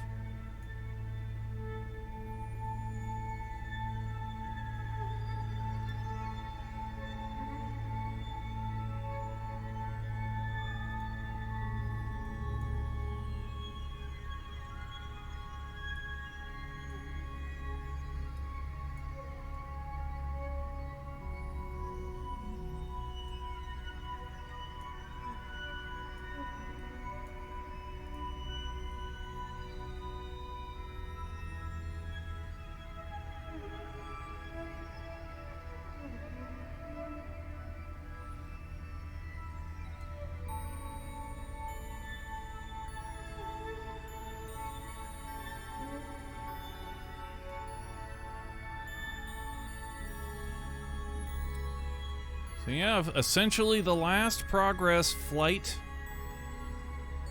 that we will ever need on this station.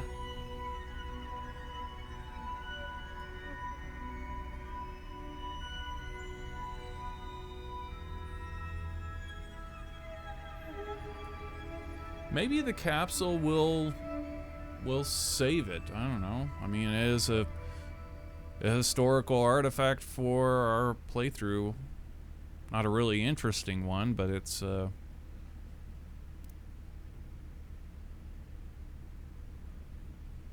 don't know, could be something.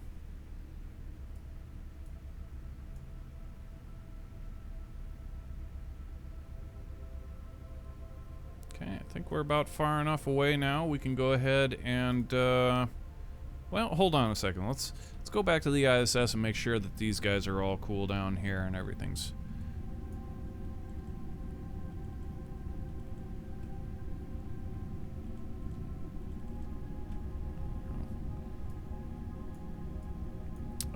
Smart SAS.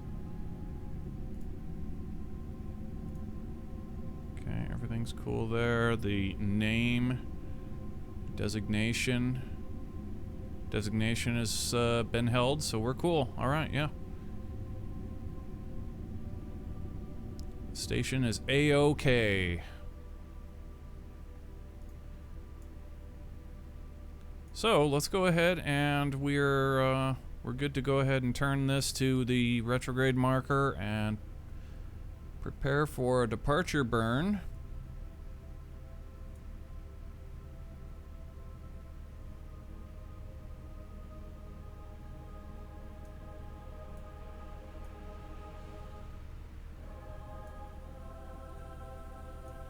Oh, I also see this, this antenna was not extended.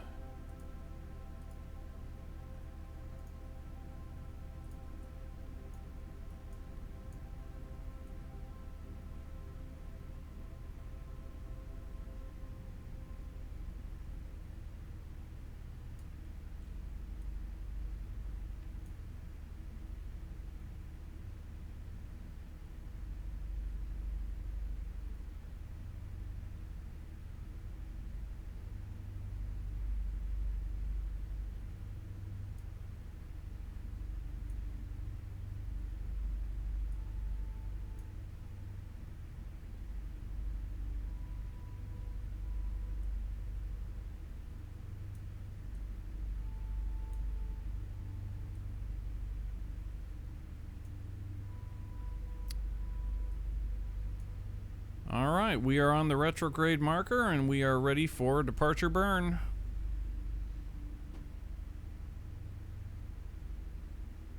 Hit it. All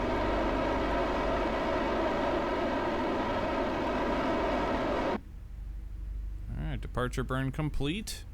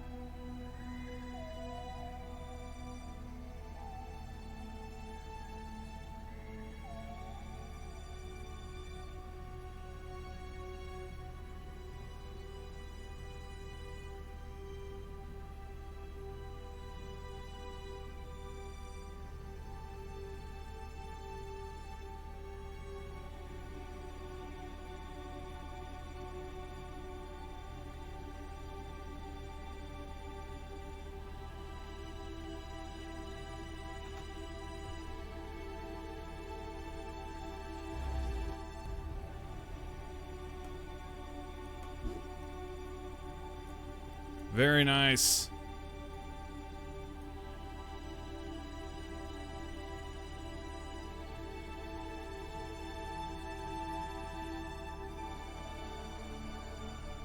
There be whales here? What?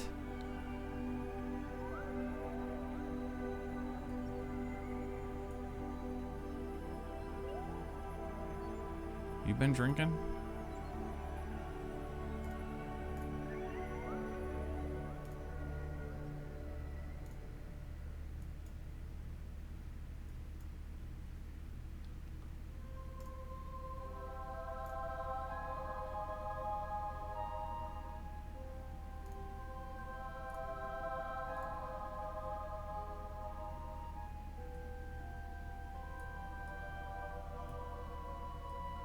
But yeah, for a mini mission, I would call this, that was pretty fun. Got a lot of EVA action going on there.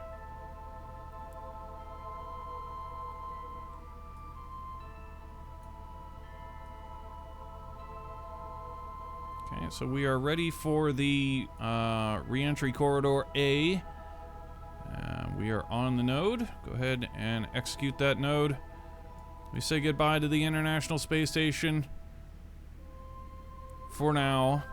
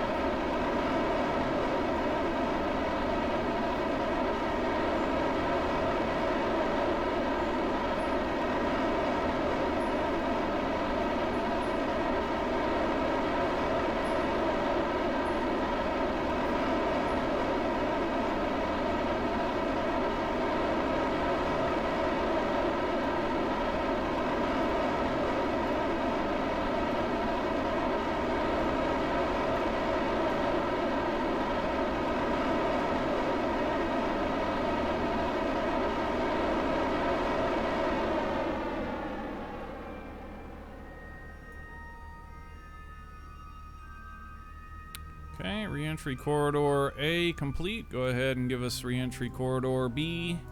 Turn to that node.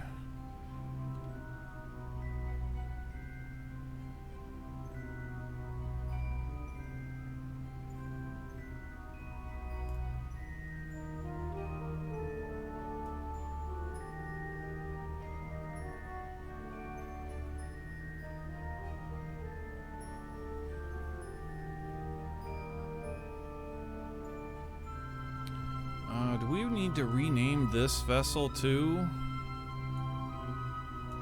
I think we do.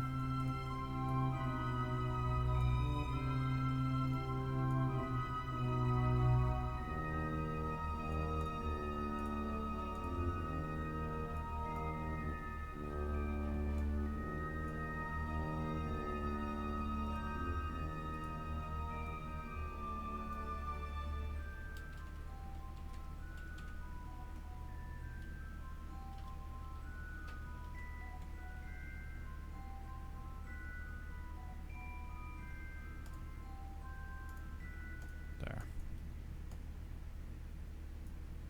Alright, we're on the node for re-entry corridor B. Go ahead and pull the trigger on that.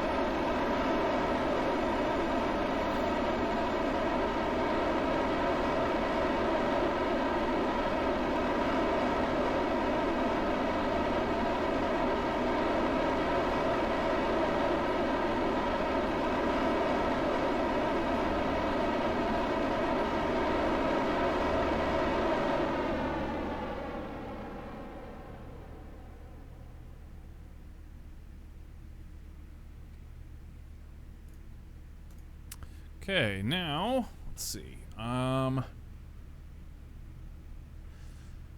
Re-entry corridor A and B. We need to fine-tune the orbital nympho. Put us on that retrograde marker and yeah, get us into the lane. Docking mode on, RCS on.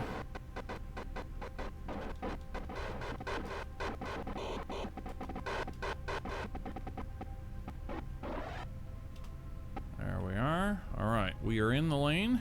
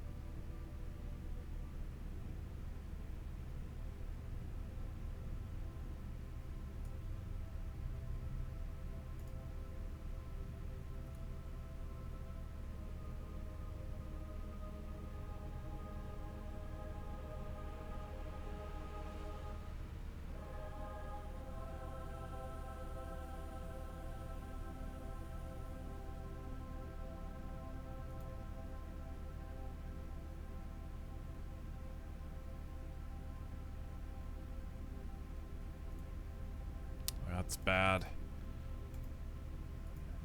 That's no good.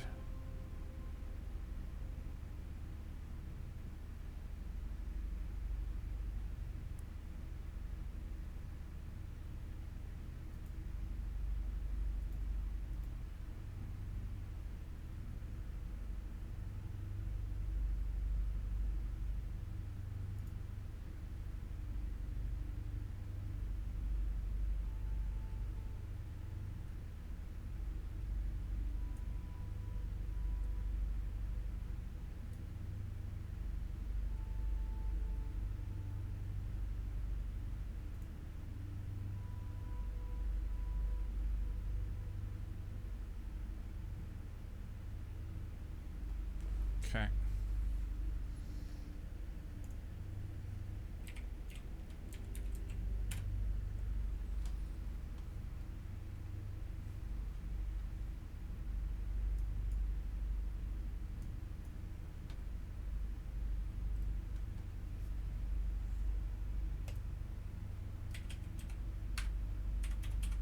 Hello.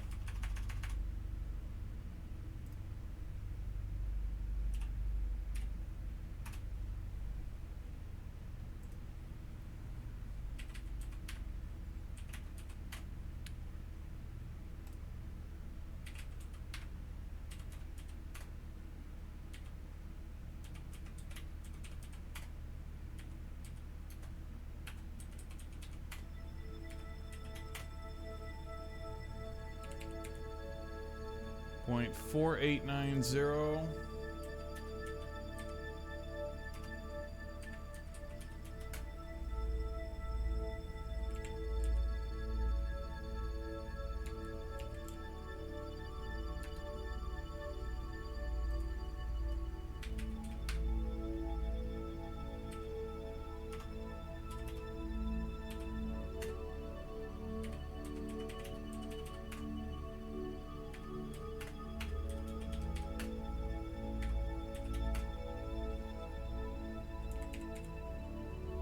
Point 4890.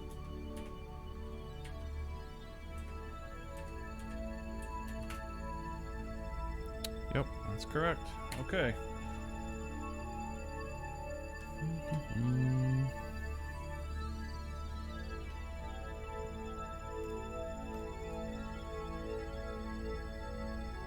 So we need to have a correction change of 33 minutes.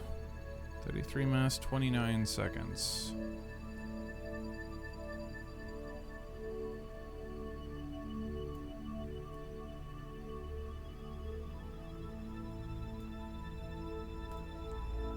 Okay, go ahead and turn to that node.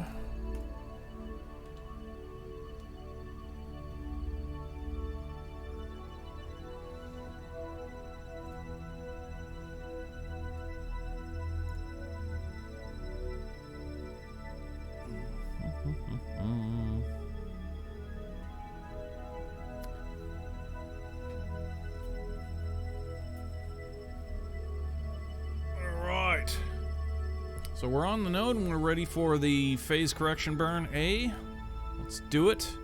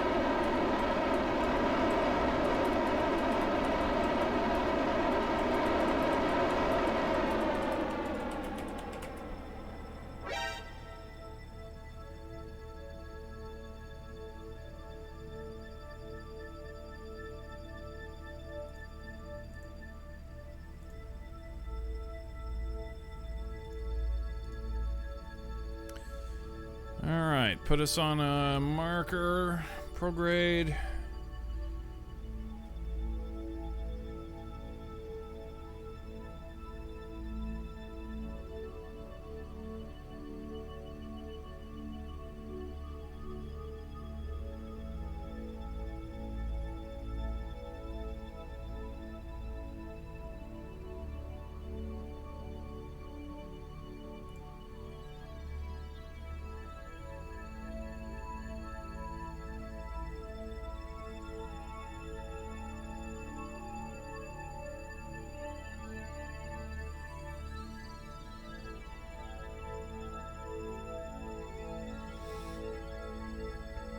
Okay, RCS on, docking mode on, and we need to clean up this this orbital slime.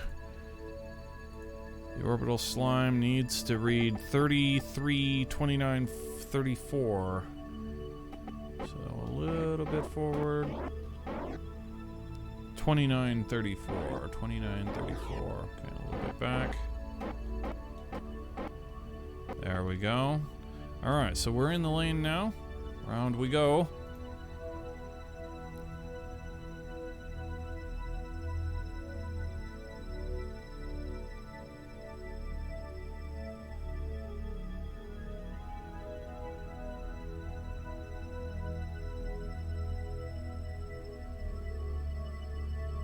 One.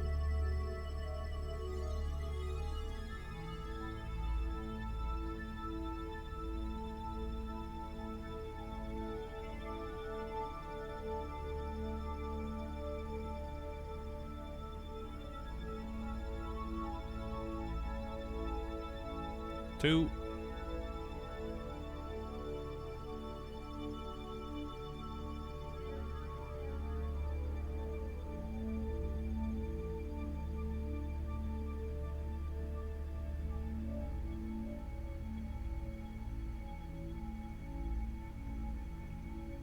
Three.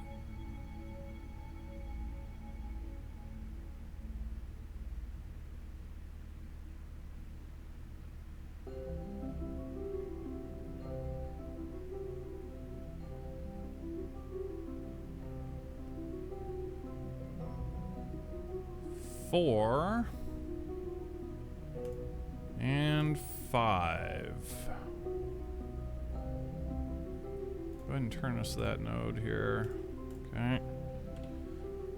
Get ready for the re-entry corridor C. Or phase correction B.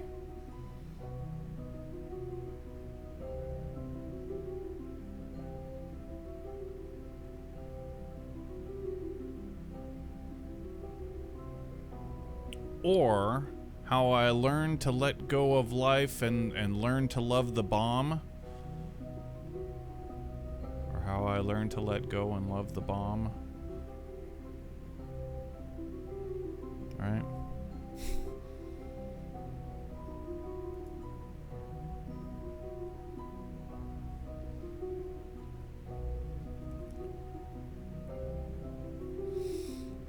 Alright, go ahead and execute that node. And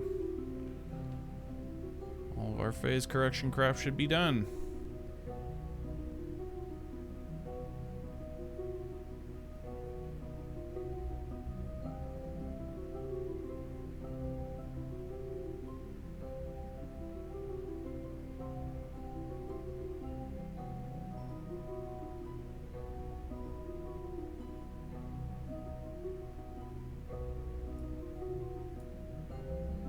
Damn, we came really close to wherever the hell that thing is.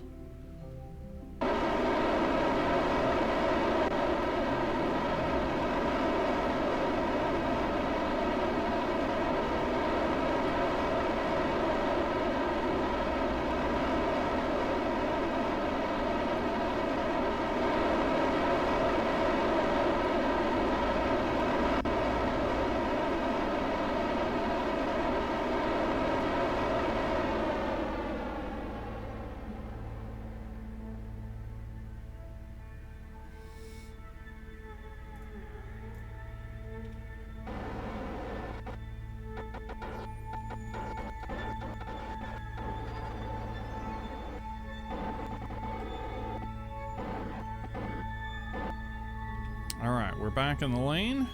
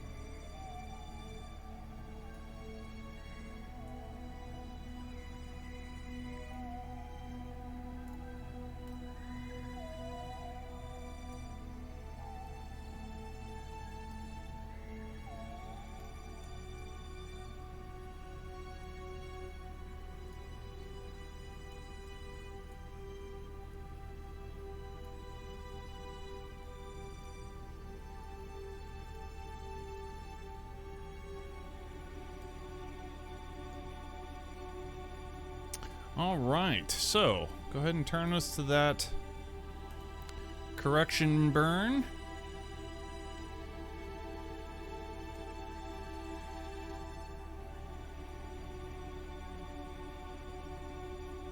Luckily, the one thing going for this pod is that it's extremely light. There's virtually nothing left on it. It may not even need soft landing boosters.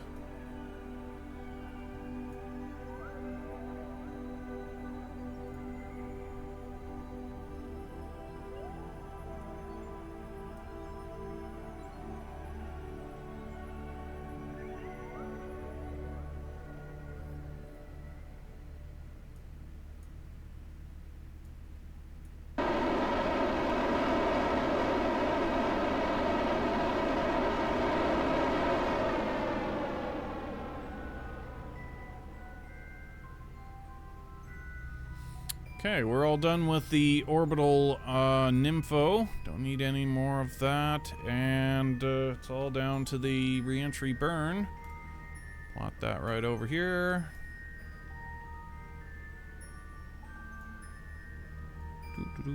Okay, and to splash down just off of the coast. Like that. Alright. Turn us to that node and prepare for re-entry, the re-entry burn.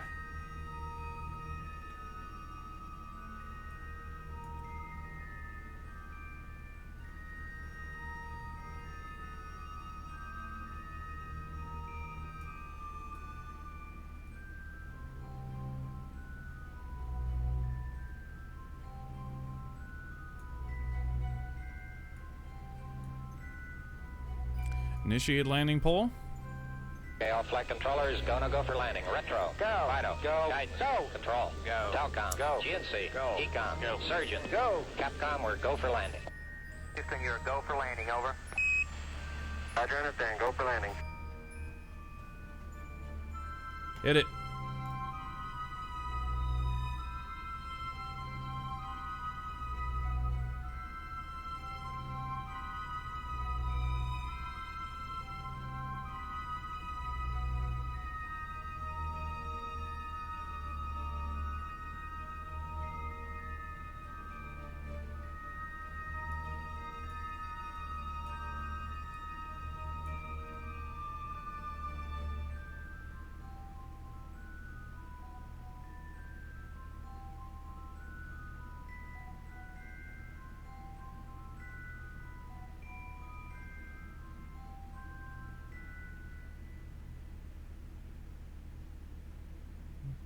Soyuz relay.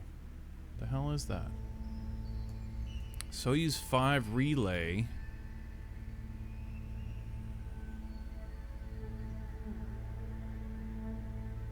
Huh. I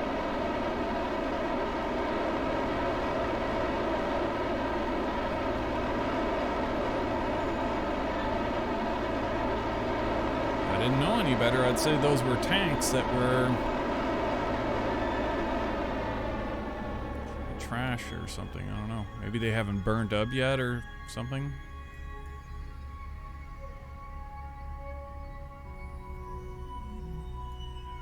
Okay, so the re-entry burn is complete.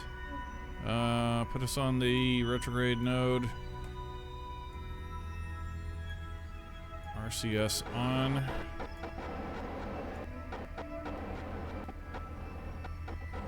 Docking mode on.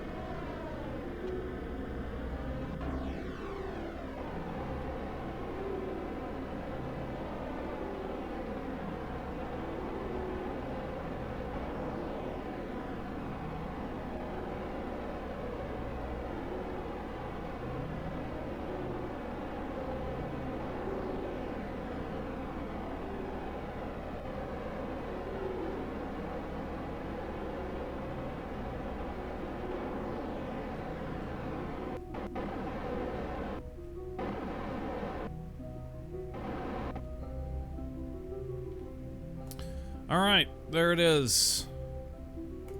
Footling around.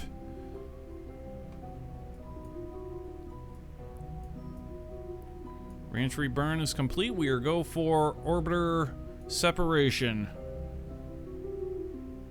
Hit it.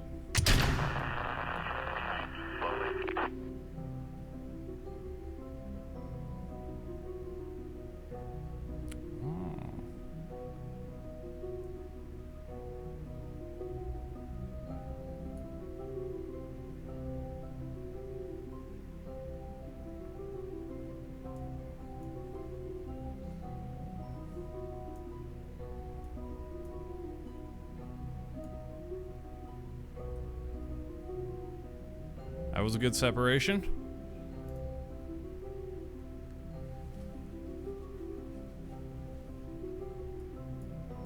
Very, very nice. All right. We don't have any correction engines or anything on this. That's right. This is pretty much just a flight computer and a parachute, and that's all there is. So let's bring it on down.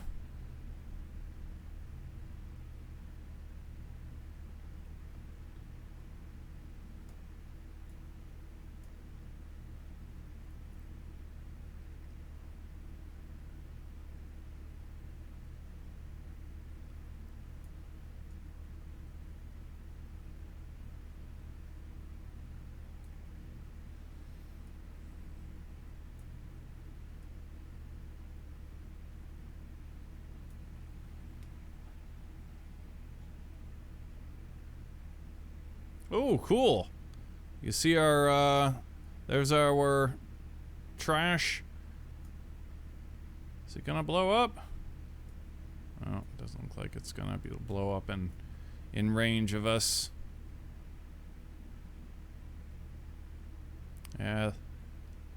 These other pieces here, this Soyuz 5 relay, all I can assume is that those are actually parts that it should be deorbiting. It's like, how the hell did they get on this this track this low, and kind of crazy.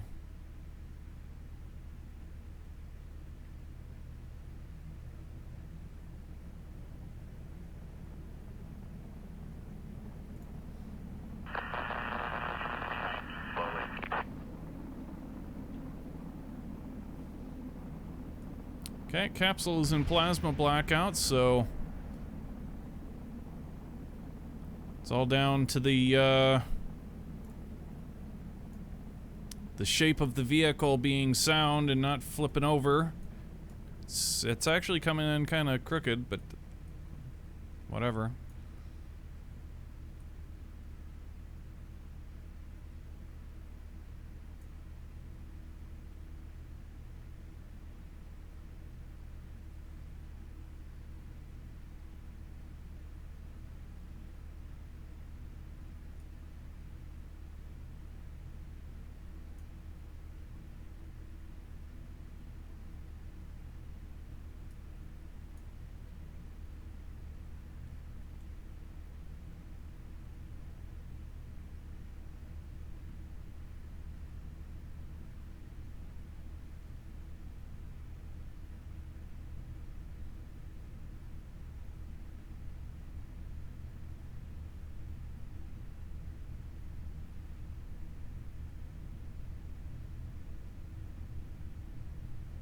Vehicle's transonic.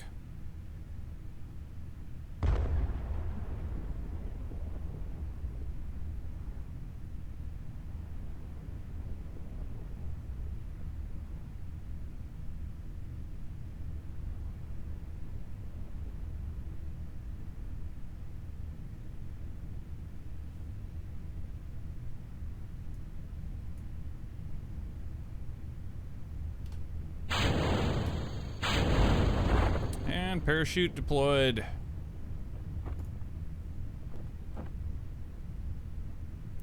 Little Soyuz, my darling. Actually, no, this is a progress.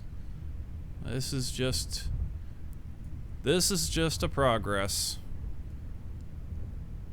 Very, very similar, as it's essentially a Soyuz that has been gutted.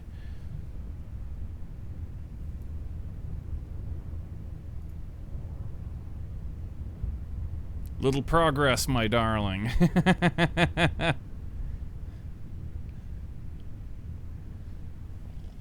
Oh, excuse me.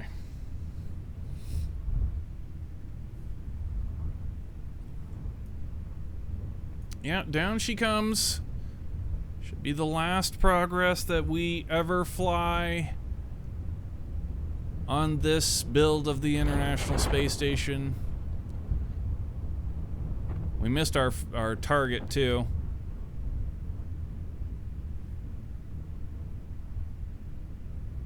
We are off by 16 kilometers or so. It's pretty garbage.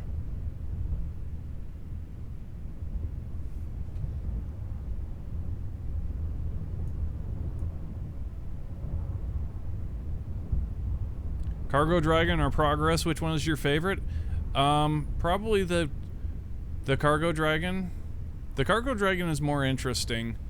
Actually, no, I'll take that back. The Cargo Dragon is funner during the launch.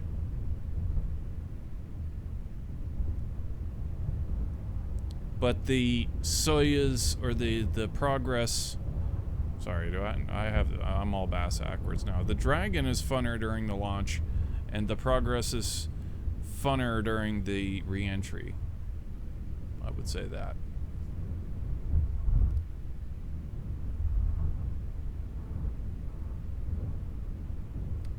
The orbiter separation of the Soyuz and Progress is just way cool.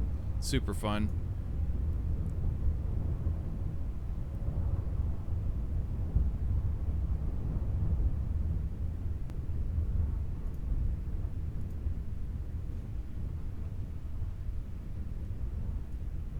Alright, will it survive?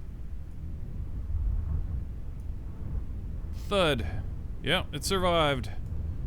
There we go.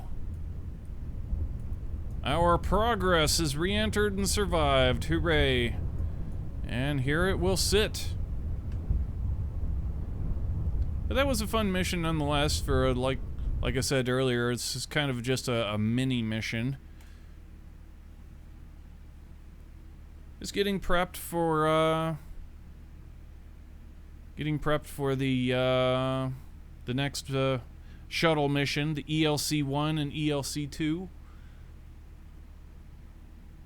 I think we're gonna have to have some sort of third-party, like EVA propellant tank with thrusters on it, so that sort of thing, in order to do this this next mission.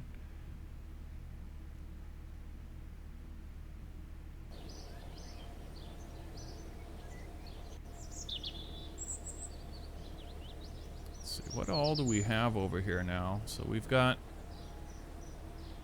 Oh, yeah, we need to pick up some of this stuff, because if we're gonna launch another Soyuz, then... yeah, all this stuff needs to get picked up.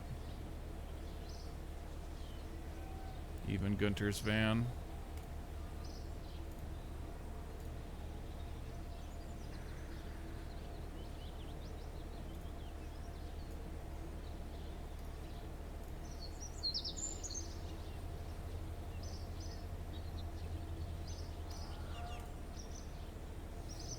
Okay, so we need to reload the game. It's always the first thing.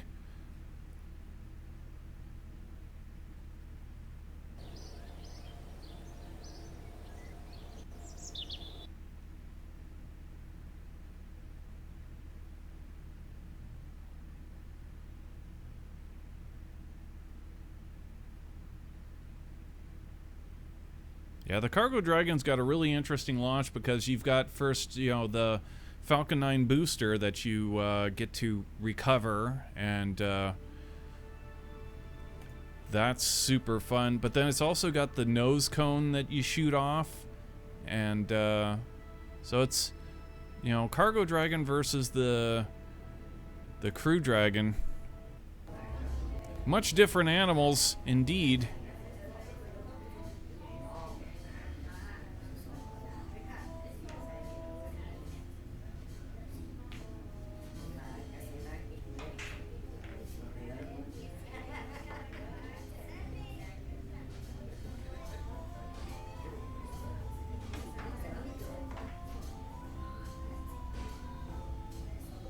Yeah, the capsule of the Crew Dragon versus the Cargo Dragon is very different.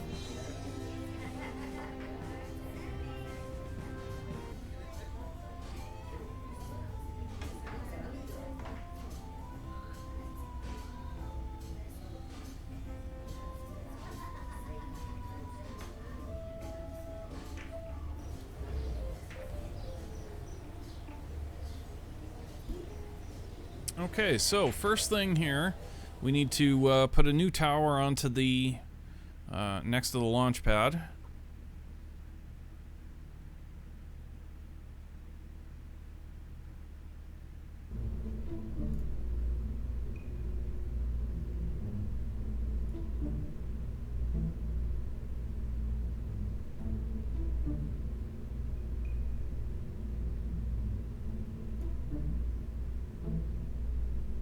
Okay, so we're looking tower Soyuz. Alright, so got our Soyuz tower out here. Is there any kind of changes we want to make to this thing while we're at it?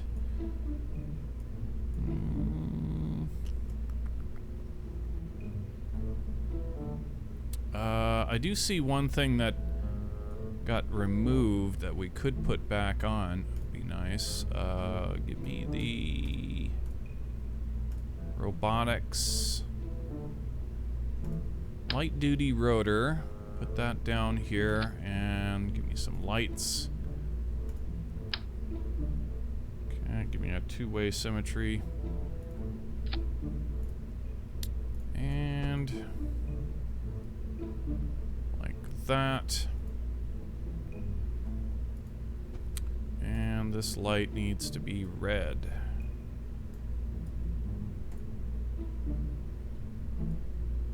Alright, and let's add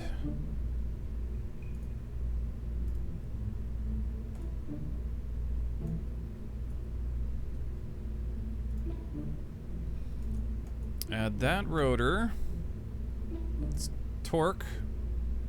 Add that to that, and the lights. Add the toggle on and toggle off. Okay, so and then the RPMs, we want to set those in here. RPMs something like about 25 to 30. We'll put it at 30. Okay, we're done there. And Now, the, yeah, the torque.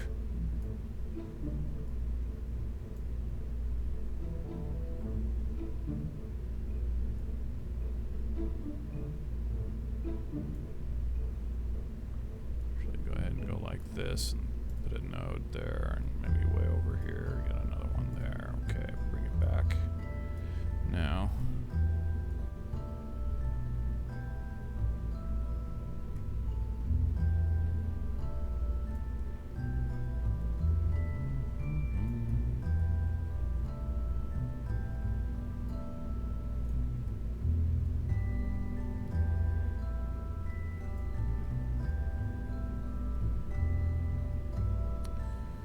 Right, close enough. Okay, and this is lights on. And this is lights off. There we go.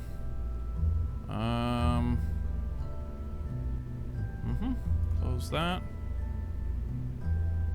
Save.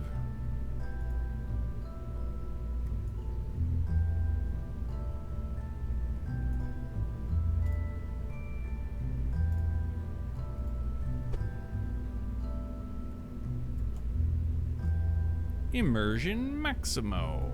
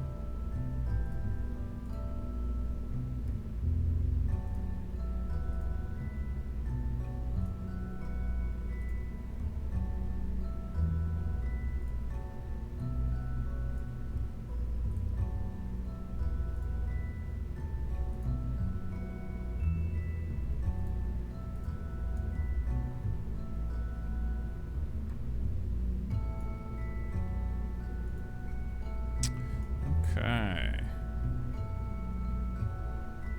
Cool stuff, cool stuff.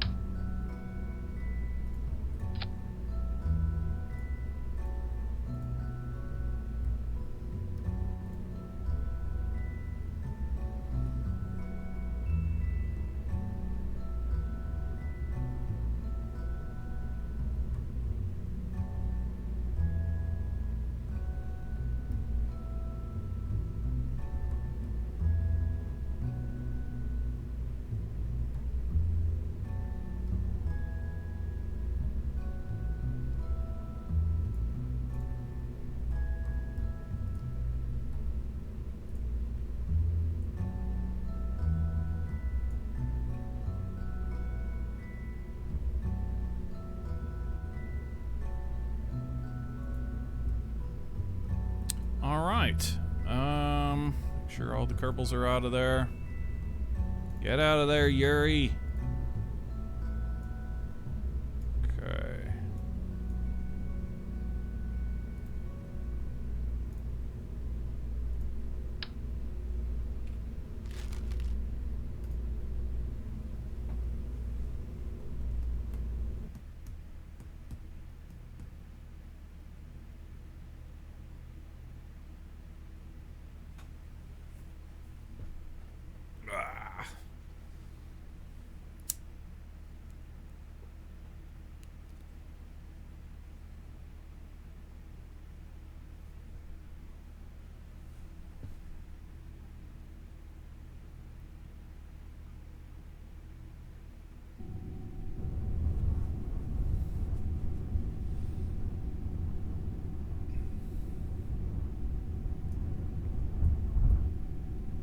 Mirrored it on the inside. Oh, okay.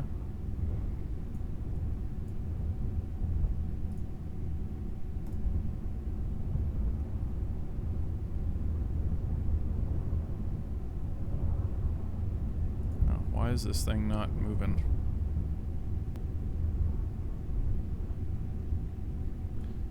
Why is that not turning?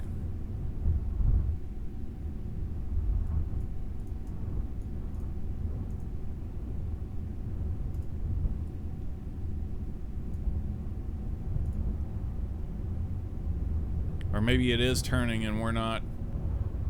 Yeah, it is turning. Our lights are actually hooked to the bottom part. Whoops.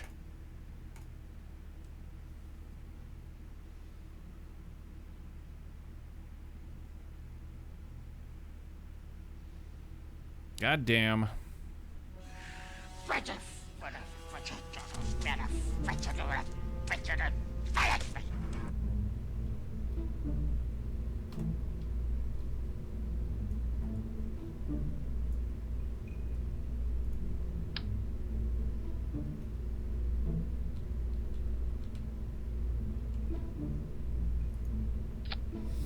Chances are pretty good it just removed it from the cowl now.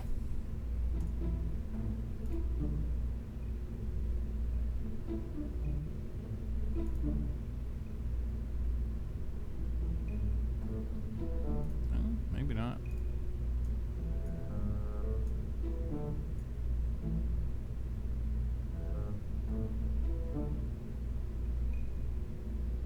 Ah, crap. We can't save it without the... Yeah, reload it. Damn. That's right. This is definitely one of those items that we want to keep the reticle on. For sure, for sure.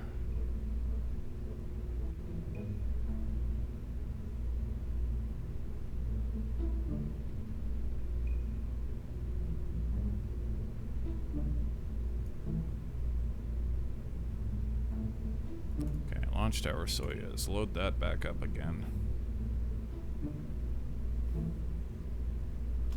Okay, now make the changes in here.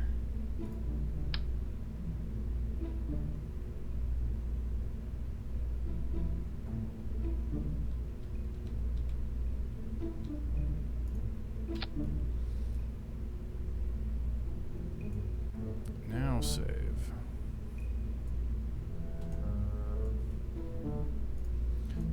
Get rid of that reticle. Get everybody out. That means you, Yuri. And drop it out there.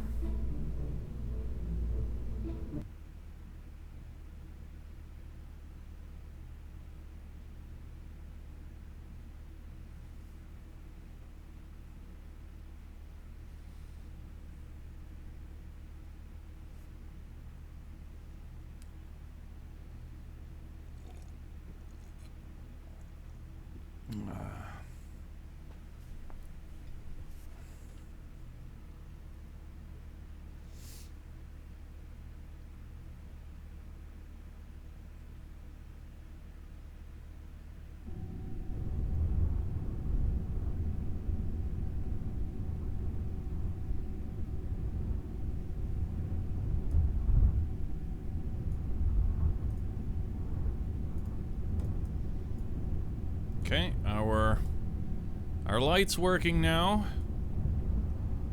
Perfect.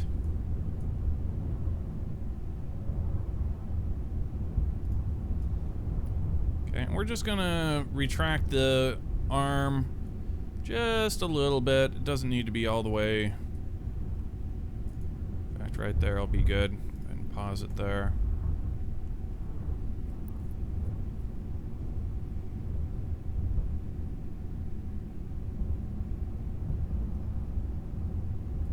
And we've got a little issue with the strong back retraction on our Soyuz. The timing, yeah, it's all kind of like whack. What are you building? We're not building anything right now. Actually, we're going directly into another live launch.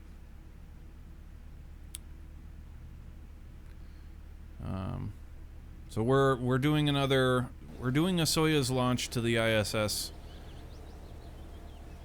And I mean, I guess we're always building, right? We're always trimming up stuff, but specifically we're not like hammering away at any one project right now. This is kind of mini project day. We did the mission, our kind of build mission today, and that was to install 4 connection points onto the port side and the starboard side of the truss in preparation for the next shuttle mission. And we've done that already, and so we're just kind of chillaxing now, I guess. We were gonna get another Soyuz launch up there just to have 3 Soyuz at the station at the same time, and it'll look pretty cool when we get the shuttle up there as well.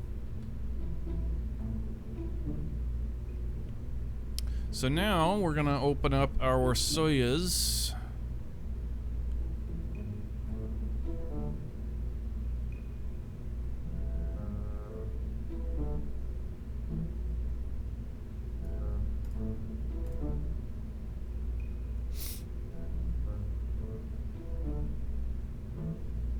Okay, so Soyuz. Now, I was concerned about the strong back retraction cowl. See how it's at 1.3? It's kind of... Yeah, here's the... Oh, right. Right, it should be at 0. Okay.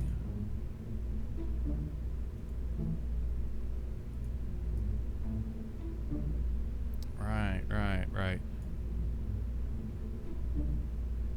Hopefully this last piece right here doesn't hang over the edge onto those tanks down there, because it can screw things up if it does.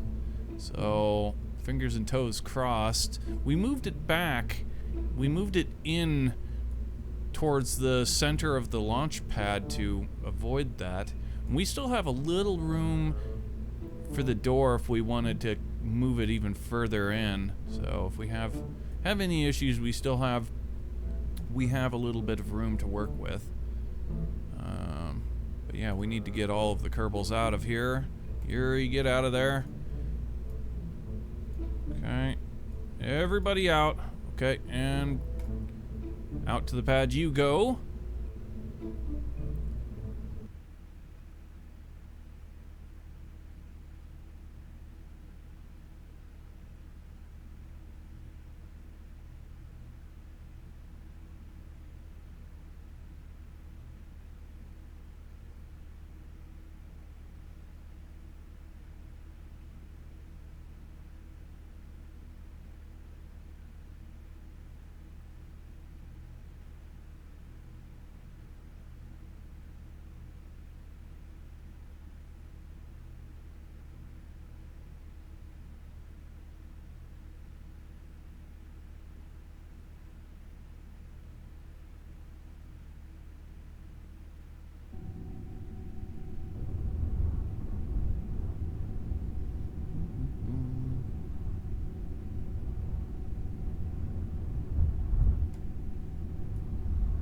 Alright, now switch over to the launch tower.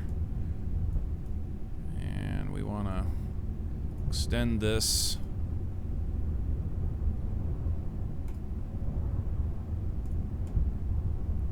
Back over to the door.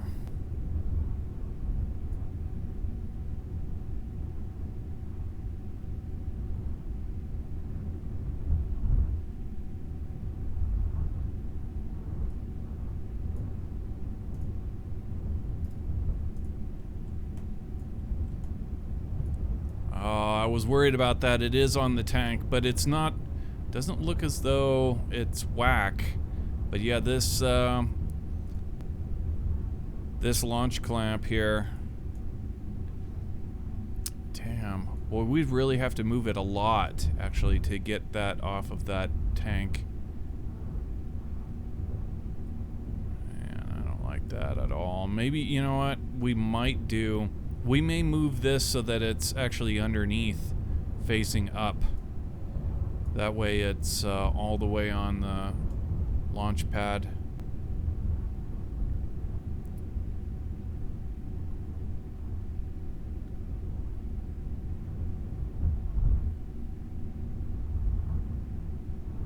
But for the time being, for this launch, I think we're good to keep it there. So, our rocket's on the pad. Strong back's okay. It is actually pushing it. It's not exactly straight up. It's actually pushed inward a little bit as well. Yeah, that's a direct result of that right there. Mm-hmm. It is indeed. But we're going to proceed forward. We're going to,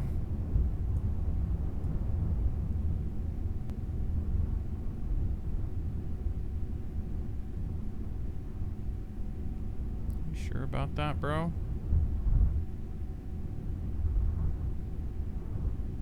Yeah, we'll see what happens. If something goes wrong, that'll also be interesting too if something goes wrong. So, yeah, all this equipment sits out here, and we go back to the Space Center and get ourselves some astronauts and drive them over here.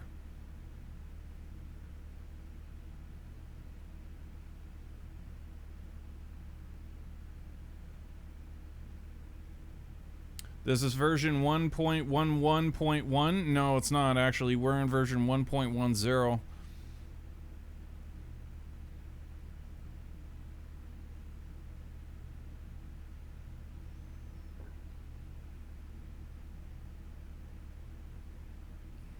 I think.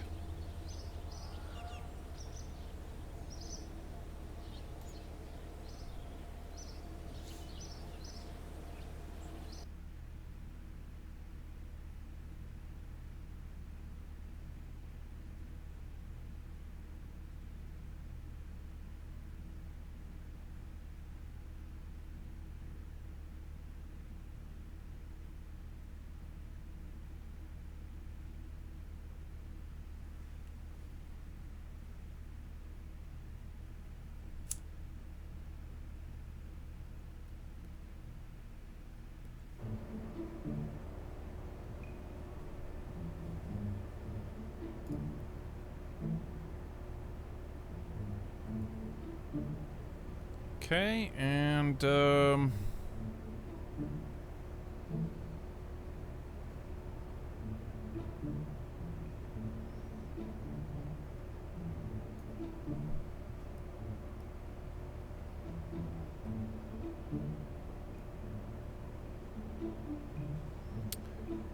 how do we want to get our astronauts to the launch pad? Limo?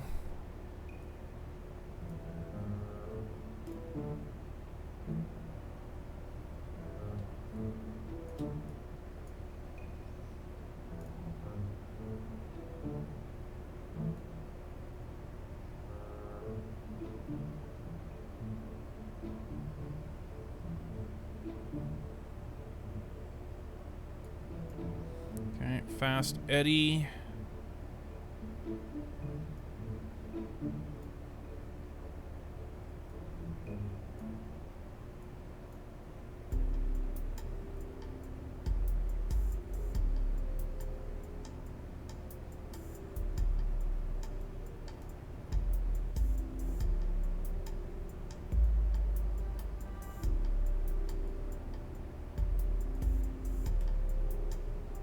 We need scientists.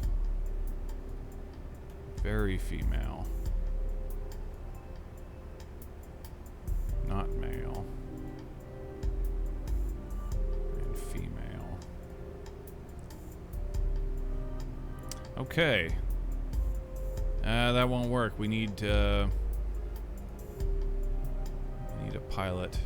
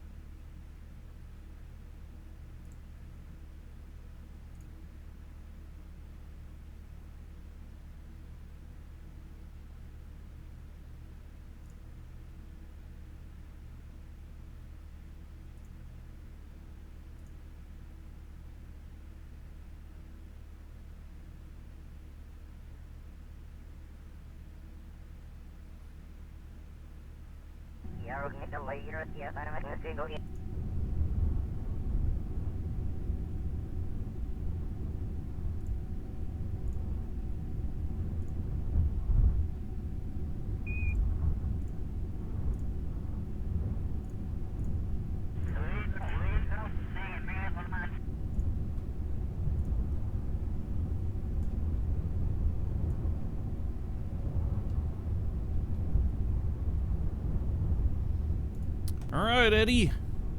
Step on it. You're not Eddie. Who the hell are you? You're Wentz crew.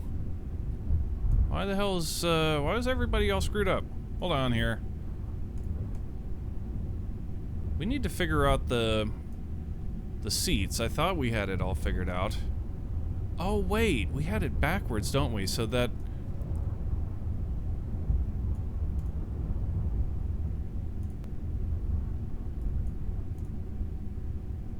Our astronauts are cool. Yeah, okay, Eduardo... It should have been on the bottom.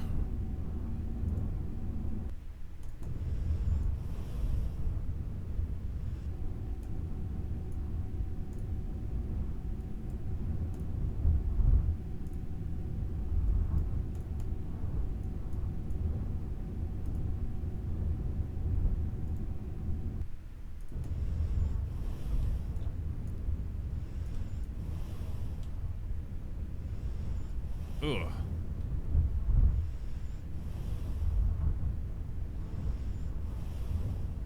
Fire drill.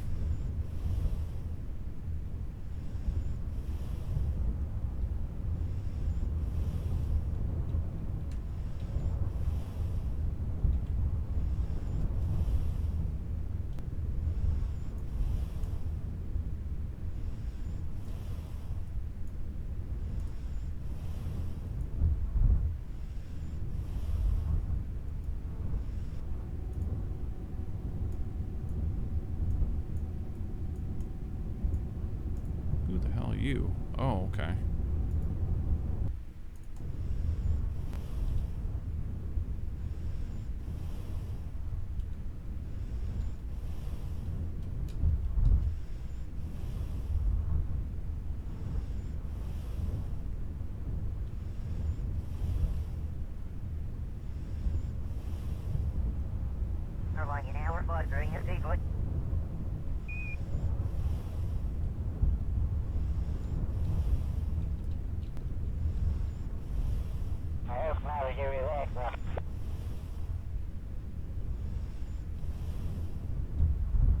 I'm not sure who the hell's supposed to be flying here, because here's not male, she's going, and very female, she's going, and Gravin is a mission commander, and so is this guy here, Wakata, our mission commander. That's 4. There's only room for 3. So I don't know who the hell... I don't remember grabbing Wakata. Like, why the hell? Where did he come from?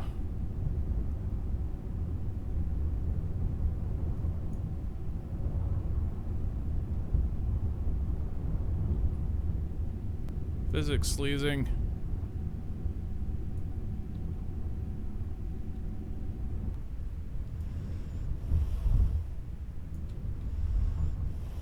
Okay, and Fast Eddie needed to be the driver. He is the designated driver, always has been.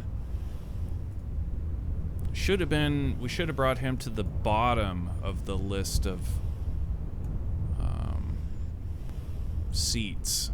I think that's how it was. The one up from the bottom. We'll put that in the notes next time we go into the spaceplane hangar.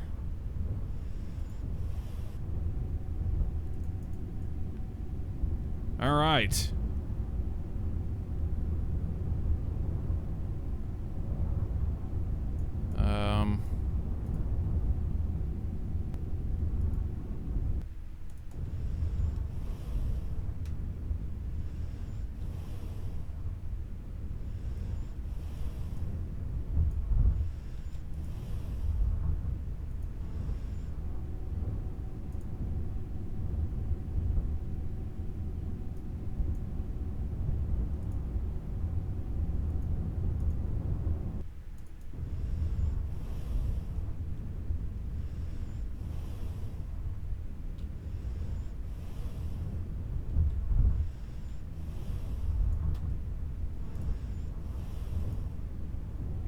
There.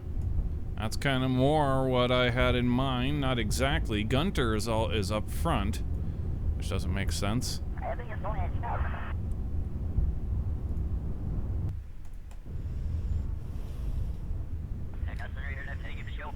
Ooh.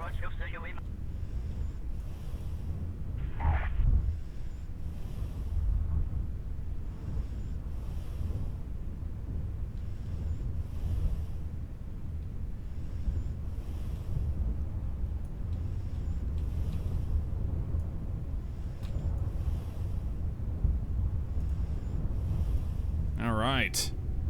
That's more kind of what we had in mind.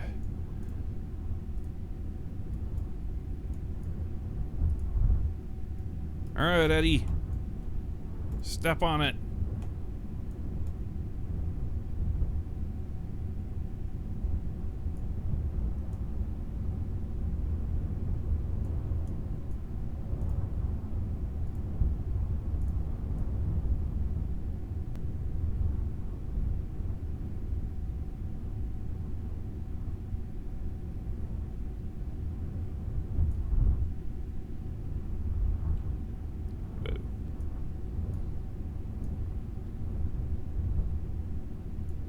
Huh. It's like physics sleazing may have thrown some stuff off back here. This tire doesn't look right. It's like we're dragging ass.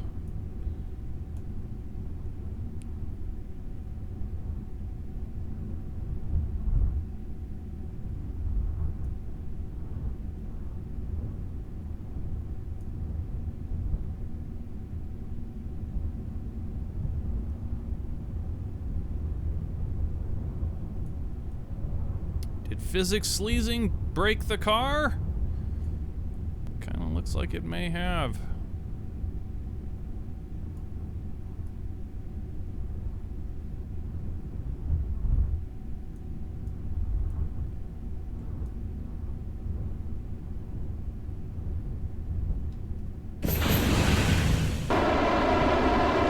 Step on it.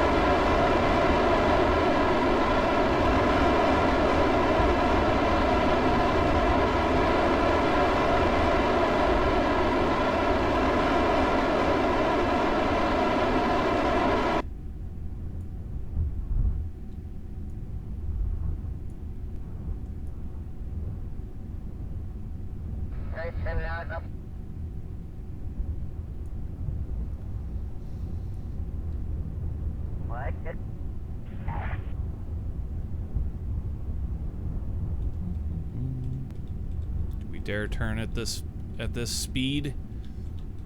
I believe we tested this vehicle and we found it to be extremely hard to roll.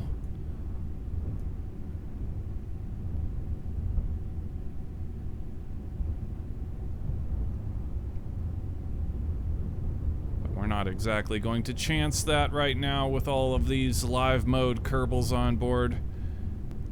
And Gunter.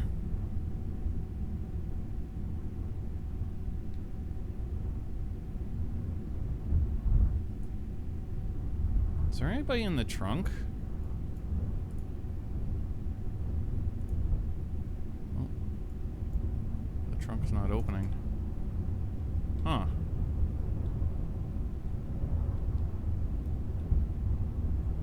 Didn't we put the function on this that the trunk opened? And then we could hog tie? I was quite certain that we did. That we could hog tie Kerbals in here and... Yeah, there's like room for 2 Kerbals in the trunk. Oh. That's not this limo. That's a different limo. Really?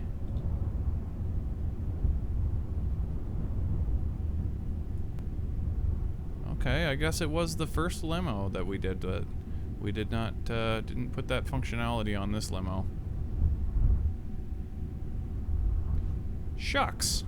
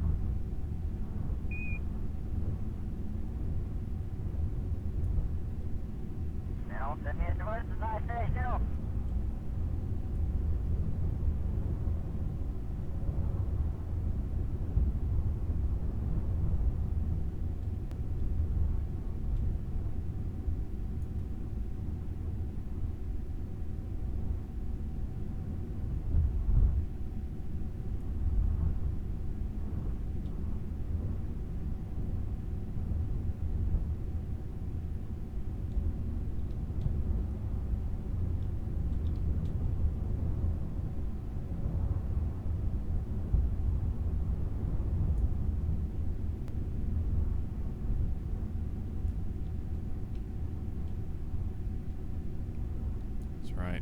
We take the road for a reason. It isn't just immersion, but it is also immersion. So I was about ready to cut across the lawn there, and then I remembered that in order to get the turn, it's best to be all the way out on the edge anyway. Otherwise, we have to make like a 5-point turn, and those are ugly and time-consuming.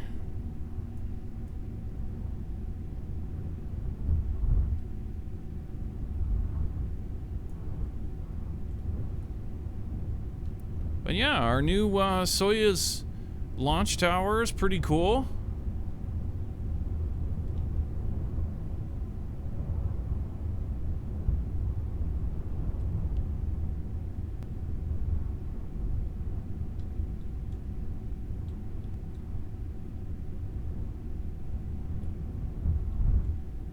This looks this is pretty cool. It's like a, the Russian Tsar showing up to the launch pad to see where how their money was being spent, that kind of thing.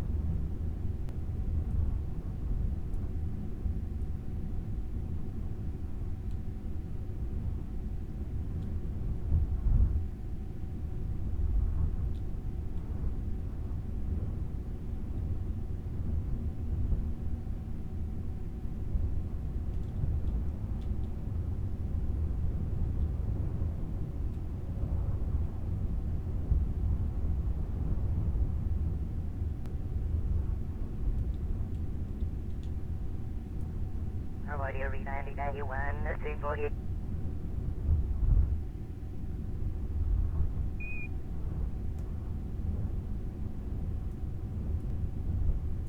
Nice. It's a lot of toys, isn't it? It's a lot of really cool toys.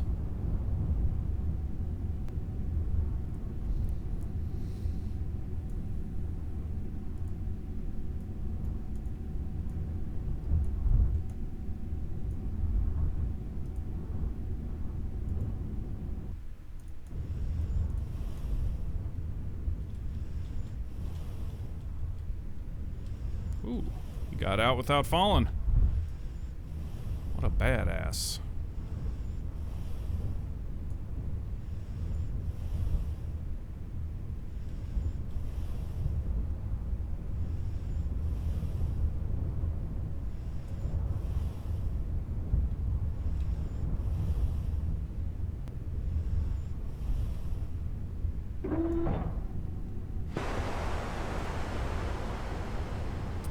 We haven't actually decided Graven or Wakata.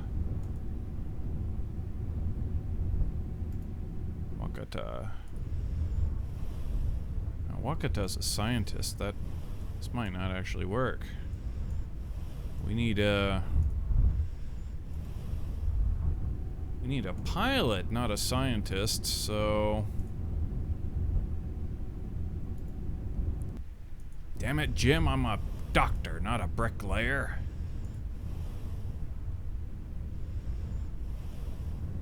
Yeah, there we go. Okay, grabbing. This guy will be our mission commander. Nice.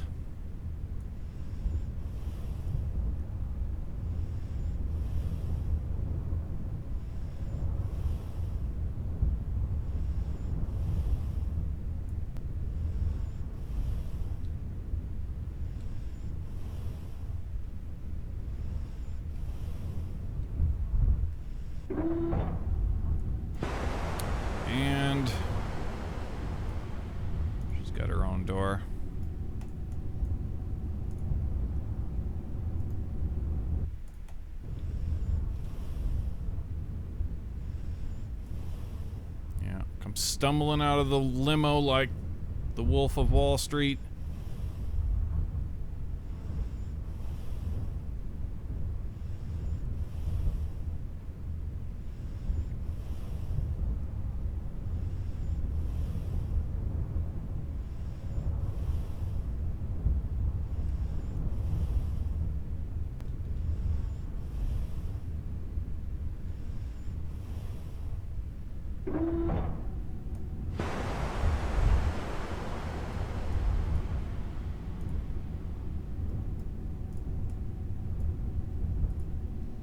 And finally,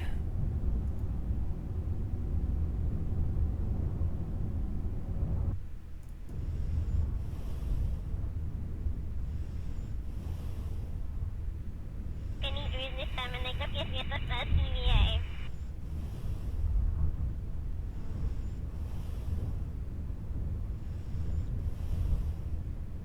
Last star. Toch naast Houston, als ze nooit voor me verder, zo zijn ze op.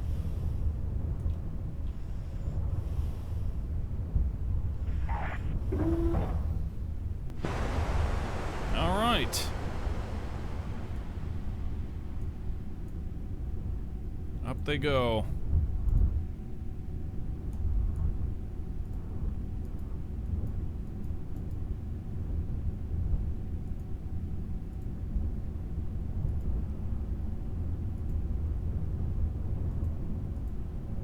The hell?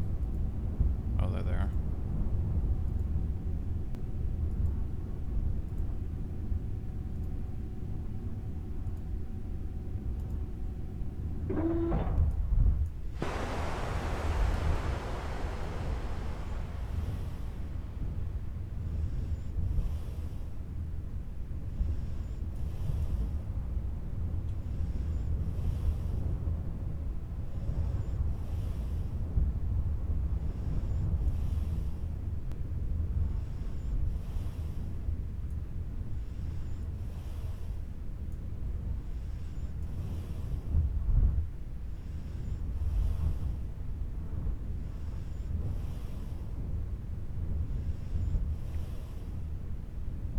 Yeah, I rather like the door. It's kind of cool.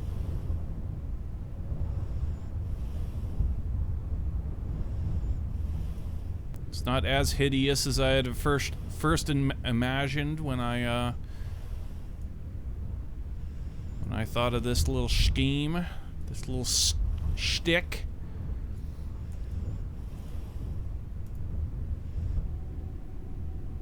Not near as off-putting.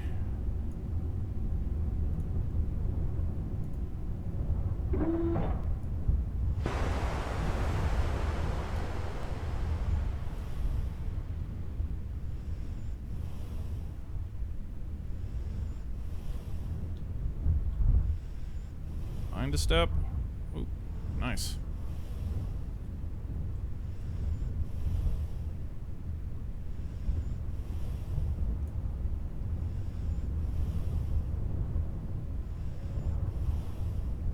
Damn, you know something that we should have loaded up on this mission is more EVA tanks. We're like really running low up there on those. Here's an interesting thing. As we were putting our astronauts into the last live launch, we noticed that the access arm was starting to kind of droop a bit more than we would, you know, expect. We'd expect to see. And I think the reason is here, when we grab onto this, since these are two independent vessels right now, when we grab onto the ladder for the crew hatch, it kind of like the Kerbal pushes down on the access arm, I believe, and there's also kind of like a little Kraken sort of happens. Really a Kraken's so much, but some physics make the Kerbal want to like get pushed down on the ladder, as well as the Kerbal pushing down on the access arm. So I think that's kind of what causes our axis arm after about 2 or 3 of the Kerbals getting put on. Pushes it down further and further, but we'll observe how it works right now. Ooh, this is actually a much better option. If we can get close enough that we don't have to use the ladder, like with our with the shuttle program, nice, this is totally gonna work. With the shuttle program, we do the same deal, that our Kerbals don't actually even grab onto the vessel. We just get them close enough to the door, and then we just board straight to it. So that will actually nip that whole problem right in the bud right there. Look at that. Yeah, absolutely. Sweet. Kick ass, dude. Problem solved.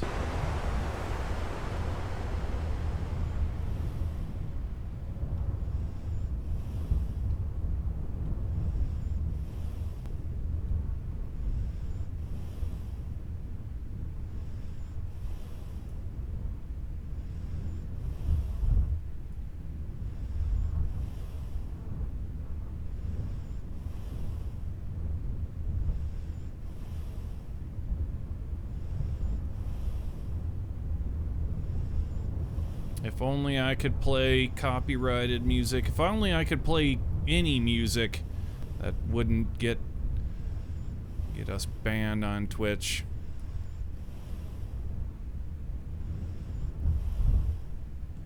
This experience would be so much cooler with like a Lagrange or something like that playing.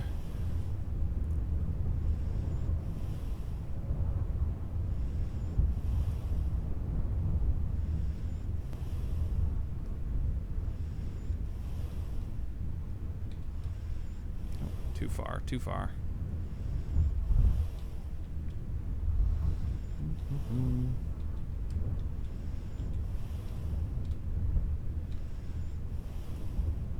Perfect. Oh crap, that's right, we have we've got a Kerbal in there already. That's right, we have to move the Kerbal first. So we need to tab forward. Aim at the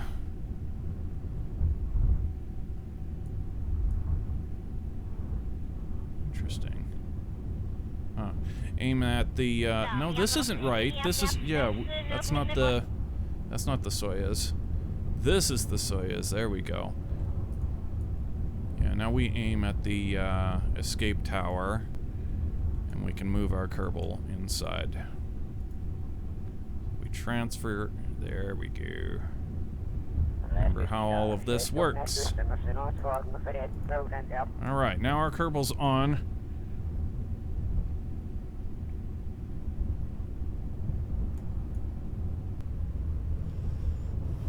And we get the next one on.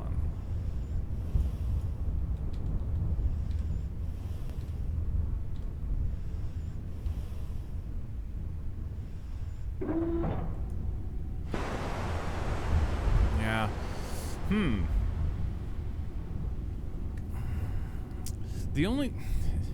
I wish this door, I mean, it makes sense that you should only be able to put one Kerbal in there, but man, it would be so much easier for like streamlining the live launch sequence to be able to put all 3 Kerbals in there and then transfer them. But the only way to do that would be to put like this. It would have to be like one of these. Yeah, it just kind of sucks. Anyway, as we enter it, at least we don't have to tab around, so we can just go ahead and aim the camera, transfer, and pop them in here.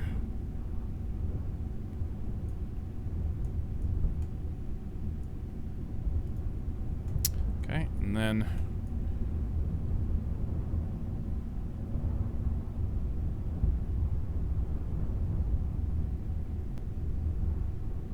admin formam. Thank you for that follow. Soyuz rocket? Yes, it is. So it's that's what we got going on here. And got one more astronaut to load on board.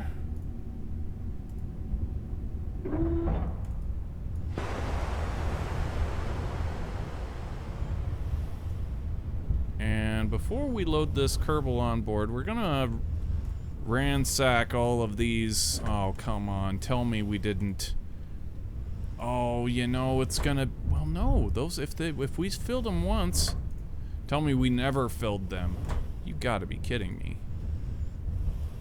Yeah, we didn't fill them. Son of a bitch. Well, I was gonna scrounge EVA tanks as the International Space Station is running really low. I don't want... That's definitely not the kind of thing that I want to send on our shuttle mission. Like, the shuttle's a serious deal. This is definitely like one of those lower grade, those lower tier missions that we'd want to launch up in either like a Dragon or a Soyuz.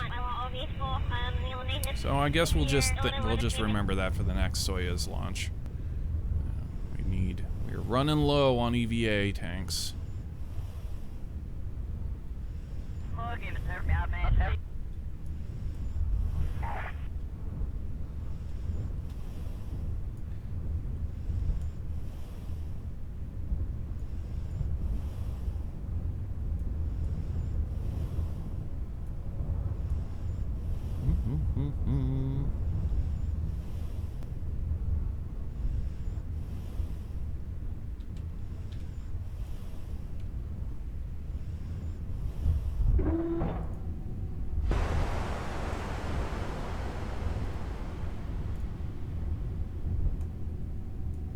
And inside you go. Here's your tailor-made seat right there.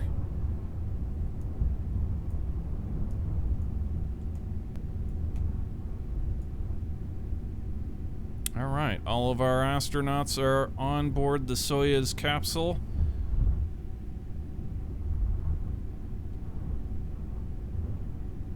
Wrong way. Okay, and let's get Gunter. Straps them on down. Thumbs up.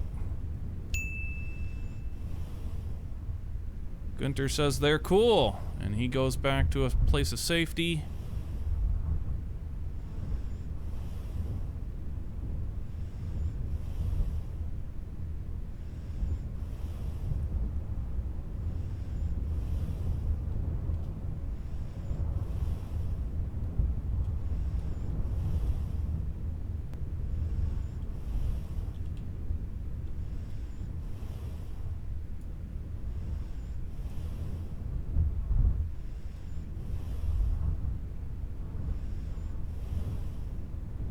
That step right there.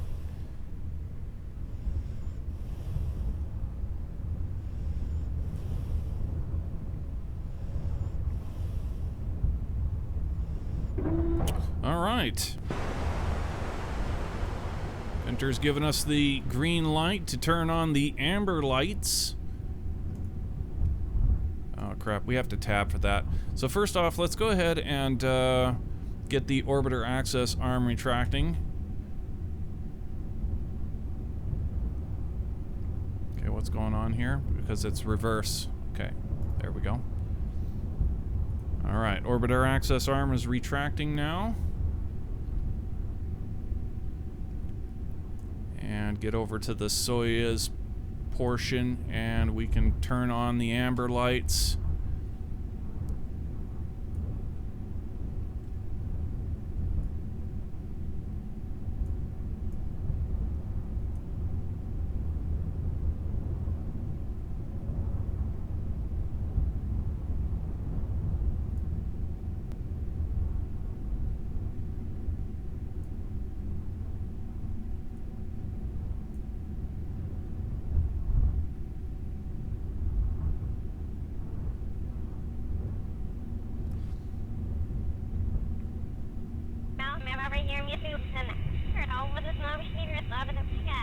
experience the great view. It's actually a lot better with the Dragon. The Dragon tower is the tallest one we have, and then the shuttle's quite a bit bigger than this one, probably double the size of this one.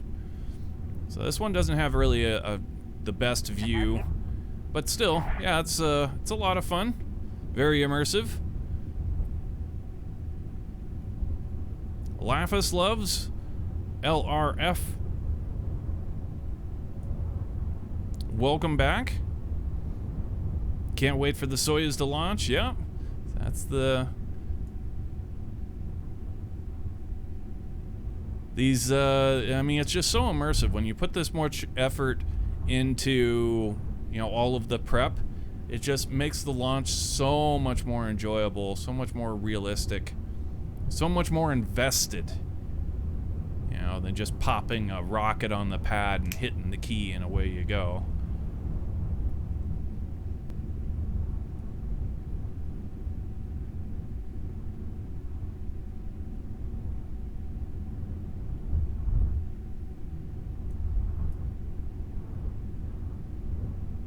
Okay, the tower's far enough back now that I think we can go ahead and get the door retracting as well.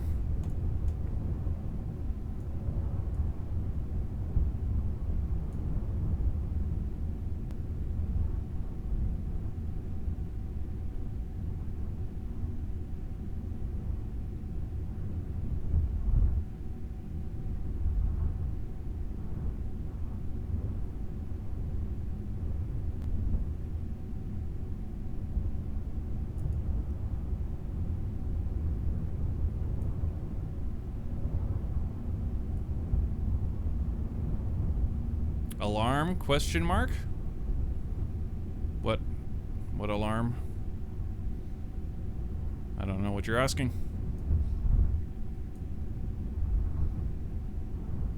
Alright, the rocket is clean.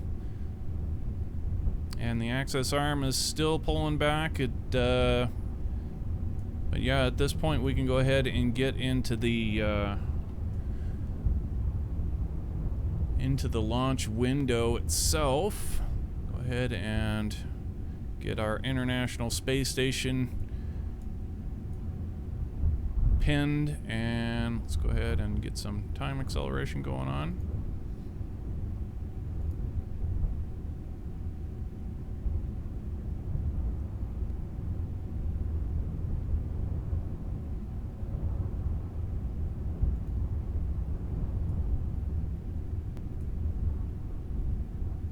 Alarm lights, I mean. The one is the red light's a caution for when the access arm is in motion, and the amber lights indicate that there are live mode stuff is going on. So like live Kerbals, live fuel, live everything. Okay.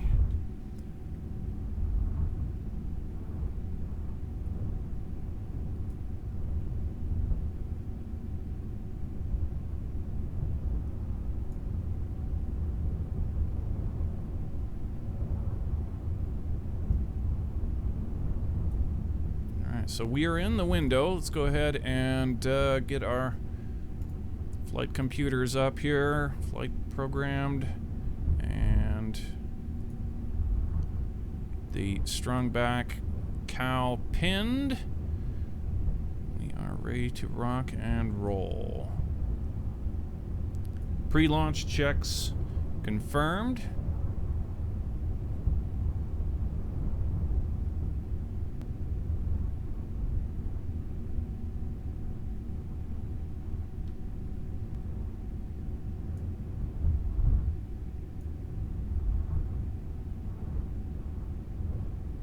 Just a little bit longer, but we still got our access arm is still retracting. It's got a little bit further to go, so we'll just be patient here and wait for this arm to come all the way back. We'll know it's all the way back when the red lights turn off.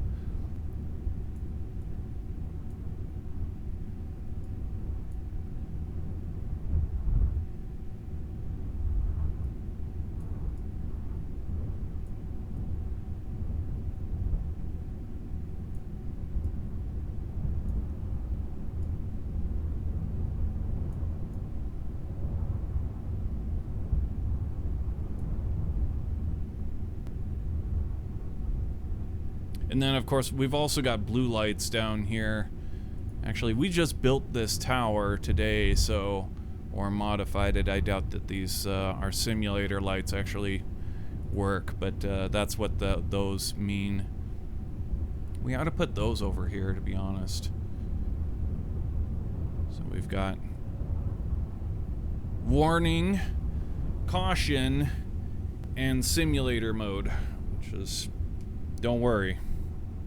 Blue, amber, and red.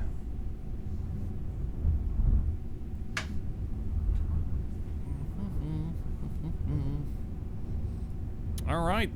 Looks like the red lights have shut off. That means the access arm is fully retracted. All systems are go at this time.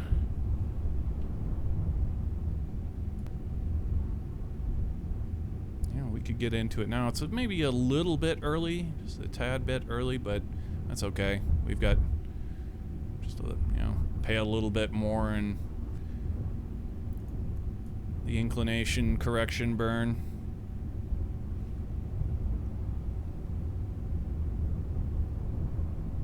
So let's go ahead and get on with it. Initiate launch poll. Confirm launch window. Yes.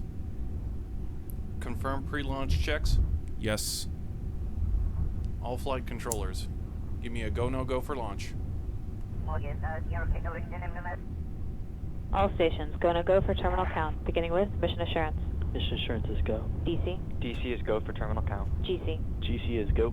SIS-1, SIS-1 is go. SIS-2, SIS-2 is go. CC, TC go. NAV, Nav is go. flight software, Flight software go. mission software, Mission software is go. IT, IT is go. recovery, Recovery go. RC, RC go. OSM, OSM go. ROC. Rock is go. LC is go. DC, you are go to enable the terminal count auto sequence. All stations, terminal count auto sequence is enabled. Alright, here we go. T-minus 25 seconds.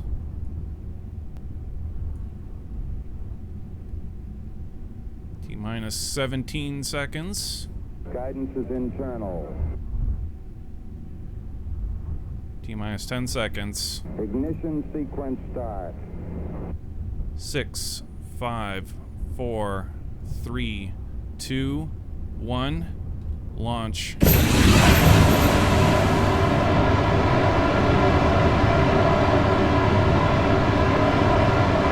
back fully retracted.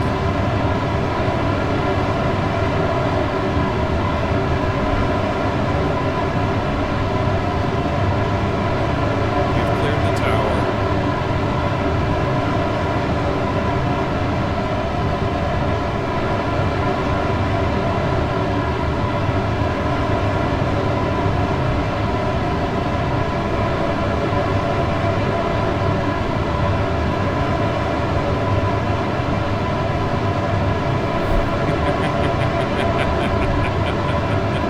It's loud. I'm sorry.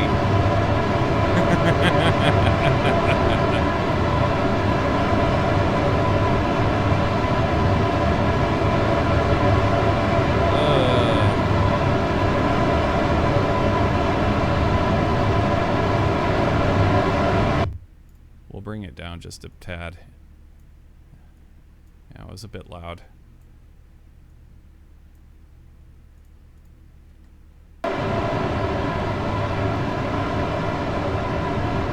Alright, 110 meters a second.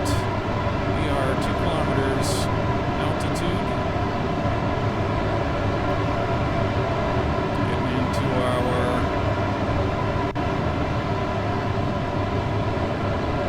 gravity turn.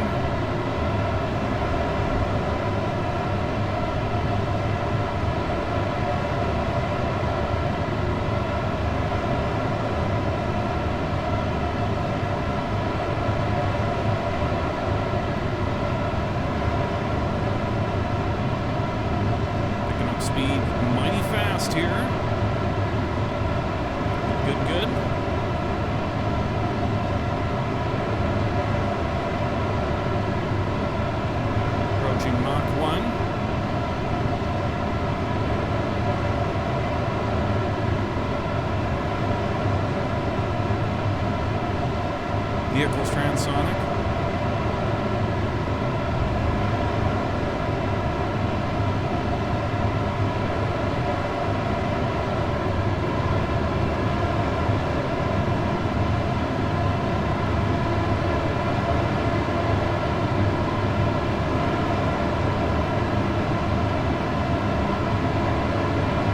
Approaching first stage booster flame out separation and main computer override.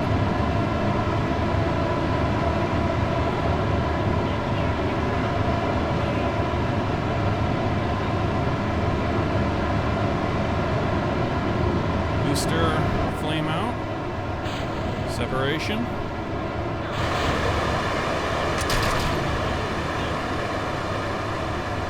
Main computer override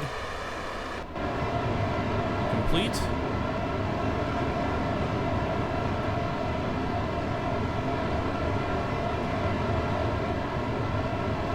Alright, the most dangerous part of this whole thing is done.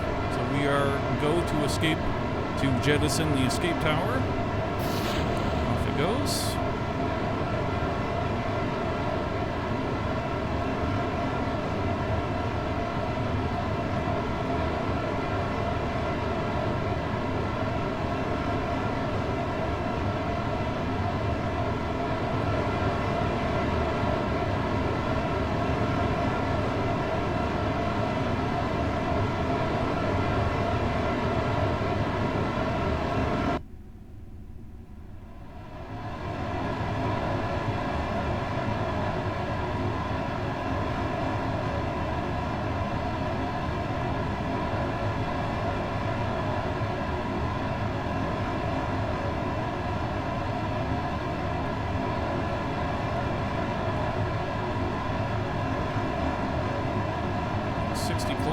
Now.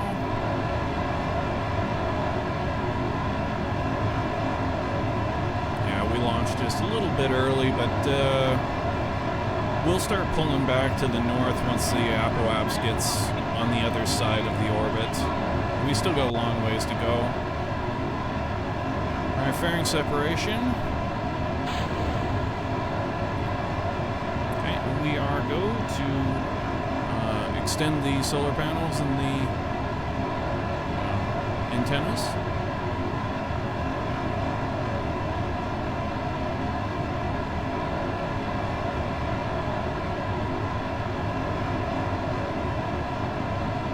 We're coming up on stage 2 booster flame out and separation.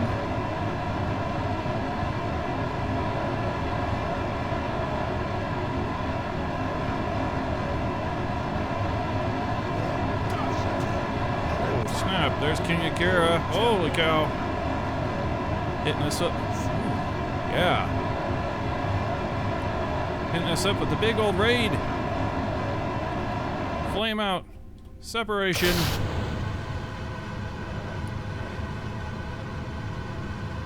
How's it going?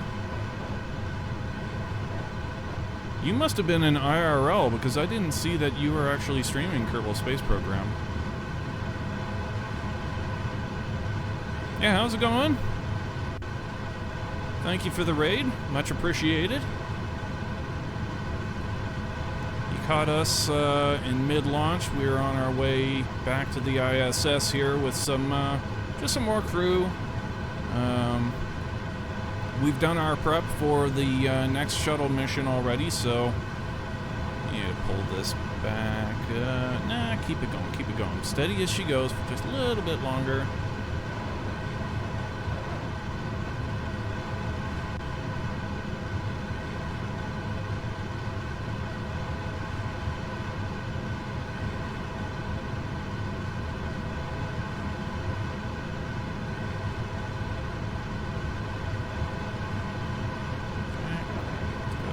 Pull it north just a bit.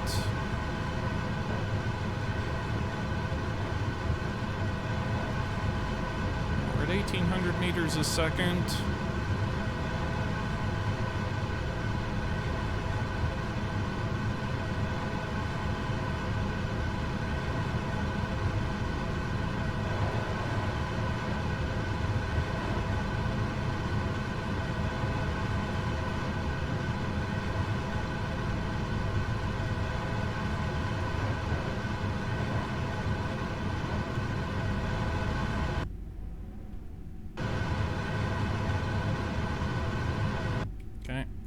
Close enough for government work. Yeah, welcome everybody from King Akira's stream. I am /Jack. This is my channel. We're doing some ISS. We do quite a bit of ISS on this channel. We're currently flying the Soyuz here on out to the ISS, and we're going to dock with the newly installed Poisk. Probably pronouncing that wrong, but the Zenith side Russian segment on Zvezda. So that's where we's going. We just about got this booster has done its job. Let's go ahead and warp up to Apoaps here and get our orbital insertion.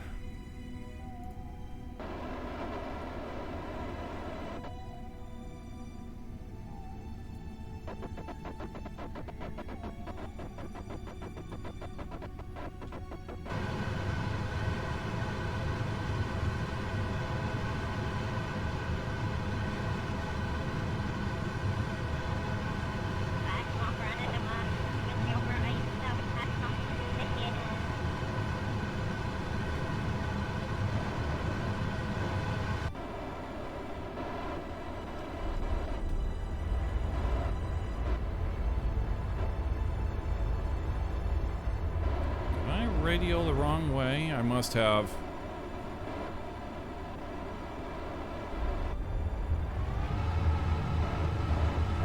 Seriously? Can I not get that thing to pull back? What's wrong with me here? There we go.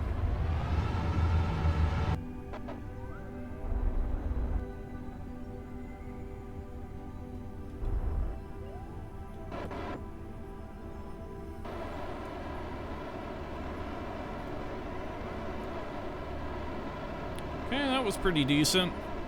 I have a little inclination correction, but not too much to worry about. Go ahead and get this thing on down to this prograde, and we're going to ditch this booster right here. See ya.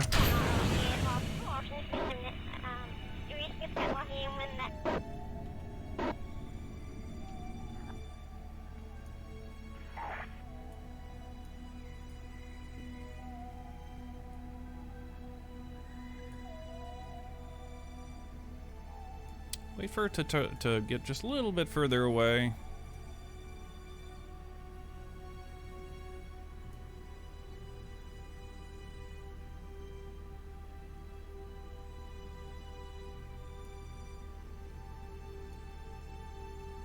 Okay, we are go for the retrograde turn.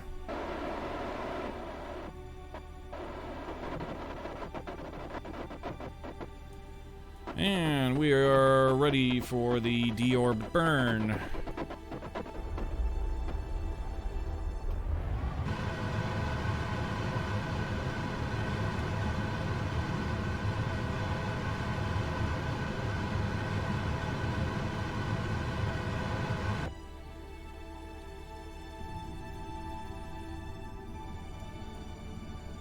Okie dokie.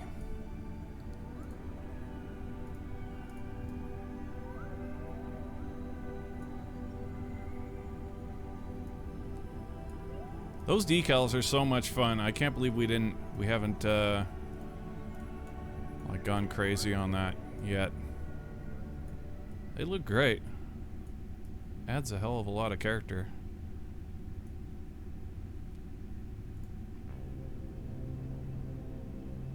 Alright, so we need to do an inclination correction for starters, and then we can get into a Hohmann transfer. So, let's see here. We want to match planes. RCS off. Turn us to that node.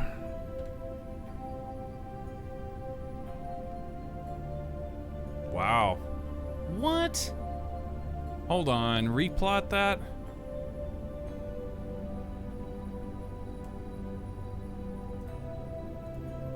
Wow, that much. Jesus, our last launch was like 14.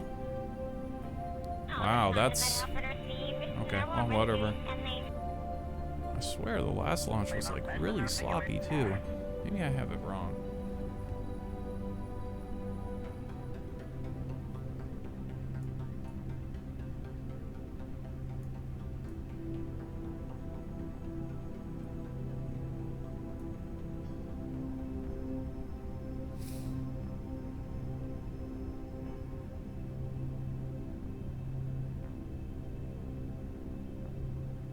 Did you dock? No, we're not there yet. We've got the inclination correction burn, which is what we're turning to burn right now. And then after that we get our home and transfer, and then once we've done that, then we've got to do our approach. And then we'll dock. So we've got a long ways to go. Alright, we're good to go ahead and execute this inclination correction.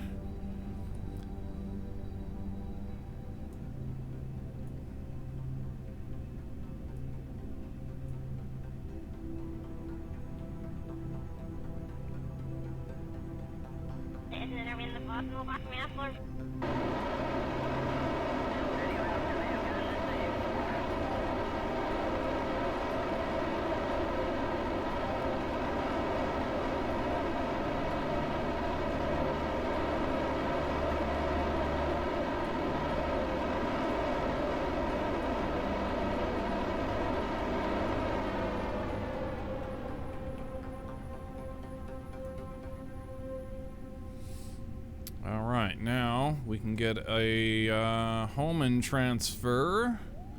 So we're in front of it. Let's go ahead and get a node right there to burn past.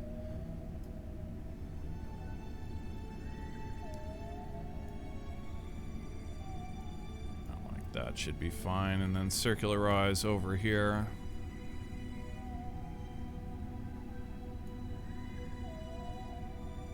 Okay, about like that.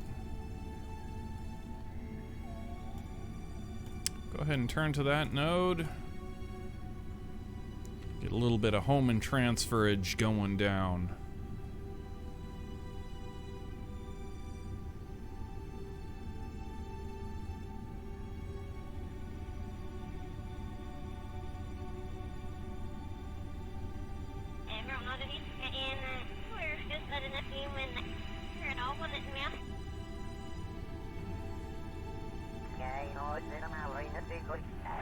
Alright, hit it.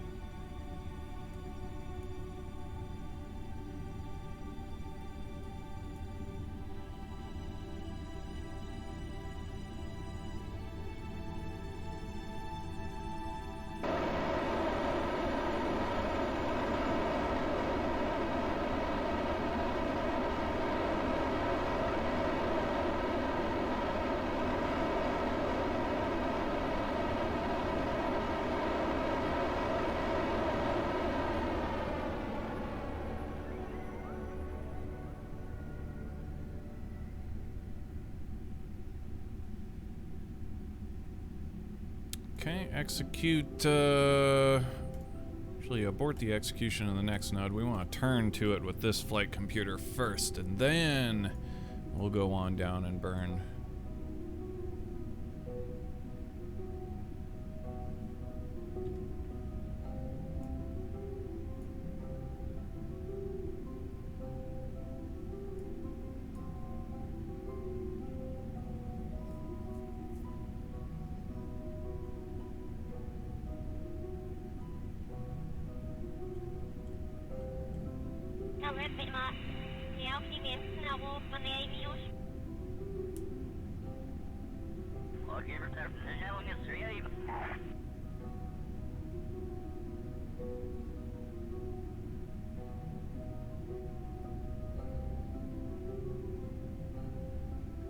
Alright, we're on the node. Go ahead and hit it.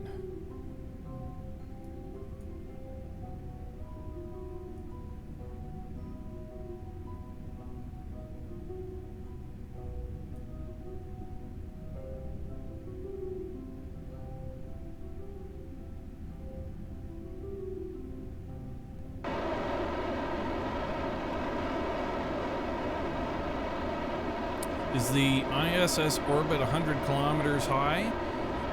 In ours, the way that we figured, or we decided to put our International Space Station is the real ISS is at 4 times the Kármán line. It's at 400 kilometers high, is generally its orbit. I mean, it fluctuates, but that's kind of the parking area for the International Space Station, is about 400 kilometers, from what I've read. So, we decided to go 4 times the Kármán line of Kerbin, because, you know, we're in Kerbin physics, the planet is that scaled size. So we thought in order to make things easy and made sense, we would go ahead and go 4 times the Kármán line of Kerbin, which is 70. So we took, so our space station is at well, 4 times the Kármán line of Kerbin, 70 times 4. I believe that's how we did it.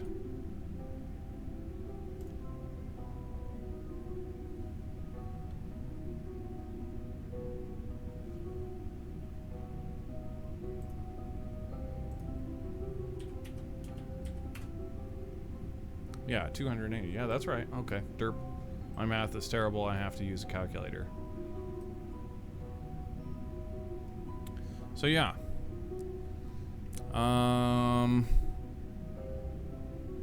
Alright, so we need to get into a few orbits here. Waiting for the station to catch up to us.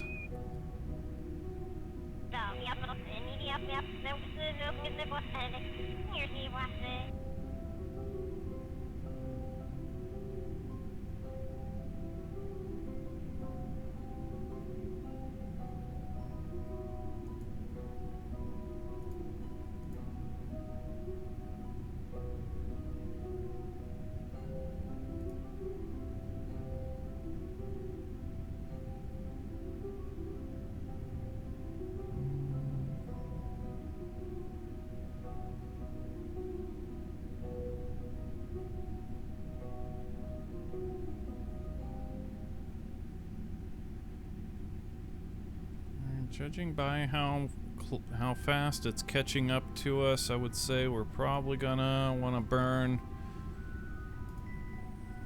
like right over here, perhaps. That needs a, yeah, come back. There we go. Ooh.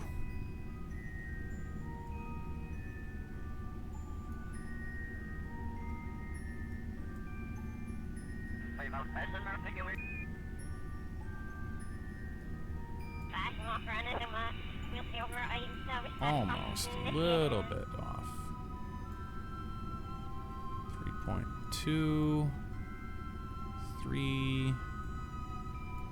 It's actually retrograde, yeah. Okay, so bring it down more like down here. 1.4, we're really, really close. 1.2.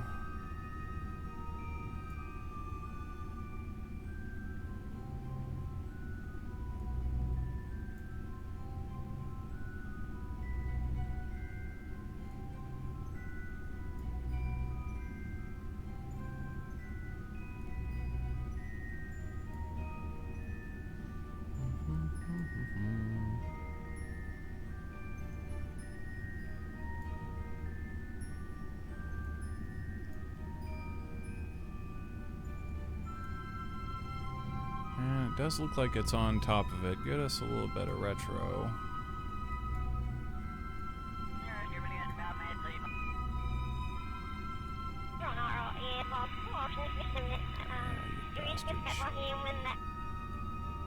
It wasn't.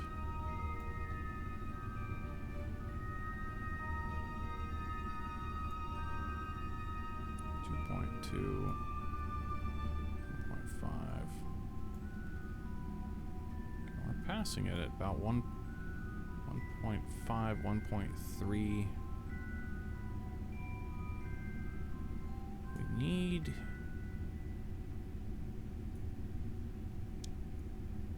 Prograde. No, man. Come on. What's going on here?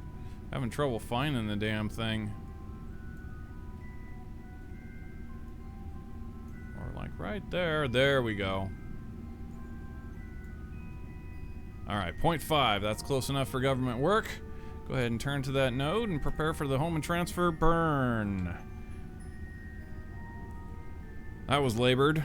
We had it just right. It was like we eyeballed it and we're like, oh, I think it'll probably happen right about here. And it was like, bang, we nailed it. And then after that, it was like, oh, we can't seem to get within that 1 kilometer mark. But we got it.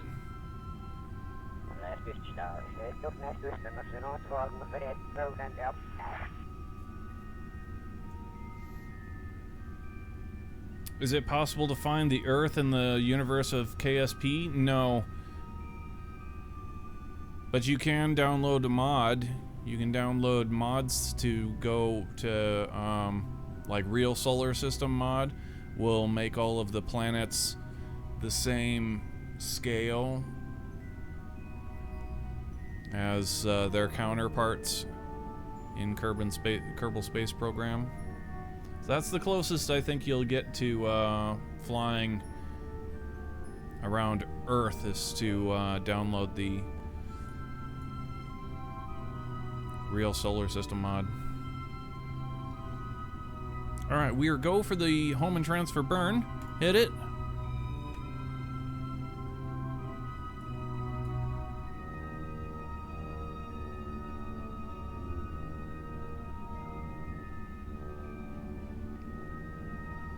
Speedrunning KSP be like, hey, you can do it. Could do it.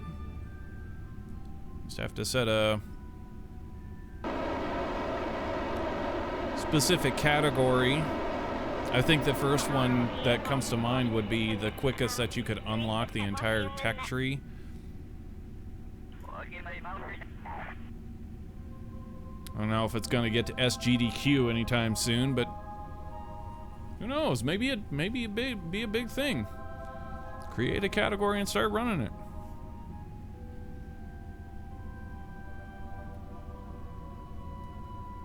Alright, so our home and transfer burn is finished now.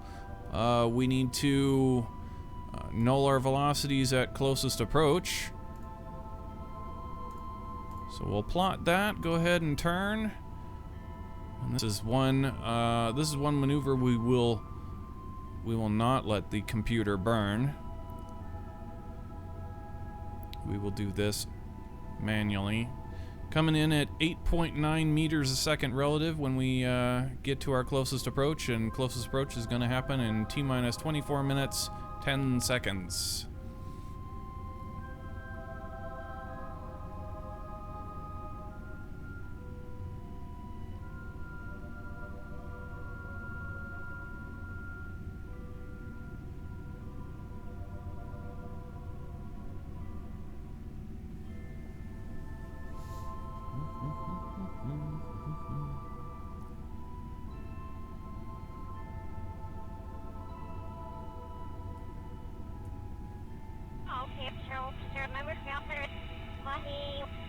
Alright, let's do it. The ISS is 44.7 kilometers away. You can see it there, highlighted in yellow.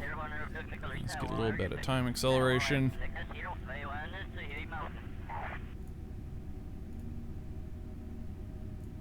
T-minus 20 minutes.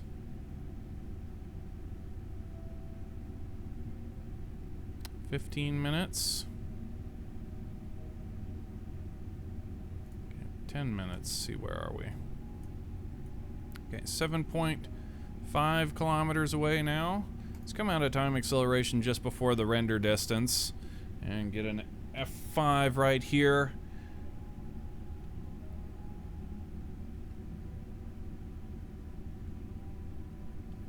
All right, now let's continue on.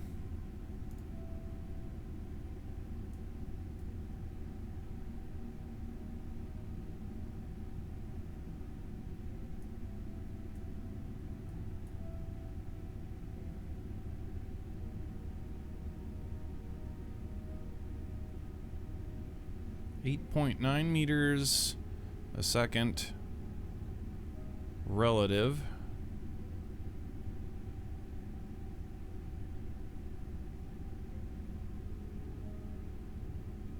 And we're coming into render distance now.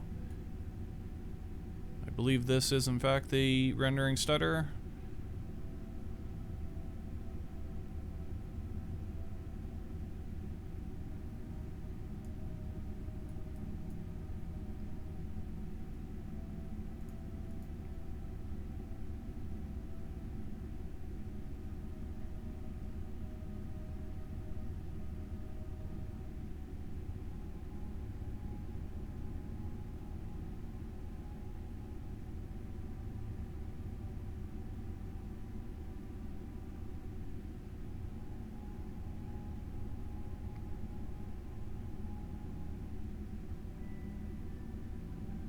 Service our woman in the Aston station. Will be together. Okay, we're about a kilometer away now, and it doesn't look as though we're on a collision course with it. We'll be coming in just over top of it. So we'll leave this thing steady as she goes. Just keep on trucking there, and we're gonna switch over here to the International Space Station and get it turning onto its proper attitude. And boy, we've got a long way to go. We've been getting unlucky when it comes to where we show up to this damn thing. This is like the third time in a row that we've been hitting it on the retrograde marker. That's terrible. Worst case scenario, man, we have to wait forever for this thing to turn all the way around and then roll to zero. Takes forever. But yeah, here's where we're going right there. The end of our new airlock on the Russian sector, or segment.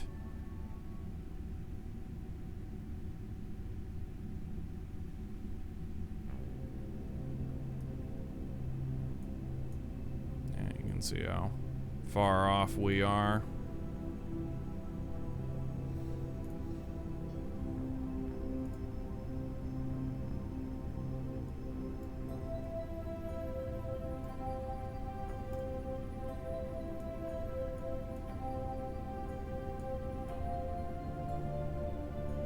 Where's our Soyuz at?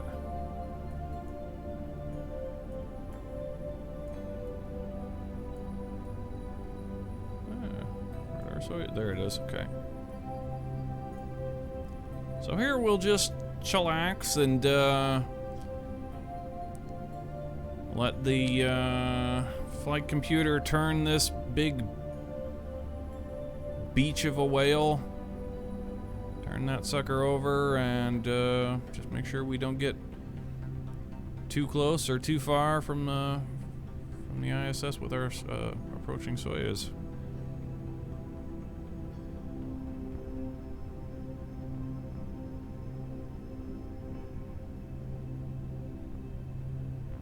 Yeah, pretty cool. The next mission's going to be really, really fun. It's another shuttle mission. Also, always very interesting.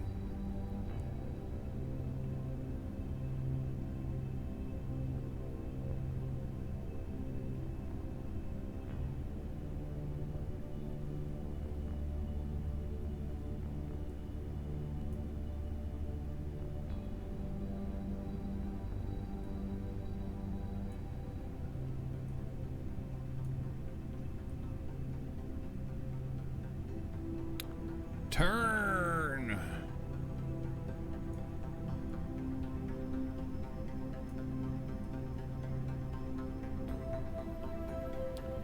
There's, we could do things to coax this thing to turn faster, but we really try and avoid any any of that, because a vehicle this large and, you know, I mean, it's fragile. The amount of time it took to put it all together, and it's just like, why risk it?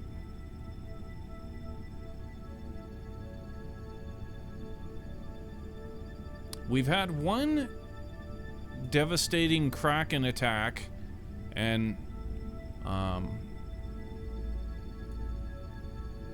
we've actually been really lucky that we've only had one. And it was honestly just like a complete random one. It was like it seemed as though that one of the pieces or sections seemed to inherit some of the torque or speed of a vessel as it was coming into render distance, and that's what caused it to start oscillating, and then it threw it to pieces. But luckily we had an F5 we could go back to just before the incident, and when we came into render distance the second time, it didn't do it.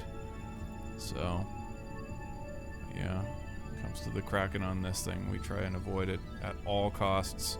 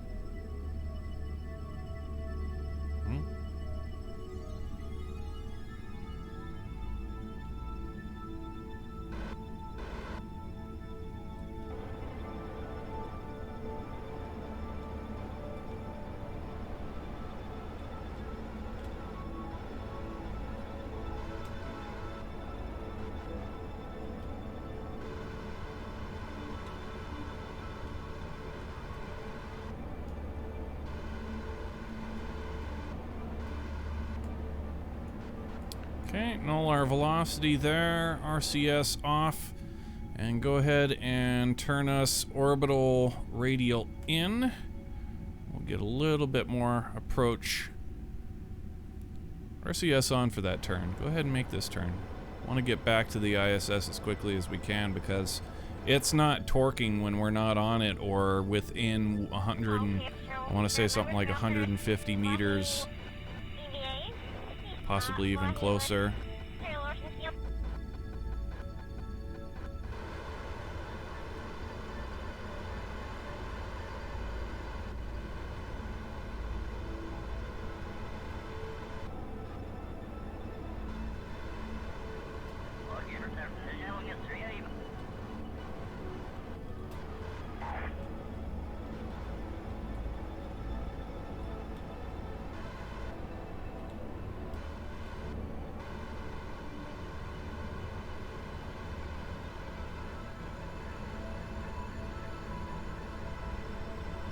We're still just under 400 meters away. I mean, so we'll get,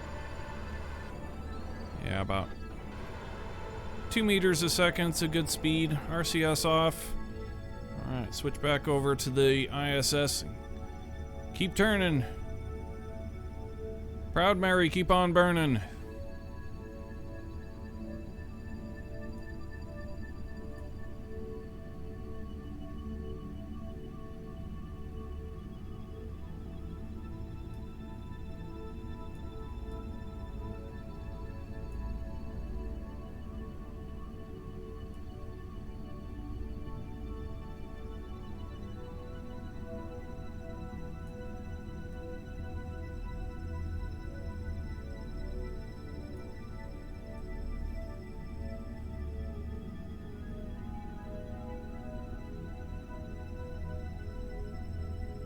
You can see the docking ports that we bolted on earlier Boom, boom, boom, and boom. That's where the next mission, the next shuttle mission is going to take place. We need to install an external stowage platform-esque kind of thing onto that port right there, and another one up here. That's what the space shuttle is going to carry with it.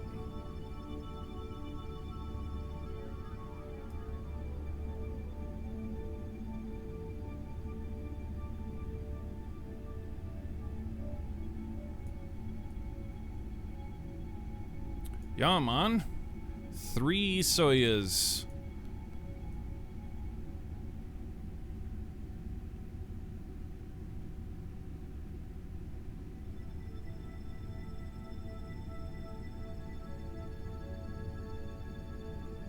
We get 3 Soyuz and a shuttle parked at this thing all at the same time. That would look pretty crispy.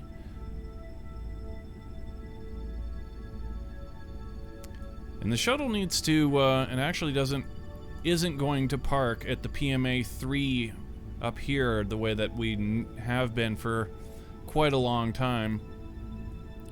Quite a good many missions. It's we've been parking it right on that. Instead, we're going to be going down here to PMA 2, this docking port, with our cargo bay facing port over here.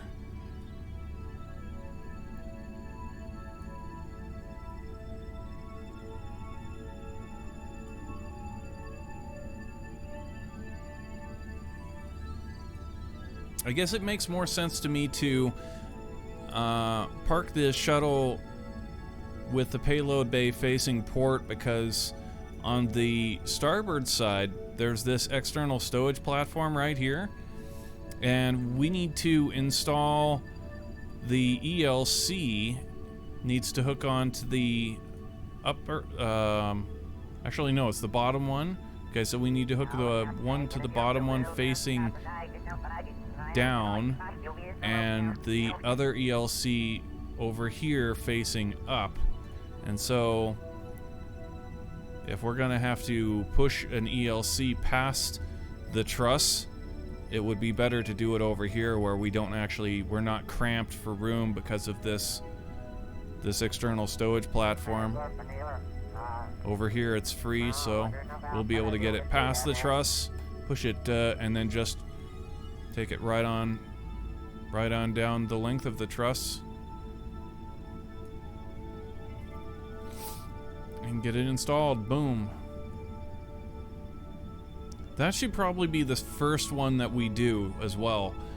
So when we do the install, the ELC2, the one going over here, is the first one to come out, and then it can come on, bring it on over to across the truss, install it, and then the second one will be simple. As soon as the first one is out of the way, then the second one will be like really simple. It's just basically right there out of the payload bay. It'll be way easy. So that should be pretty dope.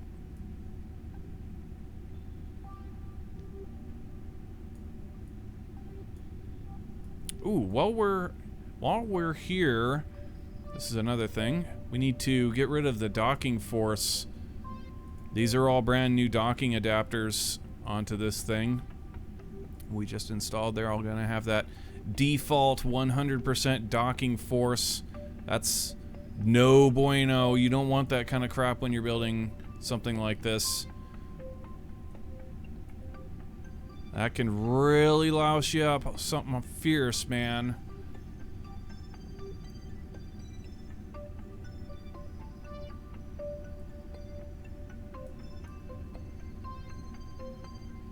Okay, the prograde marker is right there on the nav ball. And got a whole hell of a lot further to go now. Soyuz is 160 meters away. Can't quite tell if it's could possibly be on a collision course. Just let's go ahead and switch over to it right now, just to be certain how all this is shaking out. RCS on, docking mode on. And let's... Yeah, null our velocity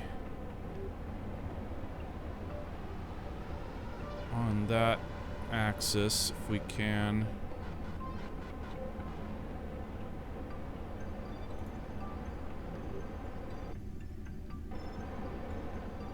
Be certain that we're not going to be running into the sucker. In fact, actually at this point I believe we're close enough that the smart SAS will continue to turn even though we're on this craft.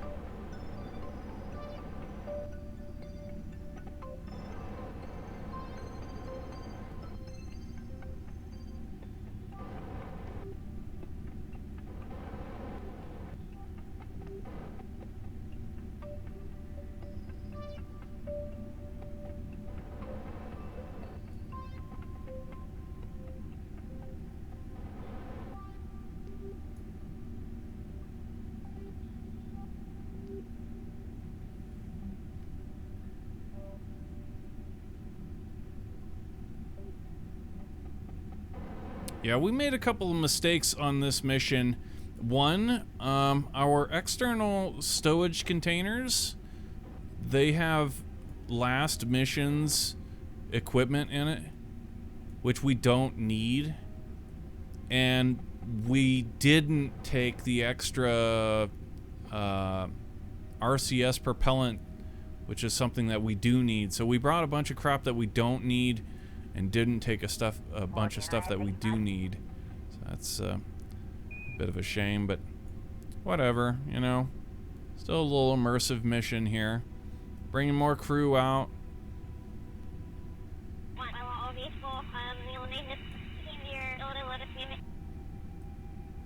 Now we're going to be going to the Zenith port on this, so let's go ahead and null our velocity on that Z axis.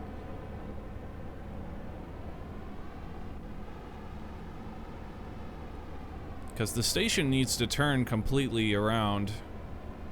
Or will. It's almost on the prograde marker, which is, you know, I think what we're going this direction, I think. And so once this gets facing there, then it will rotate all the way around. Ignition sequence start.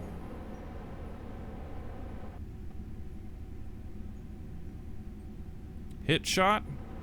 Thanks for that follow.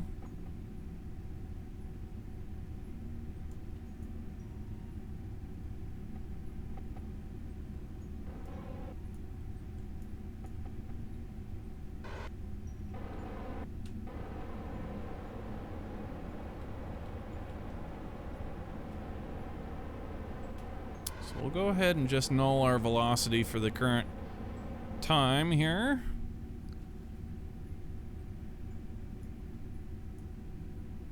Yeah, we're within 100 meters now. It's gotta be controlling it still.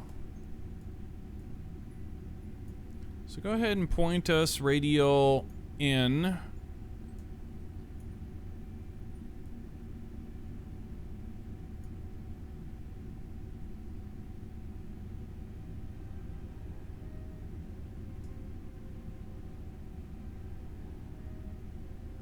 When I try to dock in KSP, it won't work. Panic.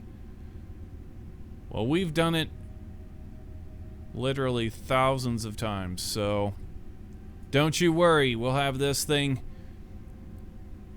hard locked in no time.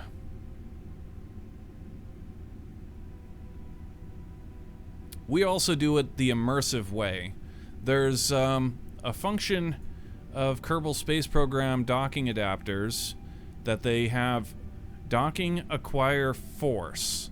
Now this is a kind of magnetism, some kind of like magic magnetism that when two docking adapters get within this designated range of each other, they'll pull each other towards each other, which is, well, one thing, it's pretty cheaty and lame, and two, it's actually even, you know, it's bad. It's like, it's really, that's not something you want to have happen when you're trying to approach something, especially if the docking adapter is not directly on a center of mass.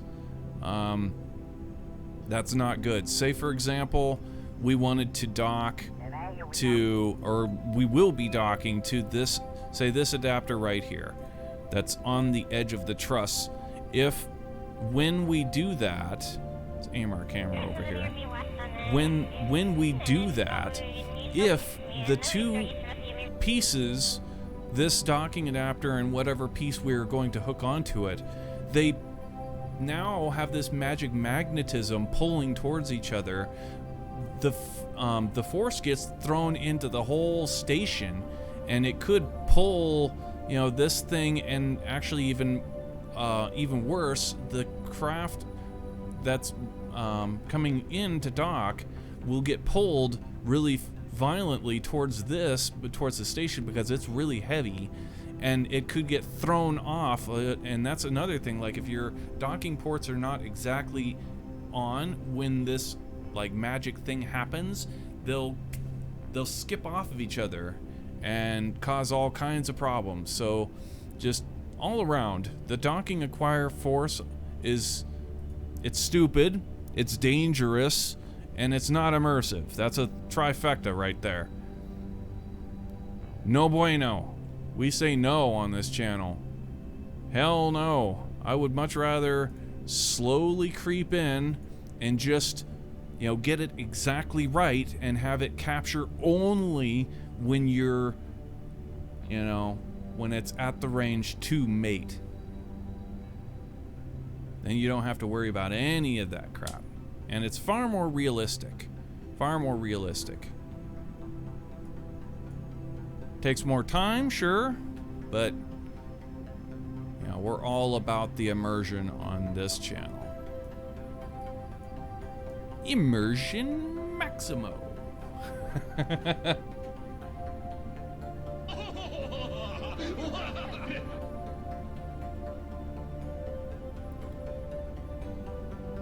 Pog, indeed.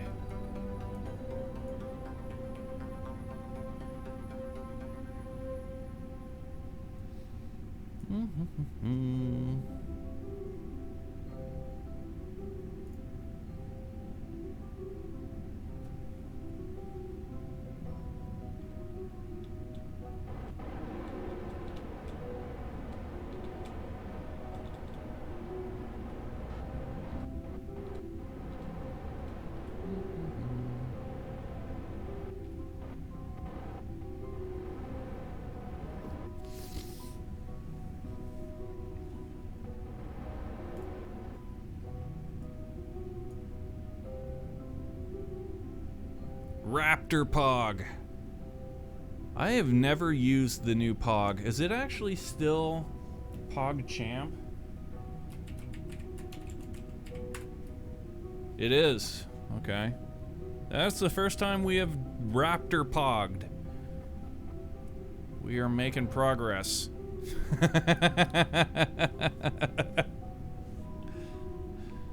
Raptor Pog, baby.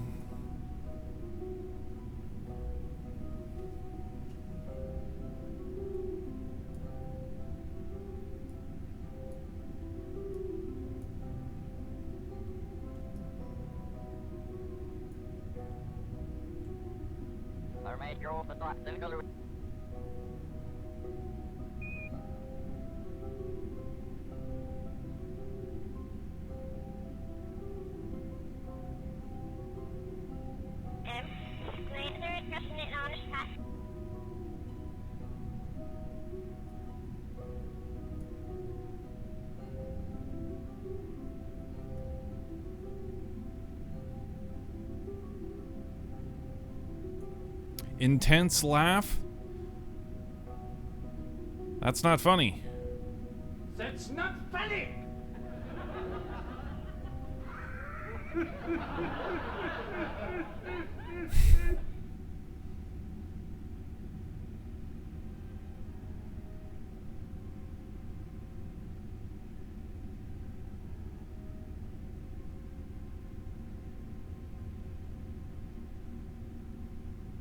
The dark matter research box.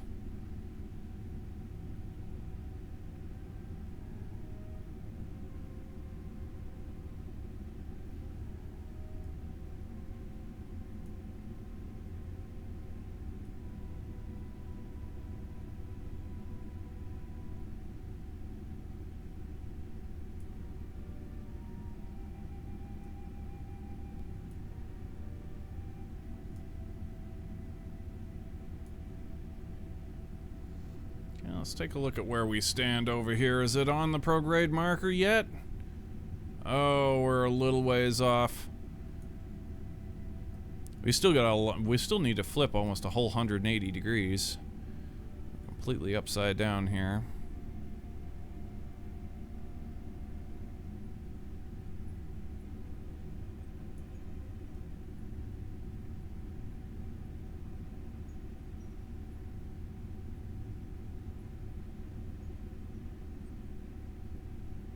Yeah, that next install is going to be pretty pog.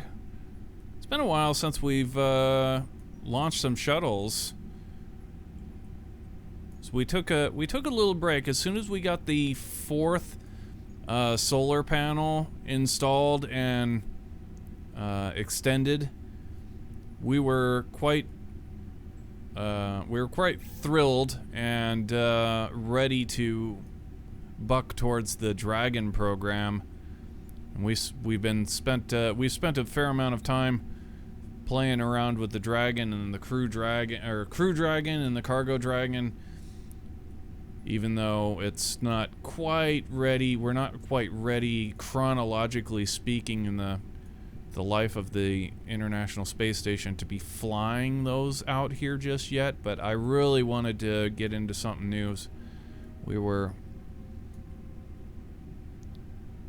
chomping at the bit with the shuttle program and our Soyuz and building all of this, and it was just like, man, I cannot wait to get to working on the Dragon.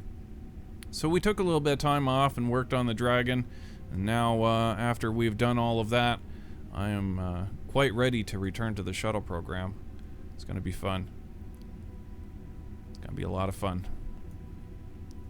We need those Leonardo modules up here too, so it won't be just, I don't want to just launch shuttles with modules. We're going to launch a few shuttles for mini missions too. We're going to get a couple of shuttle launches with the Leonardo modules and beer and pizzas and a little bit of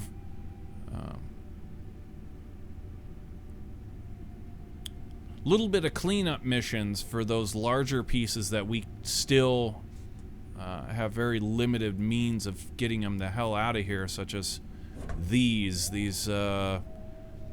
mobility enhancers. We have a whole bunch of those all over the place back here in the Russian segment, and we need to throw those away. They're all useless. And the only craft that we currently have in service that can get rid of them is the shuttle.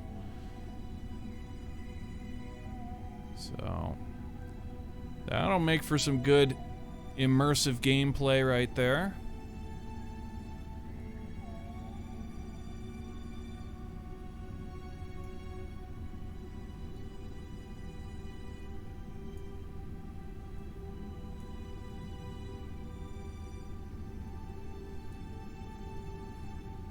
I mean, let's be honest, nothing really comes close to a re-entry with the shuttle. The shuttle re-entries are just so hands-on, they're so much fun. Everything else is, you know, I mean, the Dragon at this point is dangerous, but even if it wasn't dangerous, it's still kind of meh by comparison to the shuttle, because you're doing so much with the shuttle re-entry, and then of course, you know, a landing on the runway, it's hard to top that.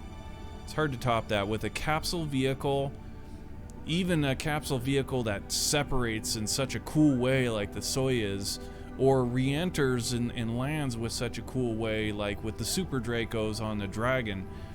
It still doesn't top the flying in and, you know, burning out the speed and then doing the S-turn and trying not to Jackie Chan it, you know, and then coming in for a landing. I mean, that's dope. I mean, that is really dope.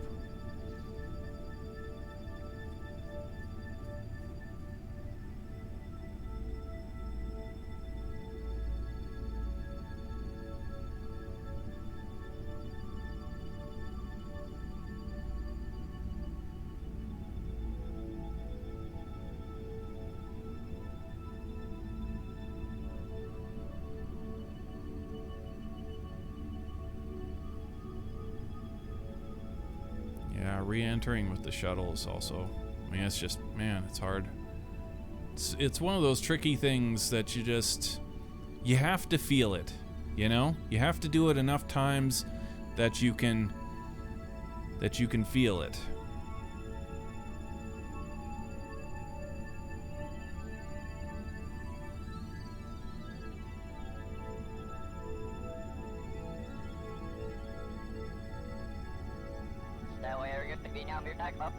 Almost on the node, we're just off a little bit. Keep turning, you're almost there.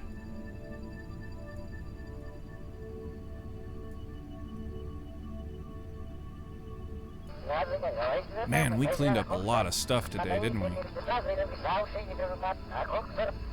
actually cleaned up a whole hell of a lot of stuff, but now both of our external stowage platforms are like level full of cargo. We're now actually very much relying on this third external stowage platform, which I honestly, when we installed it, you know, we installed it because it's an ISS module and they have it, right? So it was important that we do it. But when we installed it, I thought for sure that it was like, we'll never use that. It's there just for the sake of it being there because it's, external stowage platform 3, and it was part of the chronological build. But now that we're actually using it, it's like it's so much funner when these modules have a in the game, they have a bona fide use rather than just being some cosmetic thing that just hangs there.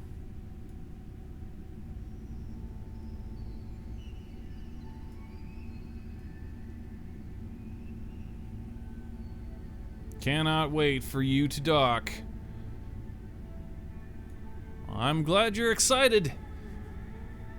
Everybody's all poggers waiting for us to dock over here. That's great.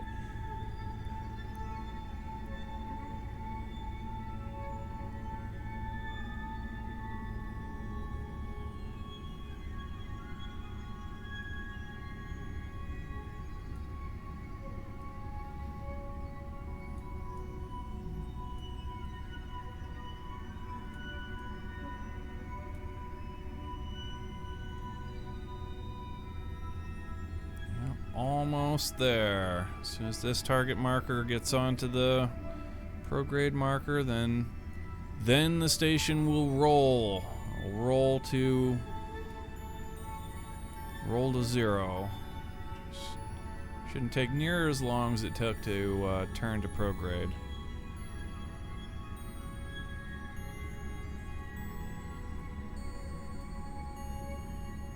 So we're almost there, guys. Be patient.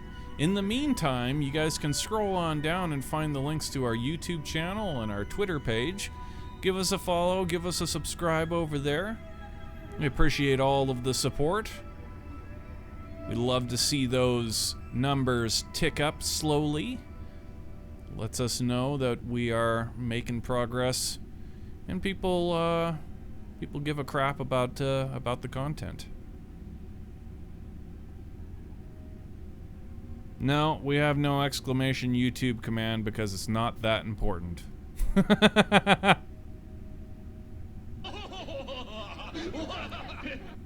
It is. It's a night. It's not important enough for an exclamation mark command. All right, fine. We'll make an exclamation mark command.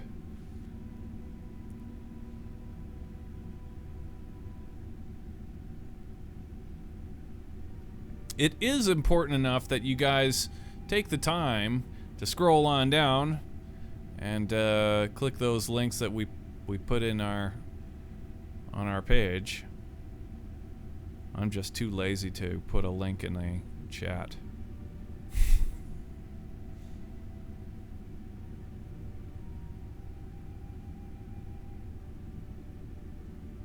I believe in another 10 subscribers on YouTube, and I think they actually grant us the right to have the actual link in our channel name in the link.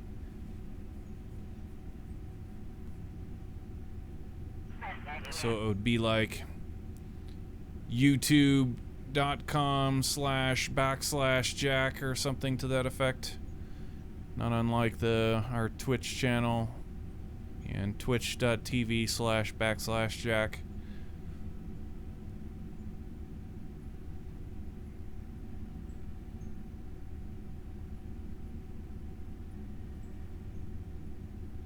Like, how elite do I feel? My YouTube channel is actually a bona fide link and not gibberish. Oh, the stupid things that they lock out, huh?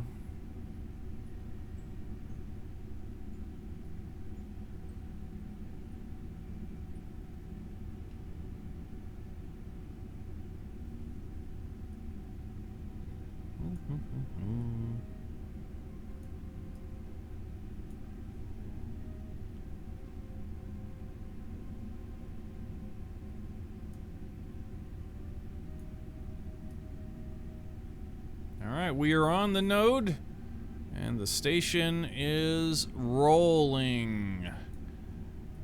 Rolling on a river. There it goes, yeah. Very noticeable turn happening. At least until that stutter happened. Okay, there we go. Keep it coming, keep it coming.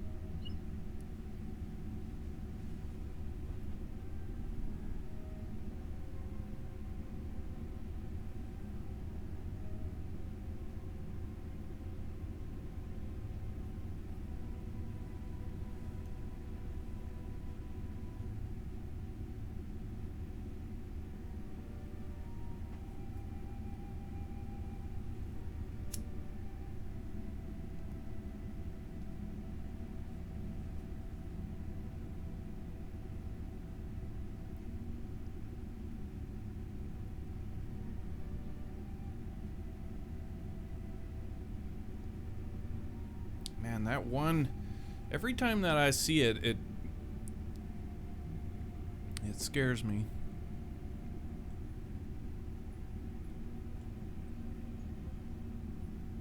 Damn.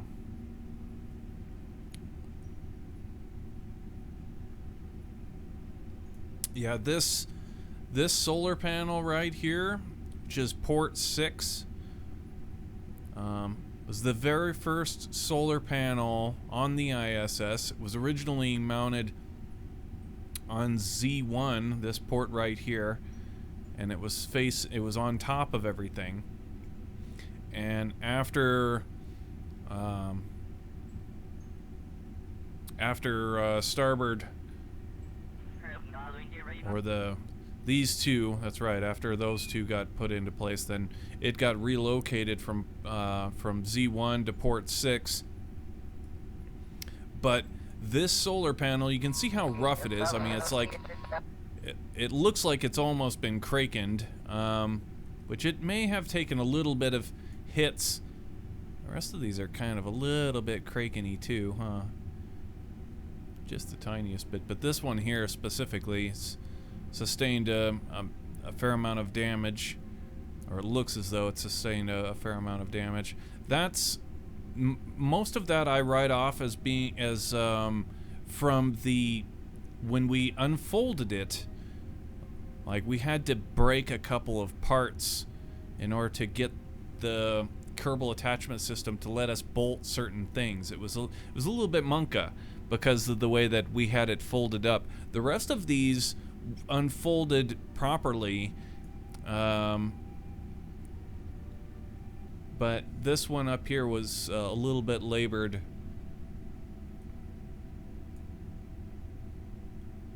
Every time I see it, it's like, boy, that thing looks really rough. And it does look pretty rough. This one looks a little bit rough.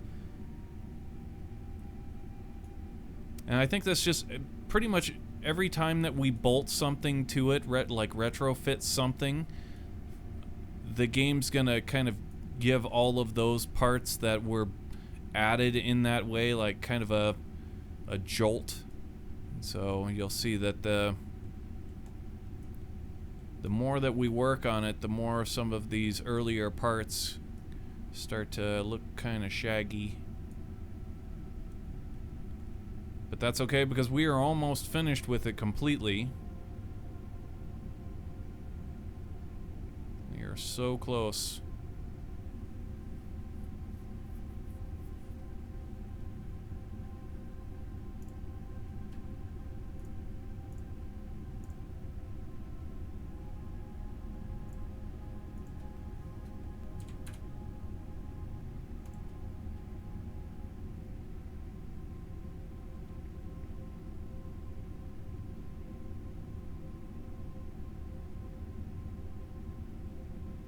One, 2, 3, 4, 5, 6, 7, 8, 9.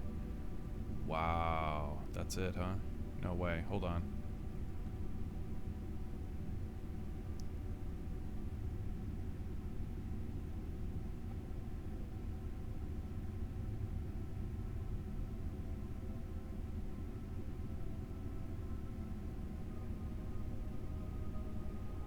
Yeah, 1, 2. Yeah, okay. Yeah, 1, 2, 3, 4, 5, 6, 7, 8, 9, 10. Yep. We've got 10 missions left, actually.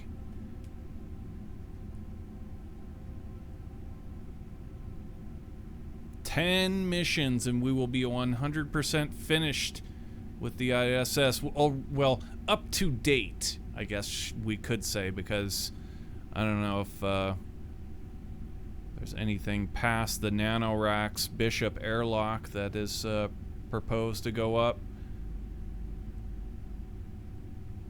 Don't expect many more modules to get installed, to be honest, because it's approaching the end of its service life.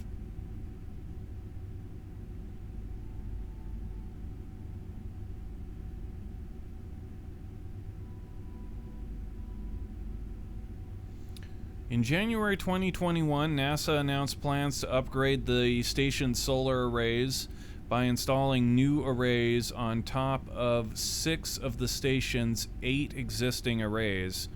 Wow. What?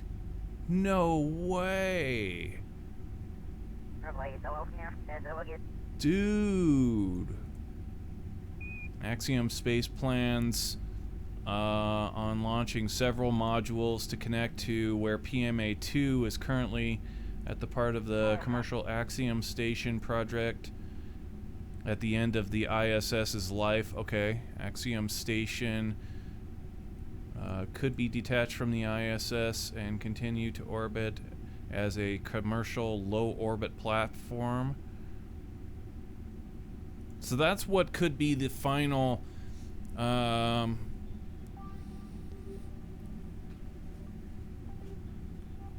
fate of the International Space Station is it gets sold, right? Gets sold to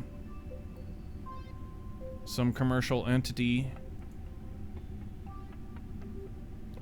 Science and Power Module, NEM, future Russian component of the ISS, will provide Russian segment with additional living quarters, laboratory facilities, and solar arrays, as well as a new flight control system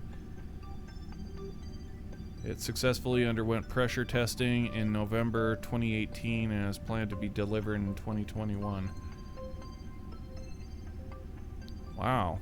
Actually, a lot of really big projects going on still. That's shocking.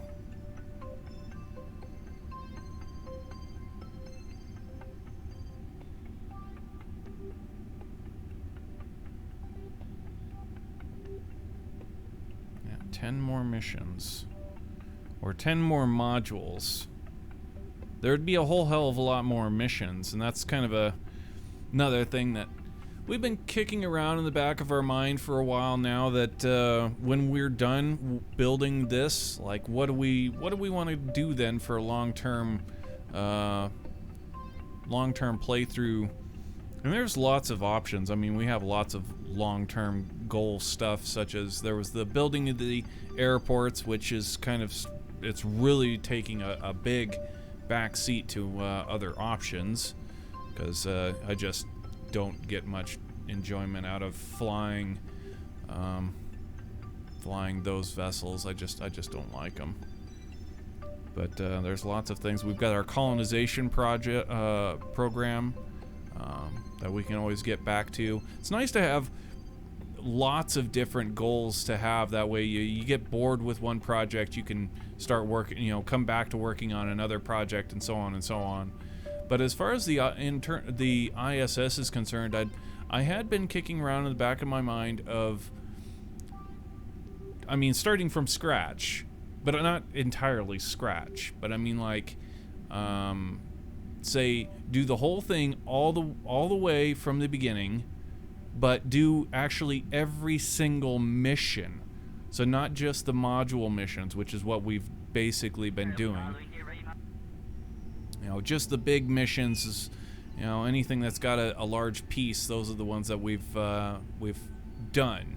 But since we have all of the stuff already made, once we're done building this, then we could knock these missions out, boom, boom, boom, boom. We could do, shit, man, we could probably do 3 live missions per night, and like, that would be a good hook too. It'd be a good hook for the title, you know, for the stream titles, that you know, every single mission, ISS, every single mission, we could have what number we're on, and so on and so on. The actual date that the flight is taking place, and do every single historical mission. Maybe bang out 3 a night.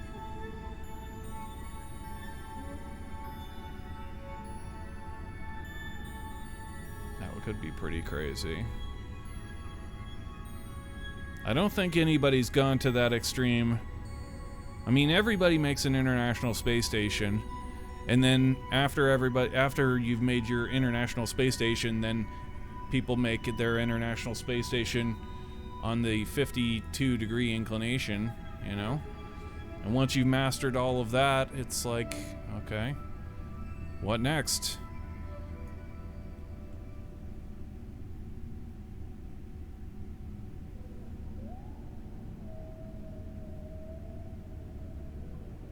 Hey Skeeter, how's it going? After all the talk of deorbiting in a few years, yeah, I know, huh? It was like there was a time there where there was all kinds of talk about, oh, how much more money are we gonna put into the International Space Station, and its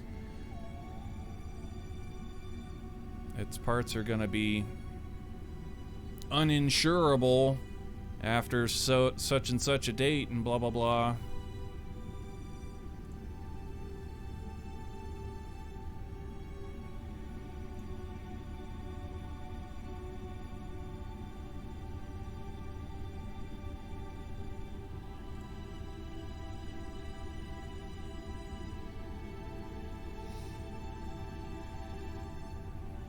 All right, we are almost fully turned.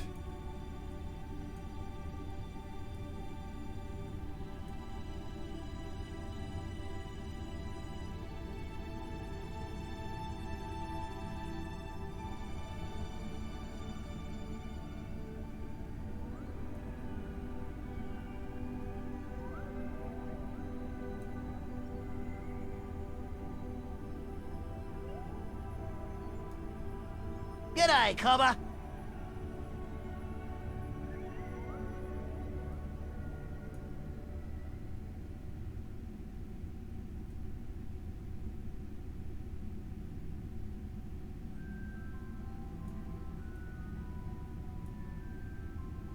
Almost there.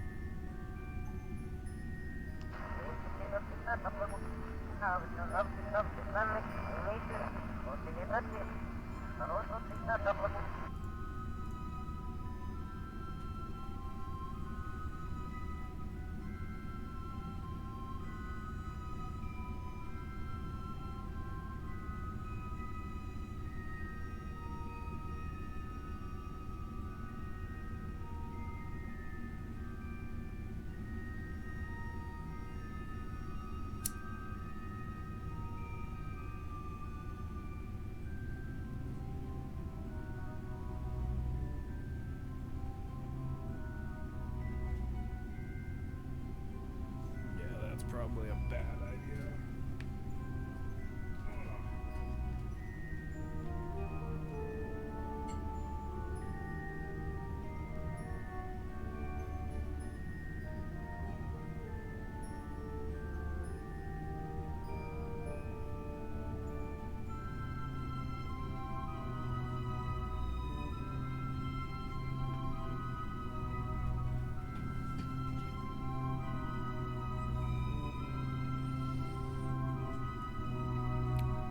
Cream.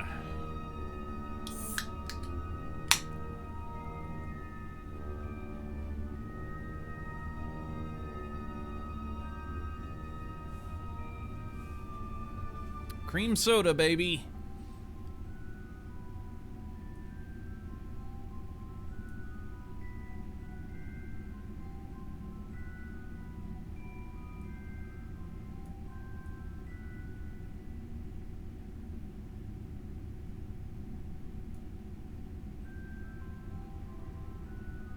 Yeah, the most grueling part, it always is, waiting for the damn station to turn. We've gotten very unlucky tonight. Sometimes, actually, I don't know why, but it always seems more likely that we approach and get a crappy orientation, we have to wait forever, than we show up and it's dead on. But the truth is,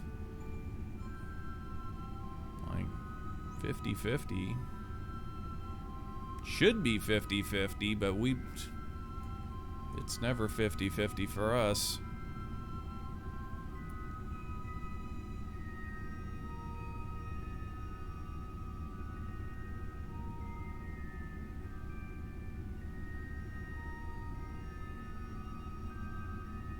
We need more cream soda dispensers in orbit. We do.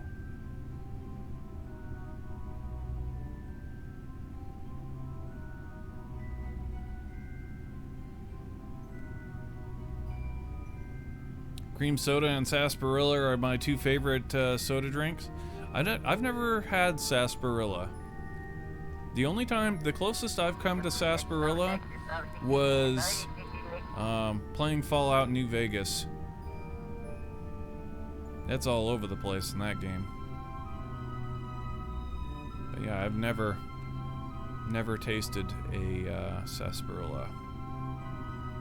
But I love cream soda.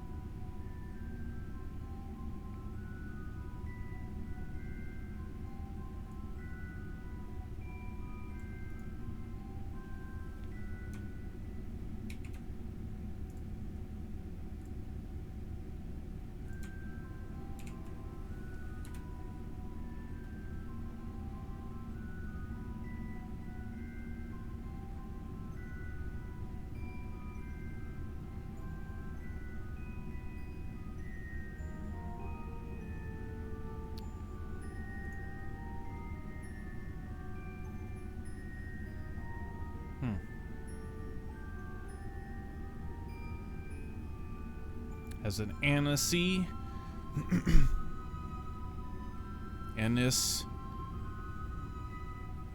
Aniseed.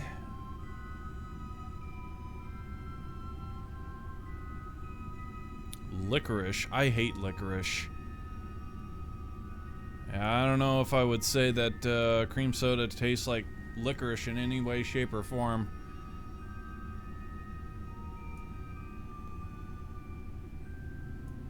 I abhor licorice.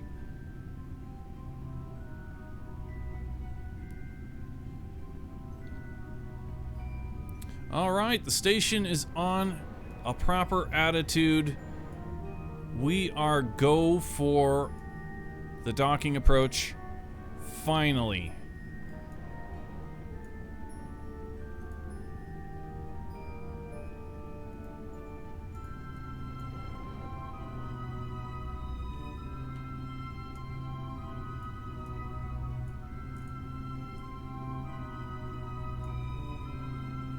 Okay, RCS off. We want to be facing radial in. And go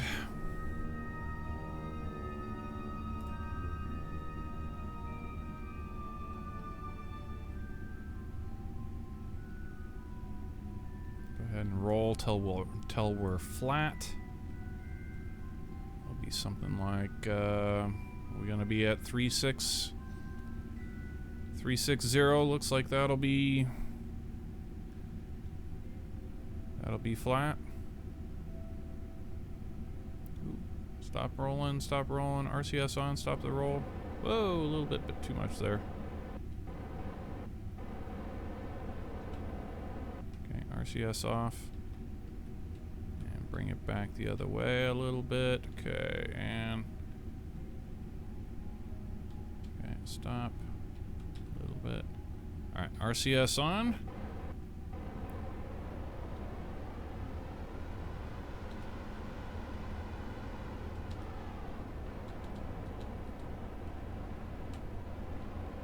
Let's go.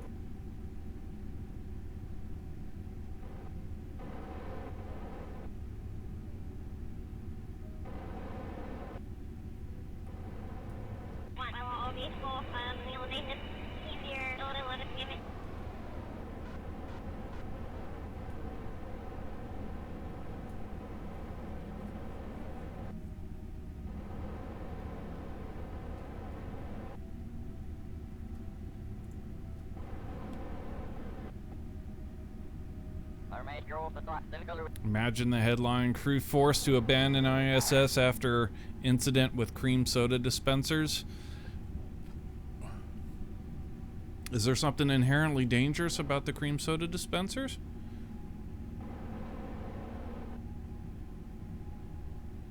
Like what incident do you foresee happening that could, like, they explode?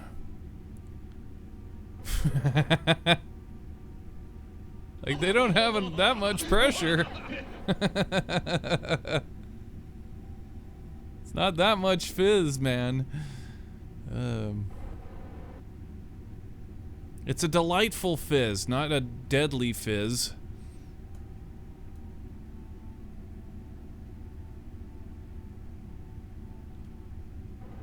It's cream soda, not Nuka-Cola. You know?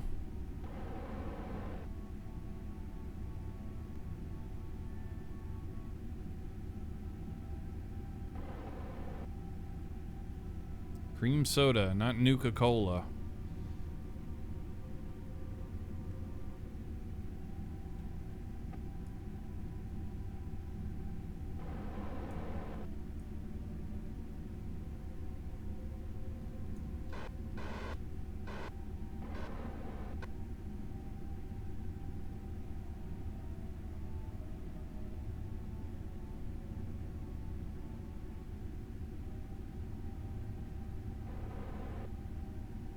NASA's evaluating techniques to defoam the ISS.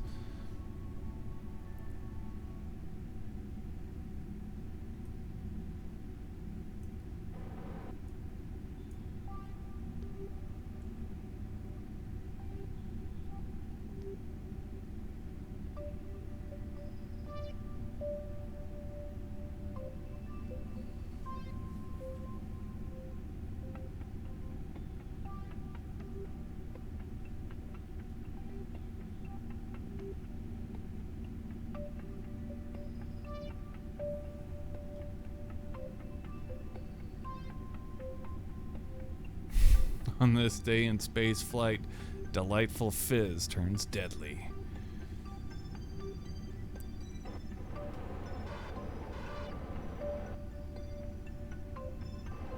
You guys do have a flair for the dramatic.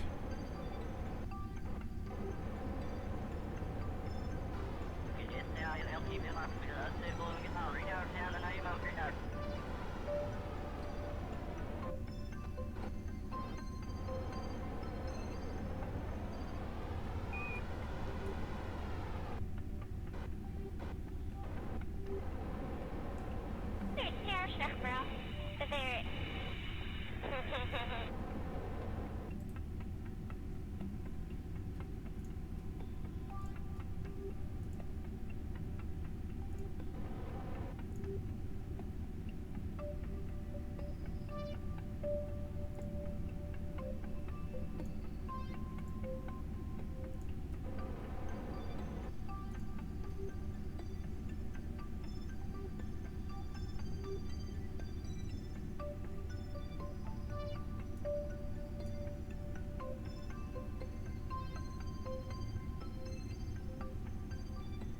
Crew forced to drink water during cream soda outage. Yeah, that's more like it.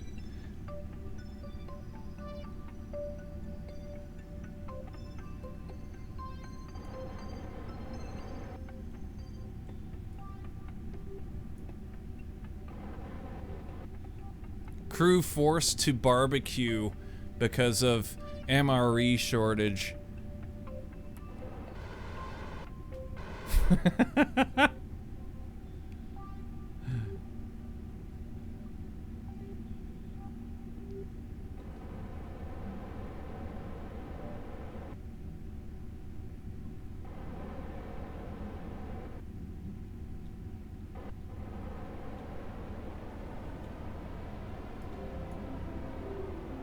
Yeah, NASA almost scrubbed the mission because they despise the idea of the astronauts eating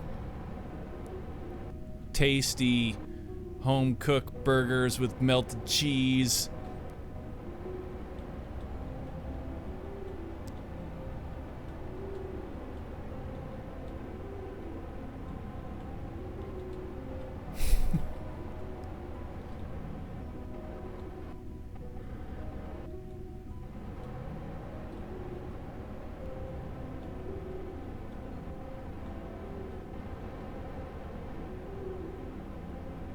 What you're saying, the food taste isn't gonna make them want to jump out of the airlock without a suit on? All right, bring them home. Mission's done. We're scrubbing it.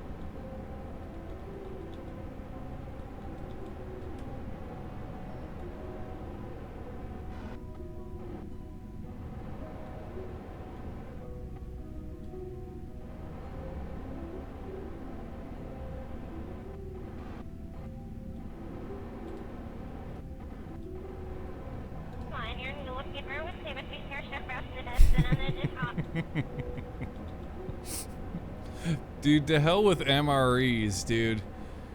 Honestly. I watched somebody eating one of those and it made me want to throw up just looking at it. It's so gross, dude.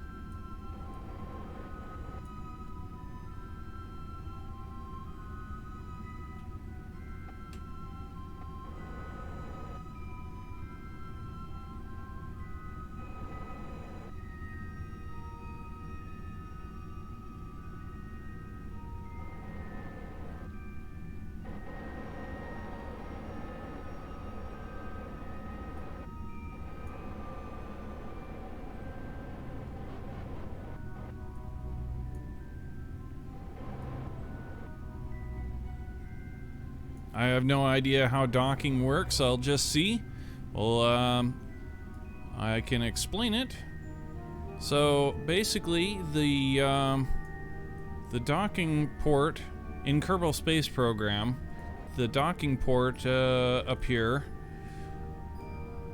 and down here is the docking port that we are targeting. And as far as this indicator over here, the green circle, this little green circle here, that's the prograde marker, so that's what direction we're going. The green X that you see tracking across that represents the docking port that we're aiming at. And the fixed reticle is us. And so the idea is we want to thrust. When we thrust, you see how it's thrusting our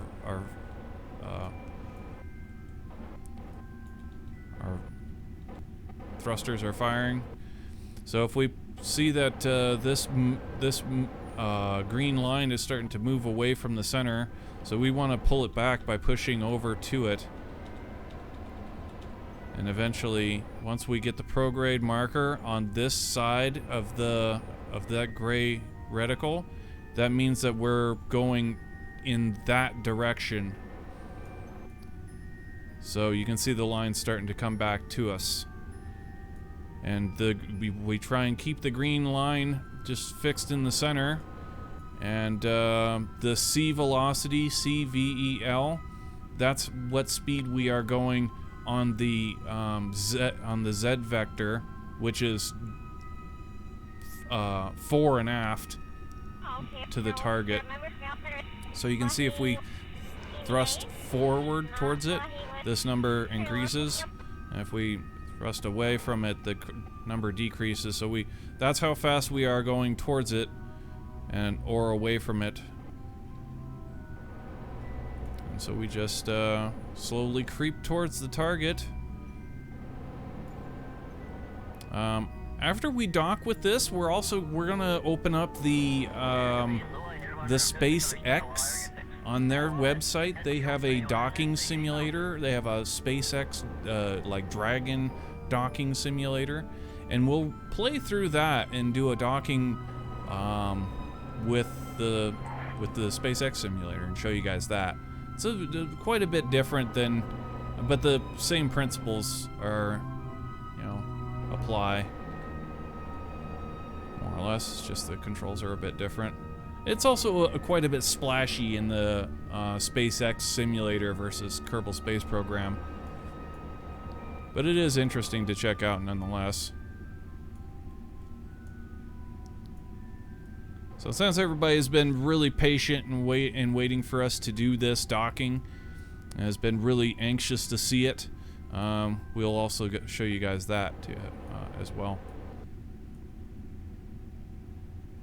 So yeah, we're getting closer to our target now. In real life, docking is more or less the same principle. You get in front of where you're docking and you approach very slowly. It also really helps if the vehicles aren't turning or like rotating. and if they are, that they're rotating in exactly the same way, so such as like orbital drift. As we travel across the planet in this orbit here, everything looks pretty fixed, like we're staring down at the planet and, you know, all that. But the truth is, we're actually rotating as we travel across to keep the nadar ports facing down. And so just because of that, the station is actually turning as we go, and that generally presents a really big problem for docking. But if you do it quick enough, it's not such a big thing to worry about. But it definitely helps to have, you know, a computer system that will remove basically that kind of equation from the whole equation. It will just do it for you and keep it rotated. And one system for doing that is a targeting system that will say, okay, I'm targeting this docking port. Always keep us flat to that docking port, no matter what. So if it turns, we turn, you know.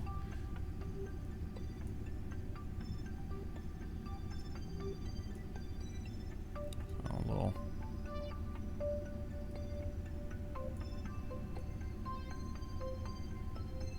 Yeah, docking, okay. Yes, okay. Yeah, let's get a little bit of forward thrust going on here. A little bit of starboard thrust.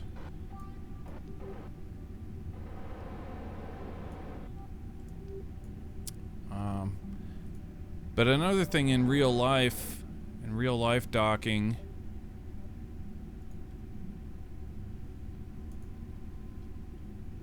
they have generally like a docking probe, this like arm that's out with like kind of a flange on the end of it, and they aim that into like a funnel, and so that the probe will get kind of like forced into this funnel as you approach, and once it gets inside of it, it like retracts and then it'll expand again, so it gets locked into place. And then once that's in place, then there's a pulling mechanism that will actually pull the two craft together, and then from there they can actually do what they call a hard lock, which several times, and don't quote me entirely on this, but I swear to God, during some tours I've witnessed of the International Space Station, some tour videos, it's like they take C-clamps, or I've seen them use, I swear to God, like C-clamps from Home Depot, and clamp them to the inside of the docking apparatus. It's like, no way they're relying on that. But yeah, that's the hard dock system or whatever. Alright, we're approaching the docking port. We're really close. Almost there.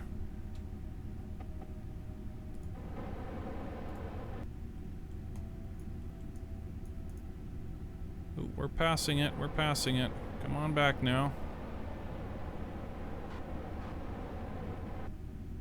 Okay. We're thrusting away because that looked a little bit scary, and our axes are kind of floaty a little bit. So, all right, go ahead and stop right there, and let's try and recover this.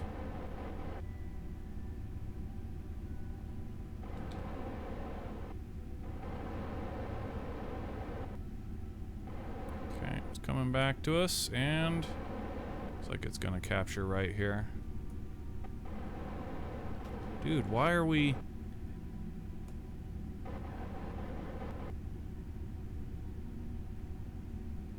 Like, it said 0, but we were still going towards it. Is this thing... kind of felt like it had the tiniest bit of that force acquire crap that I was telling everybody to not use. I'm quite certain that I turned that off. Alright, here we go. Let's come in now.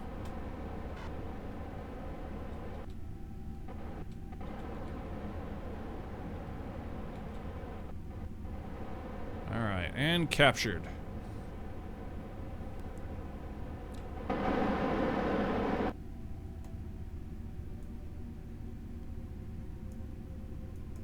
Let's take a look at that. Did it actually... was there force acquire going on there? No, there was not.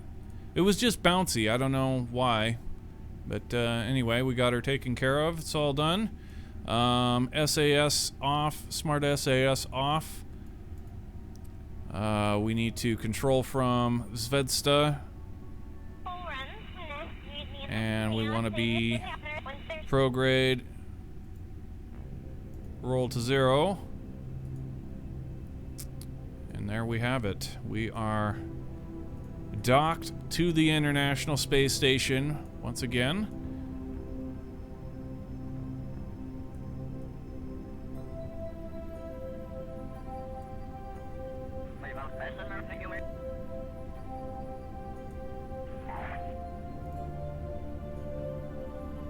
Cheers.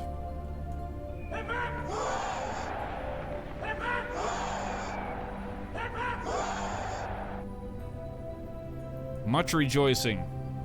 And there was much rejoicing.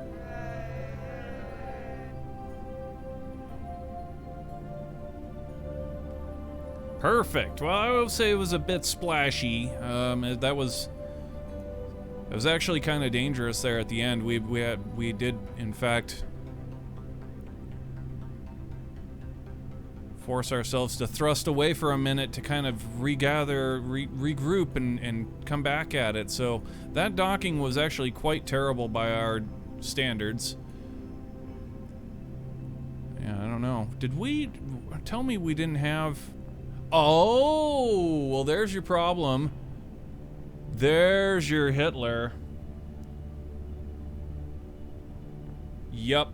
Now, if I hit that... see, down here, these ones are going to turn on. Okay, so we're going to have to bear that in mind. That's why we were so splashy. These thrusters up here are specifically for turning. And if those are on while we're thrusting, then the craft is going to, like, do that kind of thing. And that's exactly what was going on. And it was especially going to do that when we come to, like, try to... do more intricate stuff. So makes sense why it was so splashy. Those needed to be disabled. So we'll bear that in mind when we undock this this Soyuz, that those Verners are actually still on.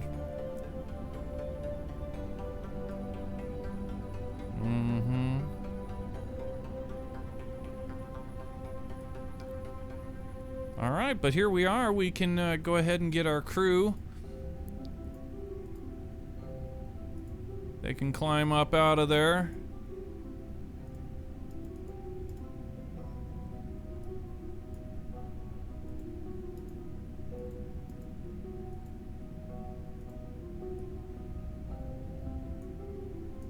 Go hang out in Unity. And one more.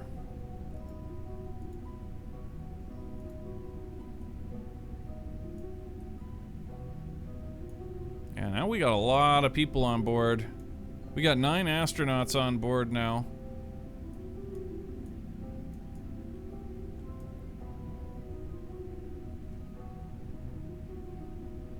Pretty sweat.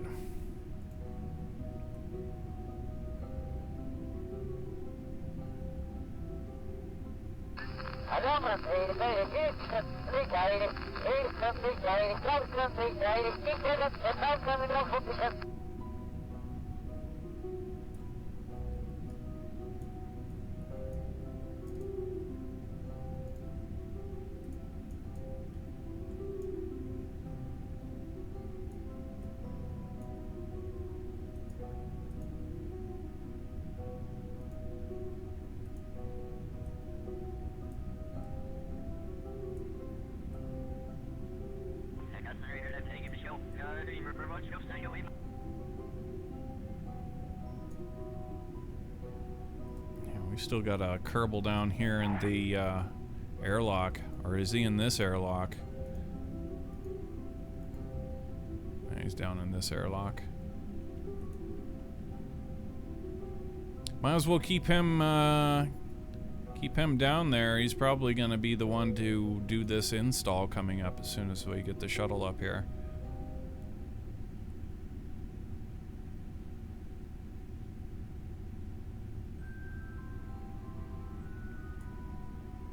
Yeah, that'll be pretty sick. 3 Soyuz craft and a shuttle all at the same time.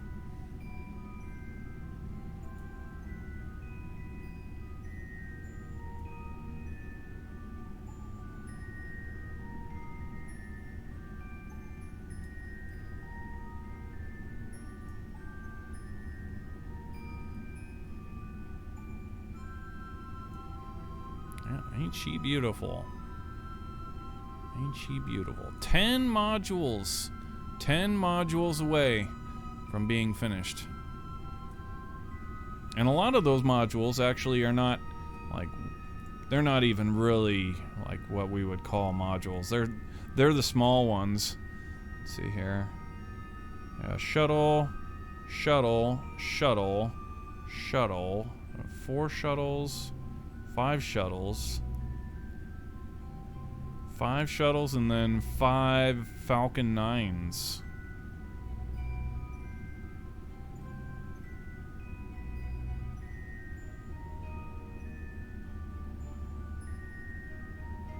We got 5 more shuttle missions and 5 Falcon 9 missions, and then we're done.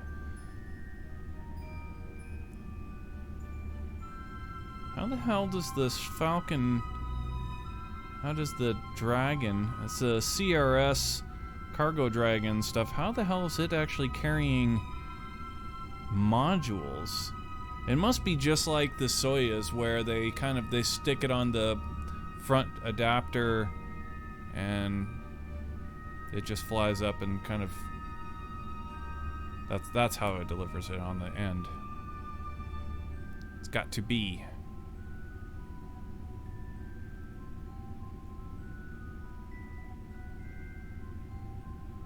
Yeah, it looks like we get a Nanoracks Bishop airlock. That's, yeah, pretty simple. And that even looks a lot like what we just installed right here.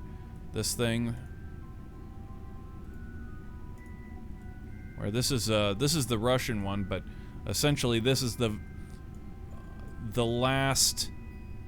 very last module that we install is going to look practically identical to this. In fact, we may even use this model for it because that looks really, really close.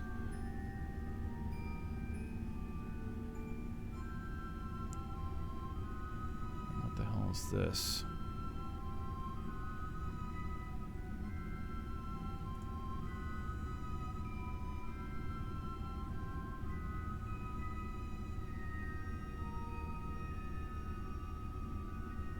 Robotic Bart Olomem Mio? I can't pronounce this word.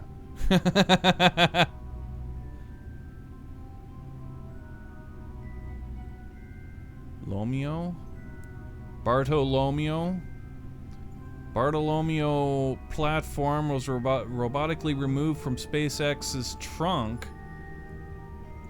and installed the external forward side of Columbus module.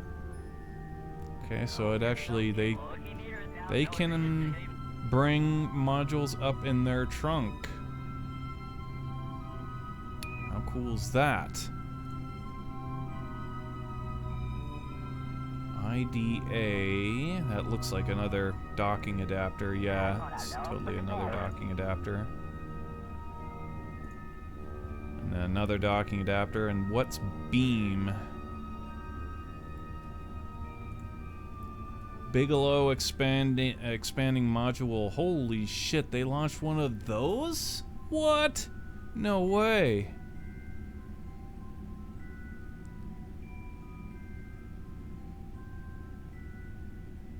That thing is huge. So the Dragon actually attempted, I don't know if that mission fully went down, because, like, wow, that's asking a lot of a Dragon to haul that. Holy shit. It's a big inflatable module.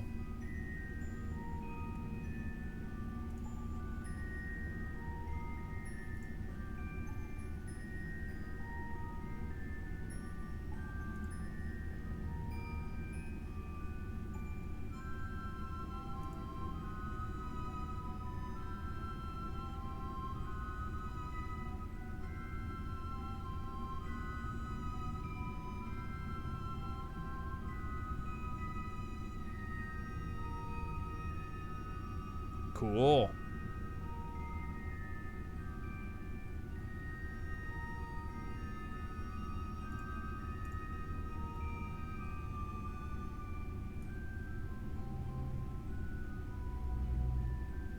Yeah, but before we get into any of that stuff, any of the Falcon 9 Dragon payload modules, we get to build the space toilet. Tranquility and the cupola. We've been waiting for that mission for a long time because everybody wants to stare out the cupola like it's the coolest module. It's the coolest place to hang out on the space station. We've been waiting for a long time. So we get this next kind of meh mission, but it's going to be a fun mission to do, but the modules are really meh. That's the next one to come up, and then right after that, Tranquility and the Cupola module. That one's a really interesting. That mission's going to be really interesting because we relocate this forward docking adapter, and we do this really interesting, like, swap. Let's see here. Take a look at this. We go into the assembly, ISS assembly GIF, and wait for it here when we come along to the Tranquility and the Cupola. When that gets built, coming up to it. Okay, right here. Watch that forward docking adapter, how it comes off.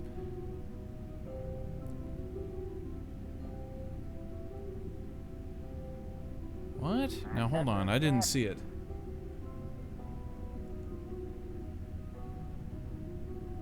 That thing comes off and goes over.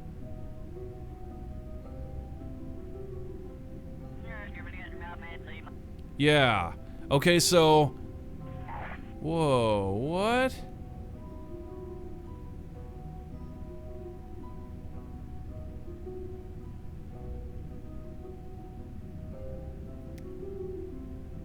Oh, I feel kind of bad now.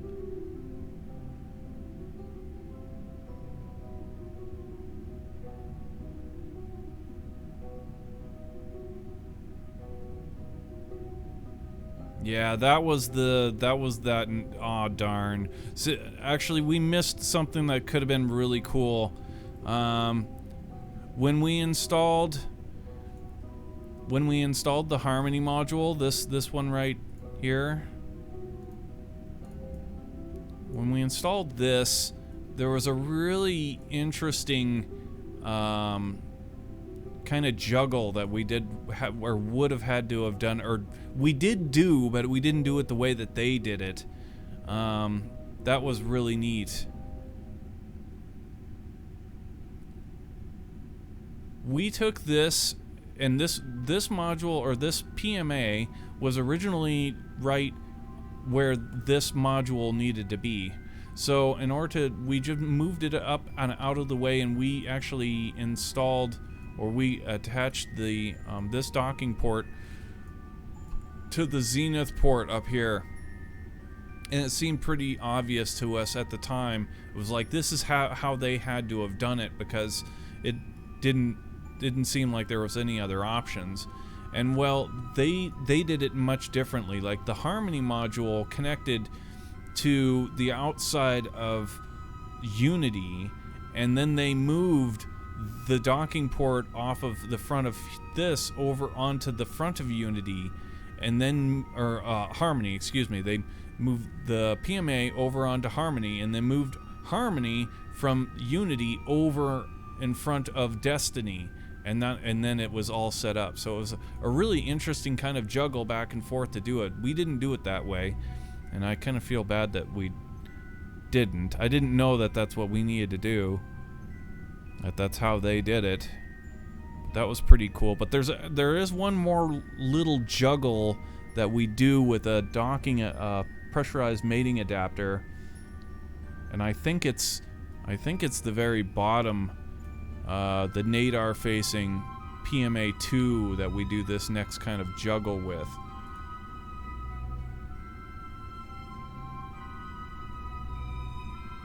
Yeah, I think it gets moved. Let's see here. See if we can't see it.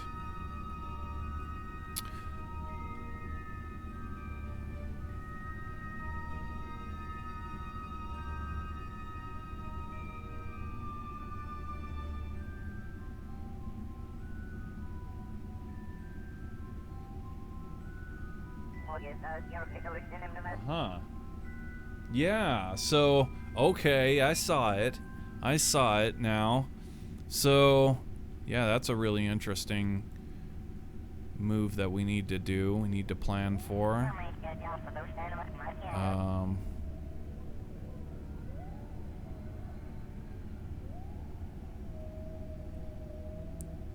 So watch for it when it right underneath here.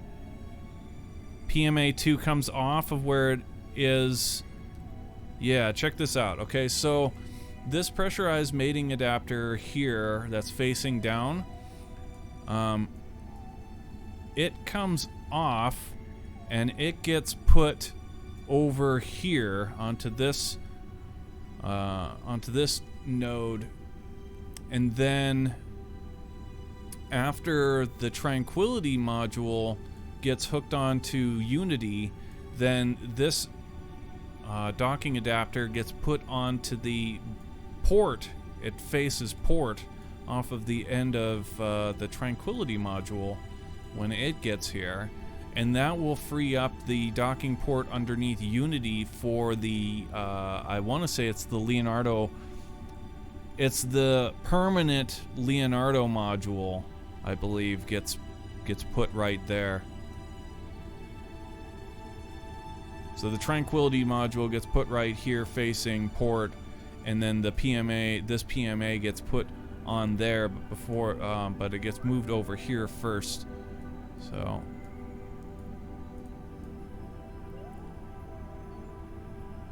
a little bit of juggle going on there. Got some interesting shit going down.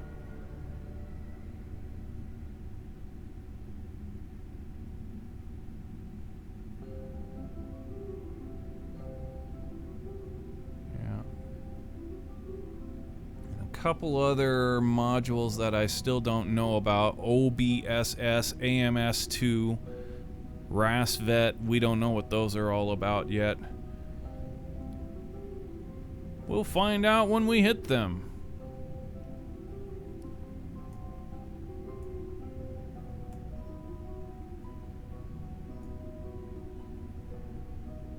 What better way to learn about the International Space Station than to build one yourself, you know?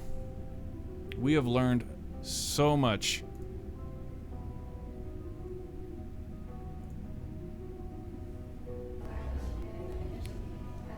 We have learned a ton.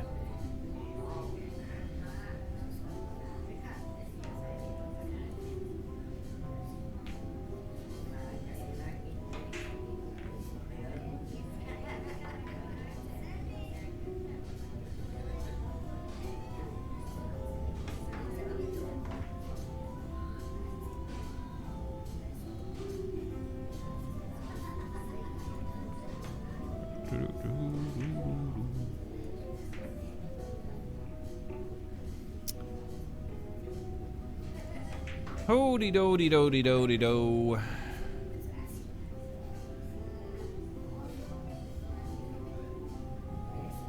Alright, my dudes, we are gonna go ahead and call it right there for this evening. I want to thank everybody for coming and hanging out with us and being patient through all of the long turns of the ISS and whatnot. I really appreciate you guys coming and just chilling and hanging out. Appreciate all of the follows and the raids. Subscribes on YouTube and follows on Twitch. We appreciate all of that support. It means a great deal to us. And we will certainly be back with more Kerbal Space Program when we get back into the shuttle program and get to slapping out these last few, banging out these last few modules onto our International Space Station. And before you know it, we are going to be absolutely up to date. It's going to be pretty sick. And we've got more things in store even after that. So, yeah, appreciate everybody coming and hanging out. Hope to catch up with you guys for more Kerbal Space Program next time. As always, stay cool, stay away from the voodoo, and have a good night, guys.